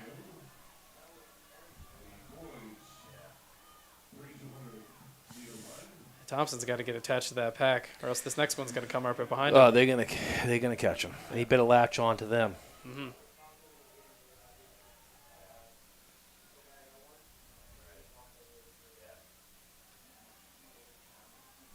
Tell you what, Giardina's actually increasing this league right now. Yeah, he's clicking off just like perfect laps here. Hey, well, Ford and Redmond, if you want to get attached, and you have like 1,000 left to go, so I think so. It's increased to like six out to Redmond. Wind it up. So if Redmond's gonna make this move, he's gonna make Gotta it. do it now. Gotta make it soon. Just stick with Forden and then just drive it home. Yeah, I mean, I think you want to get close, like. You can get it in a within little 3. bit early, you can get it in yeah. within 3 seconds. You'll get it. Right. Yeah. But if he just lets this go to 6 or 7 seconds, it's not happening. He's got to make this move now. Right. Dude, you got to push it right now. Yeah, because I mean, you're not gonna make this up with like a last lap kick No. or something. 6 you know? seconds. Don't do what I did, man. Get up there a little bit closer. Right. Yeah, you gotta get at least somewhat in contact now, and then see what you got at the end. Well, Redmond's pulling. I mean, Giardina just dropped a second and a half, so yeah, I don't. They're still falling off him. Playing pokey puppy right now. If he's not moving by 6. He was running 73 mids. He just ran a 71.9. So 5 I'm second just lead. saying. I'll give him credit. Fortin is running tough right now. He keeps he's maybe falling off sometimes, but he keeps fighting back up to get up with those guys. yeah, Giardina was still a second faster than that He pack. was. Yeah, on that last lap. So that makes. Yeah, he's looking smooth as ever right now. Redmond's gonna make a big push, but Yeah, he's got to make I a push, don't know. dude. To show us that finishing speed. Show us what you've shown all year, and you may get close. Maybe not as close. Yeah. Come on. 4 second lead. I think he's got a shot at it if he really Got a goes shot for at it. that, man. You got a 155 in the tank. You can do that. Show us something. Wind it up. Well, I think he's gonna go for it. Why not? Oh yeah. Come on. Here we go. Now he starts to taste it. So Giardina ran telling a you right now. 71. Redmond ran a 69 on that last lap. It's over. He is. He's all It's right. over. Telling you right now. Come on, dude. That's I'll tell you what. It's gonna be shrinking. close. It's gonna That's be a close. big gap, though. He can't hurt, man. He cannot think that you're gonna die. You gotta go It's get over. him. I'm telling gotta you go right now. get him. Now, Shark is in the water. Fortin's fighting back too. He's probably gonna secure a 3rd place. Yeah. Here comes Sturts too. He's gonna Nothing. secure 5th. Nothing you can man. do about this. No, Worst here feeling we in the world. go. Oh, he's got to survive. He's got to. I don't think. Oh, don't look back, man. He's right there. Oh, he might hold on. He's Look at fighting him for it. Oh my God, He's Giardina. Oh, Hold come on. Oh, Wow, good you fight. showed me something tonight, Good job. buddy. You showed me something. That's Good job. incredible. Nice Oh job. man, he responded really well there. And here's Fortin peeling away. He's gonna get. Sturts is gonna get 4th. He's gonna pull away. Good finish. Castellanos Wow. trying to get one too. 24, 25. All right, Giardina, All right. you showed me something Nice. tonight. Yeah, that I'm, was great finishing speed by Giardina. I'm taking bets. What was Redmond's final lap? I'll say 64. 59. 59. 59? Dan, I was way off. 59. Sorry for the disrespect. Yo, What was Giardina's? Thompson, bring it in, man. 72. 72. Hey, just enough. That's incredible. 62. Yeah. Yes, Yeah. not 72. That was a good finish. Good Congratulations, Giardina. Played it well. Yeah. I will also, Sturts ran a 63. Yeah, he's tough. He's I'm got a telling tough runner. That was good. Good job for Ford and for finding that 3rd place, too. Impressive double today. Yeah, Fortin closing 68. He ran pretty smooth the whole time, Really actually. smooth. Yeah. He ran tough. Once again, shout out to my fellow runner-up in this event, Redmond. You had a great close. Wesley Thompson had a PR. Yeah, he did. And he ran that by himself. Yeah, by and himself. And he actually fell apart there. If he could have got connected, yeah, he could have been under 10. Yep. He's been fighting that barrier all season. Yeah, 10's a serious barrier. Yeah. All right, so let's get to this 4x400. That was awesome. It was good. I'll tell you what, that was good. It was a good run. The first time I broke 10, I think I ran 9:59.99. You did? Yeah. Wow. Hand time. So we have to put that up to what? Yeah. Yeah, we don't round up. We don't round up. That's a sub 10 right there. We had to add the 4 on there. Going to Greg. Right, Greg? It was a hand time, wasn't it? It wasn't. No. No, it wasn't. I don't think so. I'll give it No. to you. Who's that? Pelham Invite, I think. What? No, that's a short track. It's a downhill track. It's a short It is a downhill track. Downhill track. Both ways. What's going on here? We got no internet. Oh, the password's not good anymore. It's not good. Sun's gone down. We're in another day. Do you still have internet? Yeah. I don't have internet. Yeah, it is a little bit concerning. Oh, no. Uh-oh. Double no internet. Yeah, that's not good. Maybe when they turned the lights on, that killed the internet for us. Yeah. Hogging too much power on their side. All right, let's see what we got here. Oh, we're back. Back up. Back up. So we got Memorial, Londonderry, Girton, Elvern, Scary. Timberlane, and Merrimack. Not what you want to have happen. I do remember this event. We got the scores now. We got Bedford 61, Keene 46, Londonderry 42 for the boys, 17 out of 18. Mhm. So Bedford should win, no matter what, at this point. Girls side, this is a barn burner.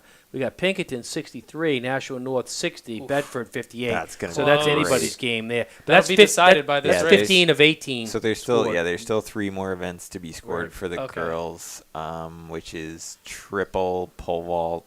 You can get a lot of And points from those three-legged field race. events. Yeah, so triple, pole vault, and then the 4x4. Right. Okay. So let's see. Yeah, I mean they're all in the fastest heat, so Yep. that'll be great. Yep.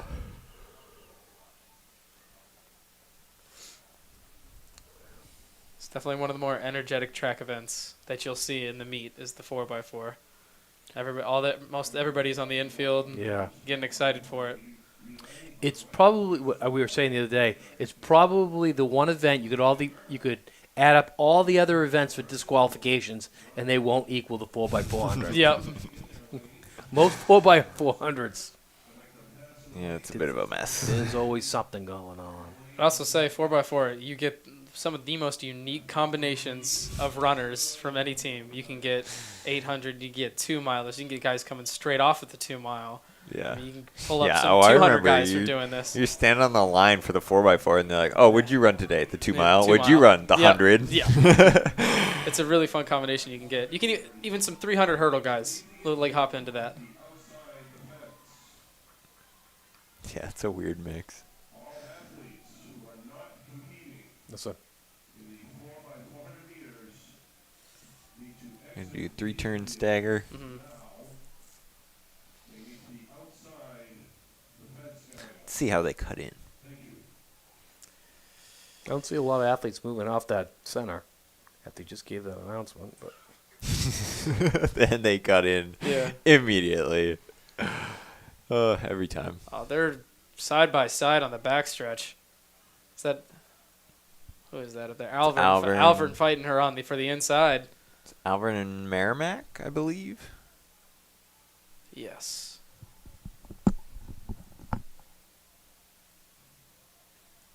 There comes Alvern fighting back. This is pretty tight right now.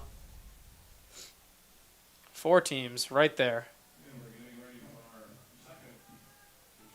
Ooh, Merrimack's getting eaten up, though. Oh, yeah. so Alvern can be the first one for the handoff. Mm-hmm.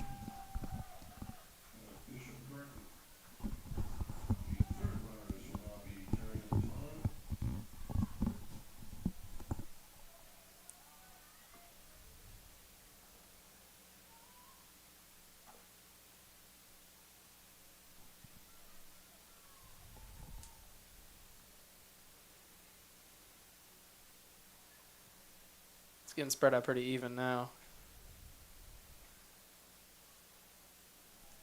But Alvin remains with that lead at the front heading into the final turn. I like the leg kick on this Alvin girl. Mm-hmm. A pretty good turnover. We got Londonderry in second. Is that what it looks like? Is that Londonderry? I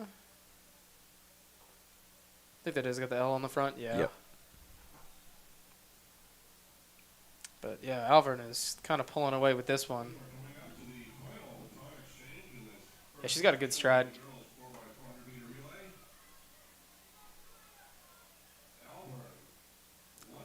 Unless is that Girton or Londonderry has just some insane anchor leg just lurking around. Well, I don't think they're gonna take care of that one. No. This girl's ripping.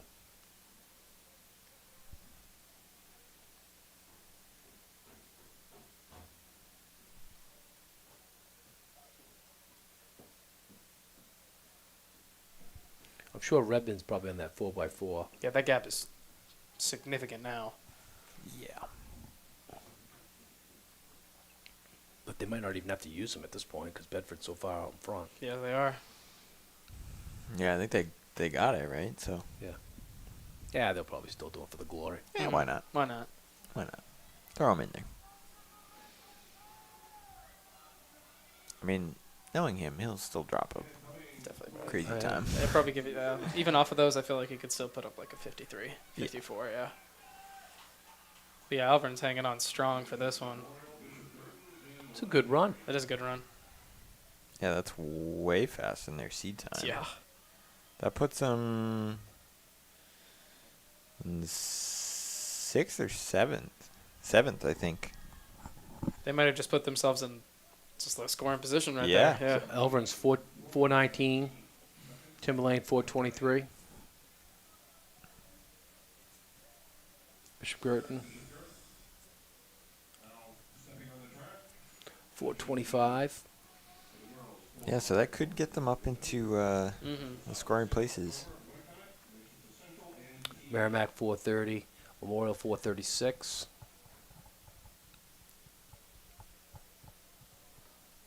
So what happened to Londonderry? They just Oh. There they there you There go. they are. Now they Okay. re-scrolled. Londonderry was 427.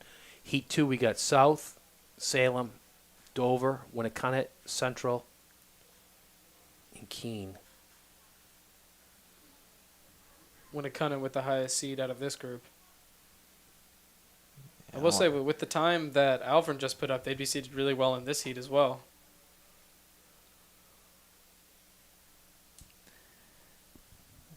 I wouldn't want to be anywhere near Manchester Central. No, If I was an anchor. I think I would. Yeah. Actually, I think I would lead her off. Yeah? Lead off? Yeah, if you're in the second heat. I think it's just more fun to put her at the end, have her hunt people down. They used to do that with Devaney, but they'd be so far True. back, and I just Yeah. thought it was kind of a waste. Yeah. I just love seeing like a co-brand like Hannah Parker in like the 4x4 and the 4x8 on anchor leg. And in like the 800, she'd have like 100-meter gap to the first place and just like run people down. It's so cool. I'm pretty sure like sometimes like putting a lot of pressure on the teammates to hold the lead that you got. Yeah. You know what I mean? Yeah. It's like, well, I can hand it off. She'll do all the work. Yeah.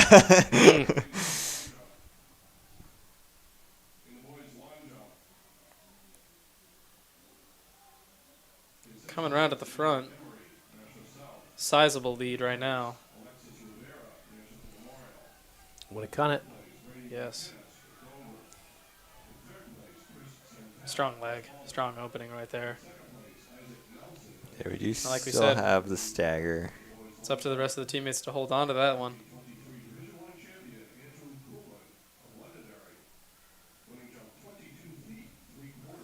That's a good jump right there. Coleman, 22. 22. Yeah, 22-3, something like that. That's legit. Yeah. Yeah, Winnicott in second leg, like adding to that lead now.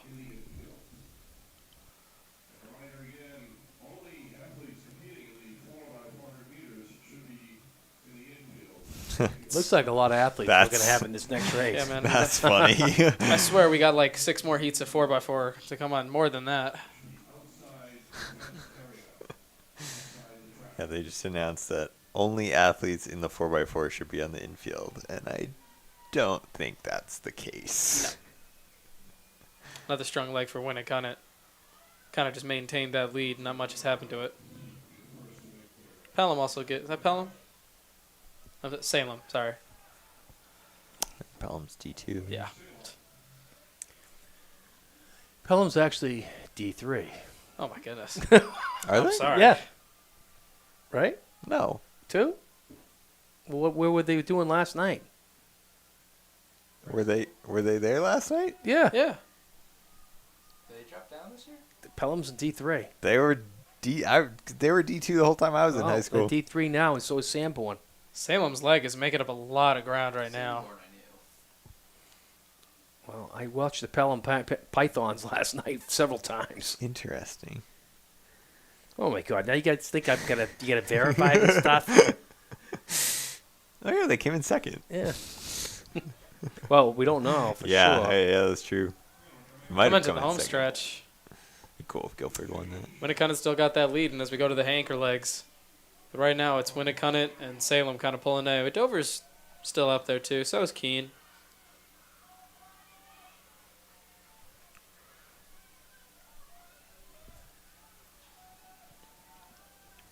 Would you look at that?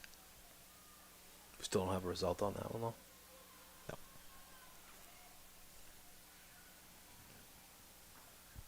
Winnicott is really Yeah. putting it to it, huh? But that gap just appeared on that one. I mean, that's a great last That- leg too. Yeah, she's got it's great kickback. Moving. She would have caught Giardina.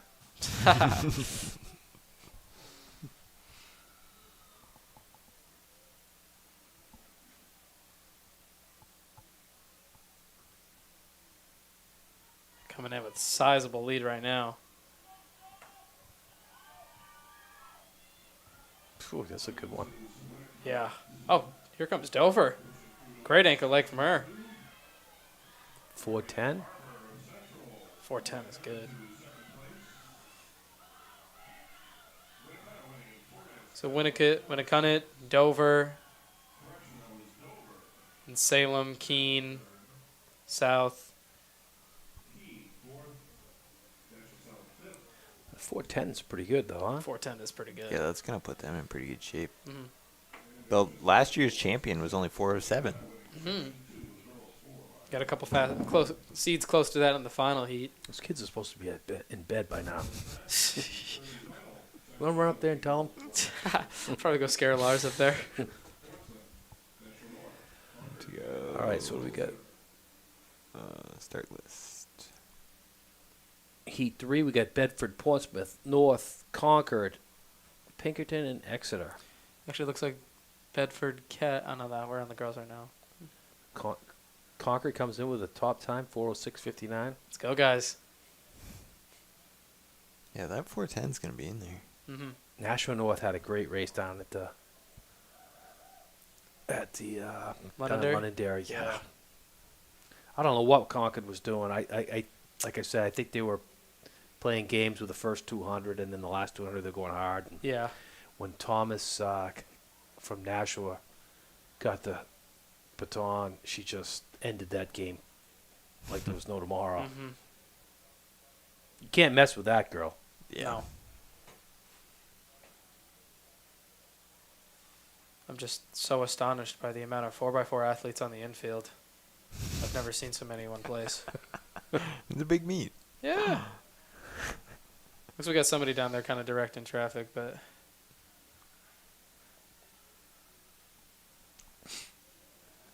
I think it's great. You gotta have everybody in there. Well, at least we got lights here, though. That's good. that is nice. Because it, Yeah, it's pretty dark. This meet goes late. I remember running my 32 at like 8:30, 8:40 last year. what are we looking at right Yeah, it now? was late last year. late. Because you guys were under the lights already, Yeah, like in the but when we 32, started, yeah. That was kind of fun though, I will say. Yeah, I remember it was like this lighting when you guys were running. to get the benefit of the cooler weather at that point, though. Yeah.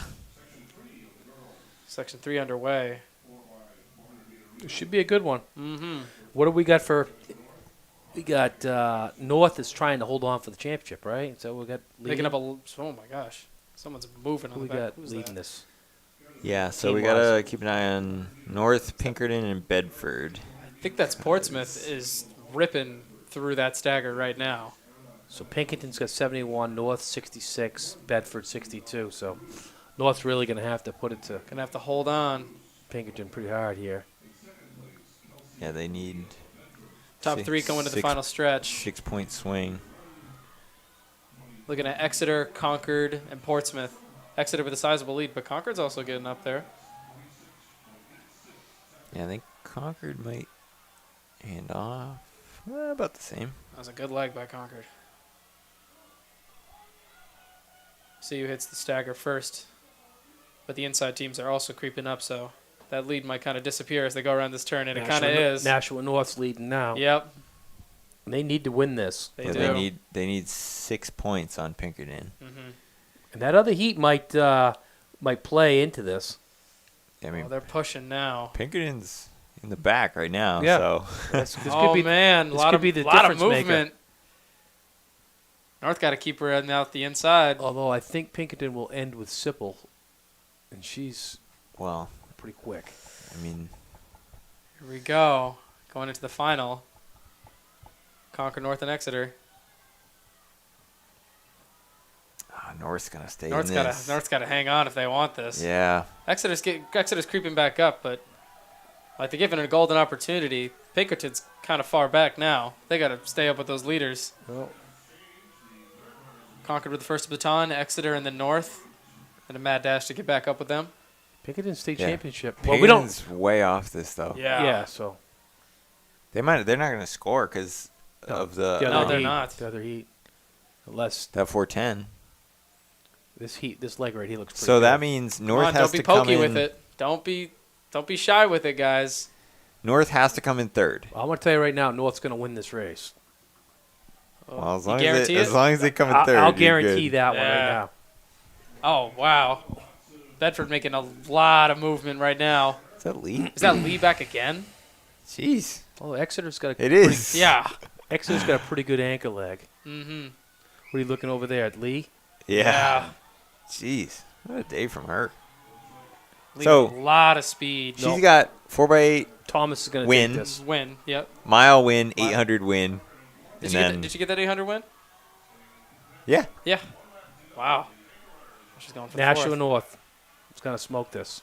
Here we go. Yeah, they got Thomas on the end. As said, Nashua North hanging Exeter's with Exeter pretty right tough, now. though. Exeter's hanging tough. Bedford's not increasing that gap yet. It's not over though. Those two need to work together to get back up with her. Exeter's doing a really good job of shading North off the inside, but looks like North's moving up now. Oh boy. Be close. Made that guarantee with a lot of confidence. Yeah, I still got it. Yeah. Yeah, I think you're good. Wouldn't bet against Thomas. Yeah, she's got a lot of finishing speed. She's got to use it. Yeah.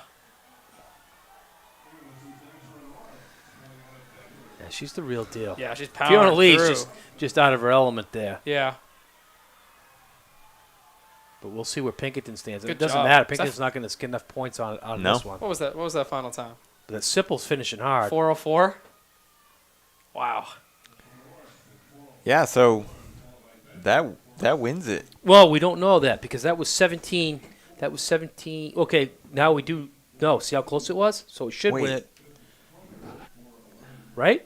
Bedford wins it. Bedford should win, yeah. Yeah, Bedford should win. Wow, there you go. Yeah. There- Okay. Right? Because North Yeah.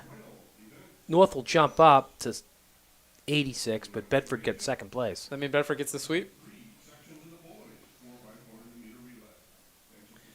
It'll be We're on to boys now. so.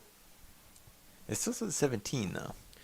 Yeah, but they gotta throw that one in there, so it should be 80 to 76. And Pinkerton won't get anything on that one. I don't believe. Maybe 1 point, but I don't think they even got that. So Bedford should beat Nashville North by 4. I don't know. The math I was doing before we were at. There we go. 16. There's 80 to 76. Wow.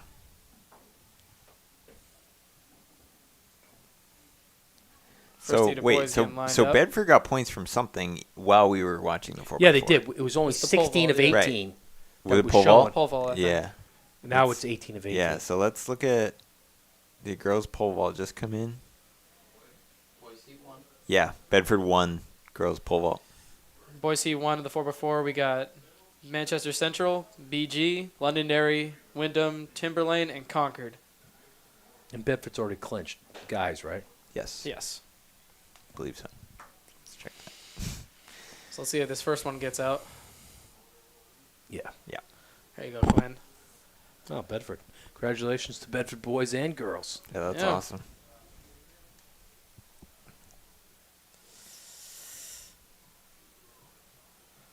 Middle lane making a lot of ground on that back stretch. Is that into that Londonderry?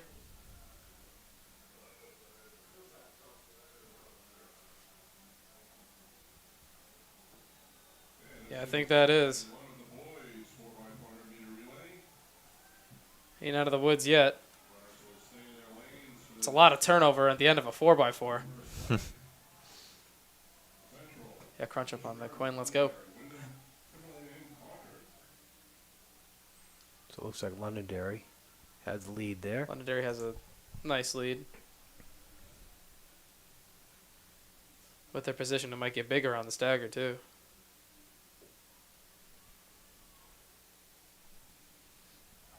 The 2 Cleggs? Yep, younger brother. Oh, I didn't know that. Younger they- Clegg? What's that? Clegg's got a younger brother? Yep. Oh. Yeah, I just saw there's 2 Cleggs on the Londonderry Oh, there 4x4 team. There you go, Gleason. Get up there. It's pretty tight. Oh, my gosh. What? Another, like... Where what did is that this? come from? Timberlane's guys just have a ton of turnover in these final 100s. Jeez. He came in so fast that handoff guy wasn't even ready to start like shuffling right there. 4x4 handoffs are like. Oh my gosh. It's so hard to tell because some people are literally walking when Yeah. they hand off, and some people are still flying. It's like hard to tell. Oh yeah. Come on, Watt, get back up there. Oh man. Oh boy. Wow. Wow. There's some crazy moves in this race. Central is moving.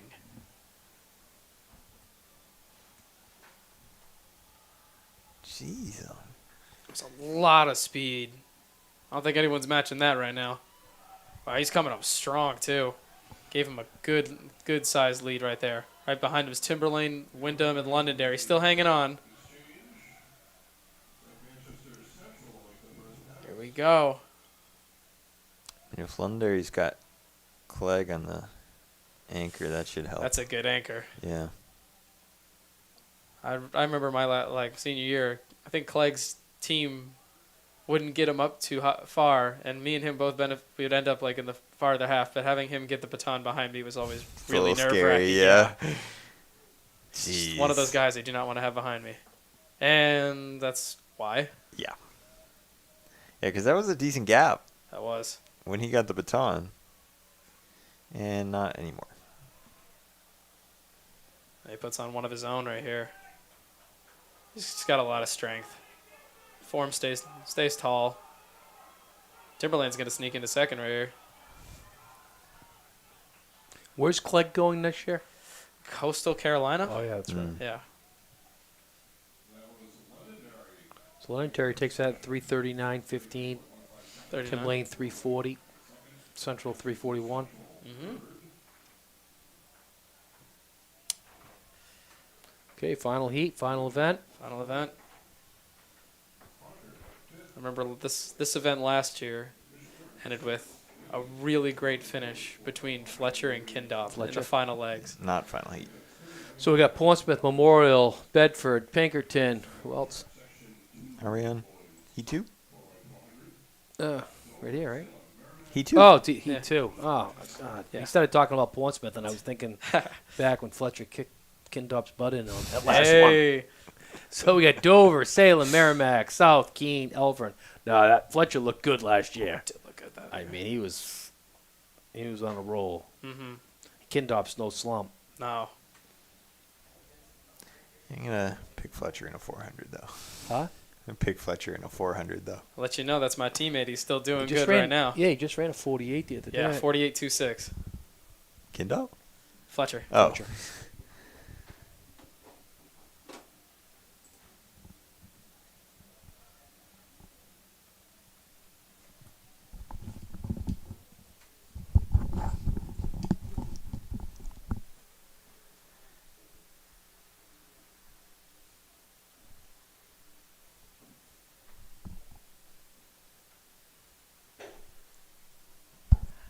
Heat number 2 underway. Just a few more announcements from the NHIAA. Service Credit Union is proud to offer School Spirit debit cards for NHIAA schools. Visit NHIAA.org to learn how to sign up your school, earn cash bonuses for your programs, and spread your school spirit.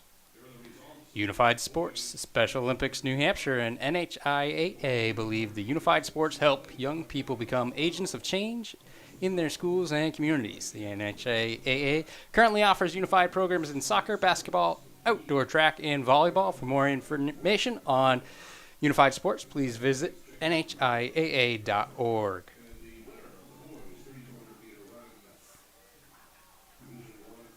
Taking a look at the action on the track. He just dropped like a 50 opening right there.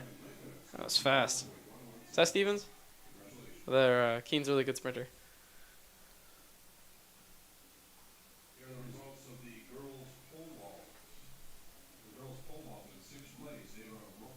Again, we're looking at Heat 2 of 3 for the boys 4x4. That is Keene out in front. Oh, yeah.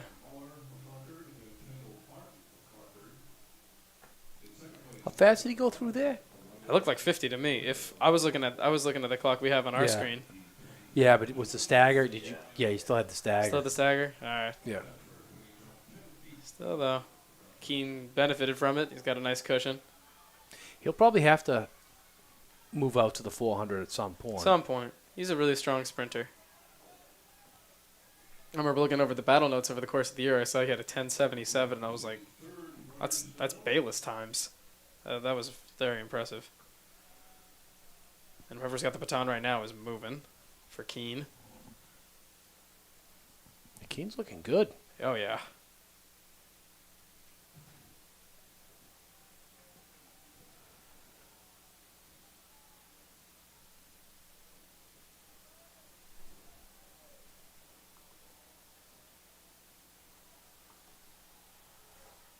Keep that turnover going. Just keep putting that foot down.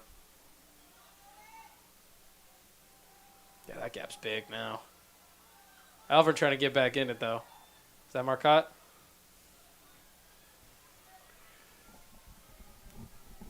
Oh, that is a lot of. That's a lot of room to cover. It is.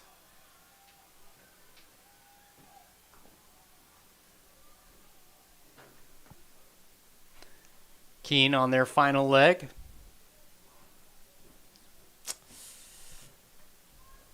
Yeah, I don't even think Fletcher could get Keene this time with that big of a gap. That's South trying to fight back for second place. He's really moving. Right now it's Keene, Alvern, and South trying to bring it home.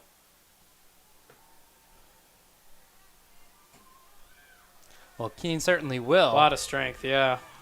Decent battle for second, although it looks like it should be decided. I mean, that's a real good time. That is a good time. What did it say? 3:29.98. 29. There you go. That forces the hand. Mm-hmm. That's huge. Second. Put some pressure on them final boys.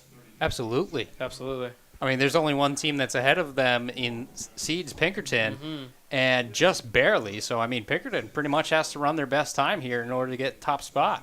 That's what you want to do. Put some pressure on them. Well done by Keene. 329.98. Anytime you see a 20 in one of these high school meets, it's definitely worth recognizing. Absolutely.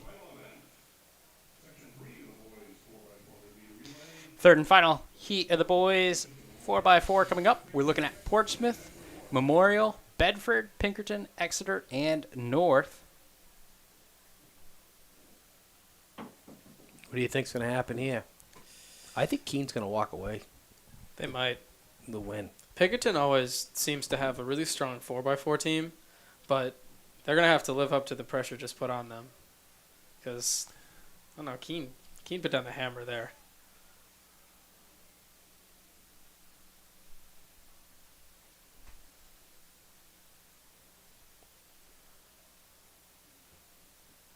What were they? 329.98? Yep.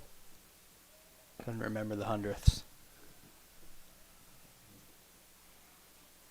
I don't see Michaud down there. Michaud. So I don't know if they don't have him. My legs. Yeah, I mean, if a 4x4 at States, it's really hard to PR. So, Yeah. you know, I can't imagine that a whole lot of these teams are going to match their seed time. You know, they could have a different leg on it. Someone who's, you know, doubling, tripling back. Yeah, looking at the legs right now for these teams, there's a lot of people tripling.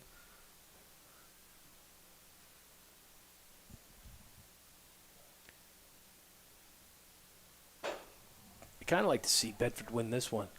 That would be nice. I like always when the champion. Just the cherry on top for this one. Yeah. Yeah.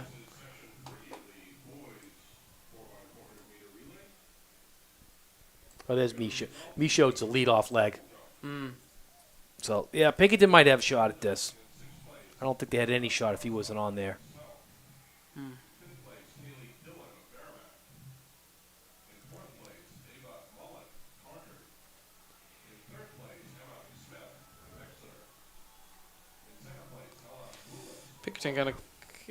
Pinkerton. Oh, no. Bedford's making a strong move. Yeah, you This got to is remember. tight. Gotta remember the stagger. Stagger's gonna hurt those outside teams. Pinkerton is winning this. Yep. Actually, it's pretty it's much pretty close Bedford. to a tie. Bedford's winning it. Bedford in the red there, Pinkerton in white. There you go, guys.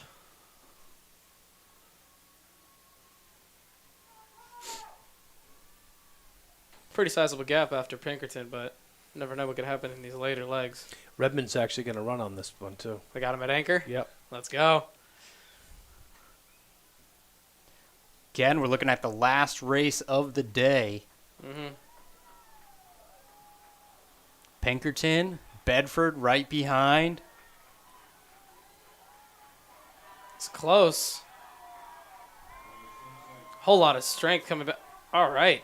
Portsmouth pushing a lot of speed. It's coming Jake up the Haley. bit. Jake Haley's got a lot of strength.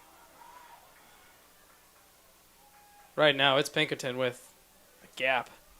I think they know what they have to do. Yeah, their last leg opened it up a little bit, and then it continues here. Yeah. It's looking like some two sprinters form on their anchor right there.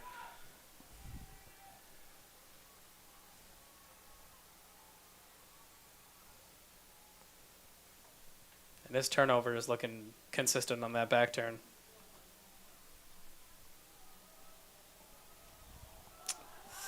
Pinkerton on the Maybe straight. what they need. Have to see what the final time is. Yeah, he's not dying. He's trying to get there.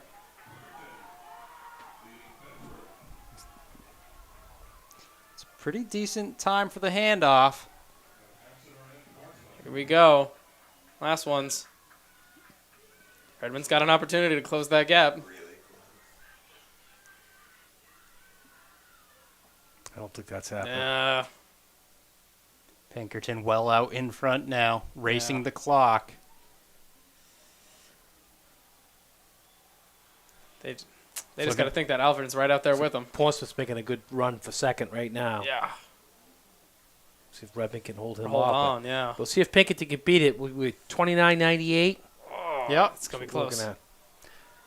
Final straightaway. Again, time to beat Come on. 3:29.98. He should have Pinkerton. that. He should have that. Yeah. Easily. Yeah. They will go ahead and they will take this. 27. No. That's a great race from Pinkerton there. Yeah, good job. They responded really well right Yeah, there. they did exactly what they needed to do. 3:27.44 officially. There you go. Bedford in second, 3:30.07. So Keene got second out of it. Huh? Yeah. Hey, Portsmouth was chasing that over in time as well. They were pretty close. Portsmouth 3:38.9. Exeter 3:30.98. Memorial 3:34.07. And North 3:36.12. That wraps up the action on the track and overall for D1. So again, final scores for on the girls' side, we saw everything tallied up and completed. We had Bedford winning it with 80 points. Nashua North in second with 76. Pinkerton took third with 71. On the boys' side of things, we don't have the official update yet. However, Bedford did go and secure that, and they got, 6 points there? So they'll finish with a 75. Pinkerton is going to finish with a 58, and then Keene is going to finish with a 54. Yep, just updated. There you go. So that is going to do it. Well done by Bedford, the double winners today. Oh, yeah. I'd like to thank everyone for tuning in, and just a couple more messages from NHIAA. First off, officials. New high school sports officials have an opportunity to make a difference in their communities right away. To learn more about becoming a high school sports official, please visit www.nhiaa.org. And the final message from the NHIA is get full coverage of today's events thanks to our partners at Runners Alley and NewHampshireTrackandField.com. Look at that. So with that, once again, this is NewHampshireTrackandField.com, powered by Runners Alley. Our meet hub today brought to you by Tim's Truck Capital. They're helping out just like they always do come state meet time. We really appreciate that. Of course, got our season sponsor of Hoka up there in the corner. Thank you for tuning in. We will be back tomorrow, our final of the division meets, and we are going to be looking at D2s over in Oyster River. Thanks for tuning in. We'll catch you tomorrow. We all need medical care.